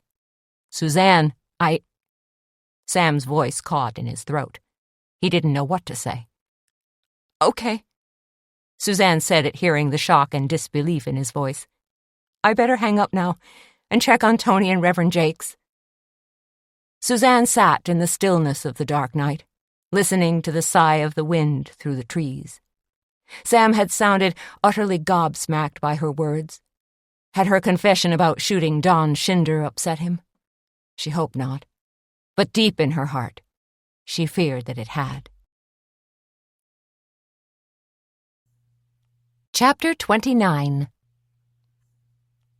"Are they coming?" Reverend Jakes called out to Suzanne. "The sheriff? An ambulance? On their way," Suzanne said. Jakes groaned and struggled to sit up. "You're not supposed to do that," Suzanne said. "I talked to Sam and he's worried that you might have sustained a concussion." "Got my bell rung good? That's for sure," Jakes said. "You're not in danger of blacking out, are you?" Suzanne asked. She worried because he did sound awfully wonky. "No. I'm a little shaky, but—" Jakes slowly got his legs under himself and tried to stand up. He didn't make it on the first try. "Whoa," he said as he collapsed back down in the snow. Suzanne was instantly at his side. "Are you sure you're feeling well enough to stand up?" "I'll be all right. Just got the stuffing knocked out of me." Jakes fought to stand again, and this time made it to his feet. "But your friend over there—" Jakes nodded at Tony, who was sitting on the ground rocking back and forth. "She's in a bad way." Tony heard him and lifted her head. "I think I broke my arm," she said. Jakes unzipped his parka and took it off. "Don't do that," Suzanne said. "You're supposed to stay warm." "Your friend needs it more than I do," Jakes said. He draped his parka around Tony's shoulders. "Thank you," Tony said as she snuggled into it. "Now we have to get out of here," Jakes said. "Shouldn't we stay put?" Suzanne asked. "If we can climb back up to the road, we can put Tony in my car and get her warmed up," Jakes said. "Us, too." He leaned down and wrapped his arms around Tony. "Does this hurt?" "Not too bad," she said. Jakes scooped her up easily and balanced her in his arms. "How about now, Tony?" She leaned against his chest gratefully. "I'm okay." "Just hang in there." Jakes adjusted Tony against the right side of his chest, then extended his left hand to Suzanne. "Come on, Suzanne. Let's climb this hill together." And they did. With Reverend Jakes carrying Tony and leading the way, they climbed steadily up the steep incline they just rolled down. And every time Suzanne's foot slipped, Jakes was there to pull her back up. "I'm sorry," Suzanne said when they were halfway up the embankment. Jakes looked back at her. "For what?" "For thinking you might have been involved in the murders. For being so harsh with you. You must think I'm a terrible person." "I think nothing of the sort," Jakes said. He gripped Suzanne's hand tighter and pulled her up another few inches. "In fact, all things considered, I think you're amazingly brave. If I were ever in trouble, I'd want you by my side." 10 minutes later, they were in Reverend Jakes's car, with the heater running full blast. "This is a lot better," Tony said. Jakes had laid her out in the back seat with his parka still covering her. She'd stopped shivering and had actually smiled once. Sheriff Doogie arrived first. He skidded to a stop and jumped out of his cruiser, a blanket in one hand, his pistol in the other. Suzanne climbed out of Jake's car to meet him. "Dear Lord, Suzanne," Doogie cried when he saw her rushing toward him. "Are you injured?" "No, but Don Schinder is lying at the bottom of this ravine." "Because you shot him?" Doogie didn't look happy. "He confessed to killing Alan Sharp and Teddy Hardwick. Then he tried to bludgeon us with a tire iron." Doogie looked stunned. "Suzanne, for real?" "Yes, for real. And Reverend Jakes was driving along when he saw our car plunge into the ditch. When he tried to help us, Schinder smacked him over the head." "Hold everything. You have to start from the beginning," Doogie said. He holstered his gun and handed her the blanket. "I want you to explain everything that happened, and try to do it in a logical sequence." "I will," Suzanne promised. "As soon as the ambulance—" She tilted her head to one side. A faint, shrill sound carried toward them on the wind. "Wait, I think I hear the siren now." The ambulance slewed to a stop a minute later. Dick Sparrow, the paramedic, jumped out and raced over to Reverend Jakes's car. Sam jumped out and ran toward Suzanne. "Are you okay?" Sam asked Suzanne. He basically ignored Doogie. Suzanne laid her head against Sam's chest and let him put his arms around her for all of 2 seconds. Then she pulled back and said, "I'm fine, but you need to take care of Tony and check on Reverend Jakes." "Are you—" Sam began, but Suzanne waved him off. "I'm fine. Go." Dick Sparrow and Sam got Tony into the ambulance, where Sparrow put an inflatable splint on Tony's arm. Sam ran through a quick concussion protocol with Reverend Jakes, then said, "I think you're okay. But I'd feel better if you rode back in the ambulance with us. Maybe spent the night in the hospital." "I don't think—" Jakes began. "That wasn't a suggestion," Sam said. "It's doctor's orders." So Jakes climbed into the ambulance, leaving Sam with Suzanne and Doogie. "What about Don Schinder?" Doogie asked. "What about him?" Sam asked. Doogie paused as another siren whoop-whooped from down the road. There was a screech of tires on pavement, and a second cruiser slid to a stop. "Driscoll," Doogie said. He turned his attention to Sam. "Schinder is lying at the bottom of the ditch with a bullet in his head." Doogie looked both furious and scared. "Your fiancée here shot him to death." "I believe she shot him in self-defense," Sam declared. "Schinder's not dead," Suzanne said. Doogie rocked back on his heels, his eyes practically popping out of his head. "He's not." "I only shot him with a nail gun," Suzanne said. "What?" Doogie put both hands up to the sides of his head as if his brains were about to blow out his ears. "I shot Schinder twice. Once in each shoulder," Suzanne said. "Because I had to somehow stop him. I mean, he hit Reverend Jakes over the head, and then he came after me and Tony." She choked back a sob. "He was going to kill us." "So he's not dead?" Sam asked. "We don't need an undertaker?" Doogie said. "No, of course not. Schinder was crying and cussing a blue streak when we left him a few minutes ago. I don't think he's frozen to death quite yet," Suzanne said. "With those nails, it sounds like he's going to have some rotator cuff issues," Sam said. Suzanne shrugged. "Tough luck." Doogie gestured to Deputy Driscoll. "Driscoll, grab a backboard from the ambulance, and we'll go down and get him." Doogie paused and gazed at Suzanne again. "Nail gun?" "You know, like roofers use to nail down shingles," Suzanne said. She put her hands together and pantomimed a shooting.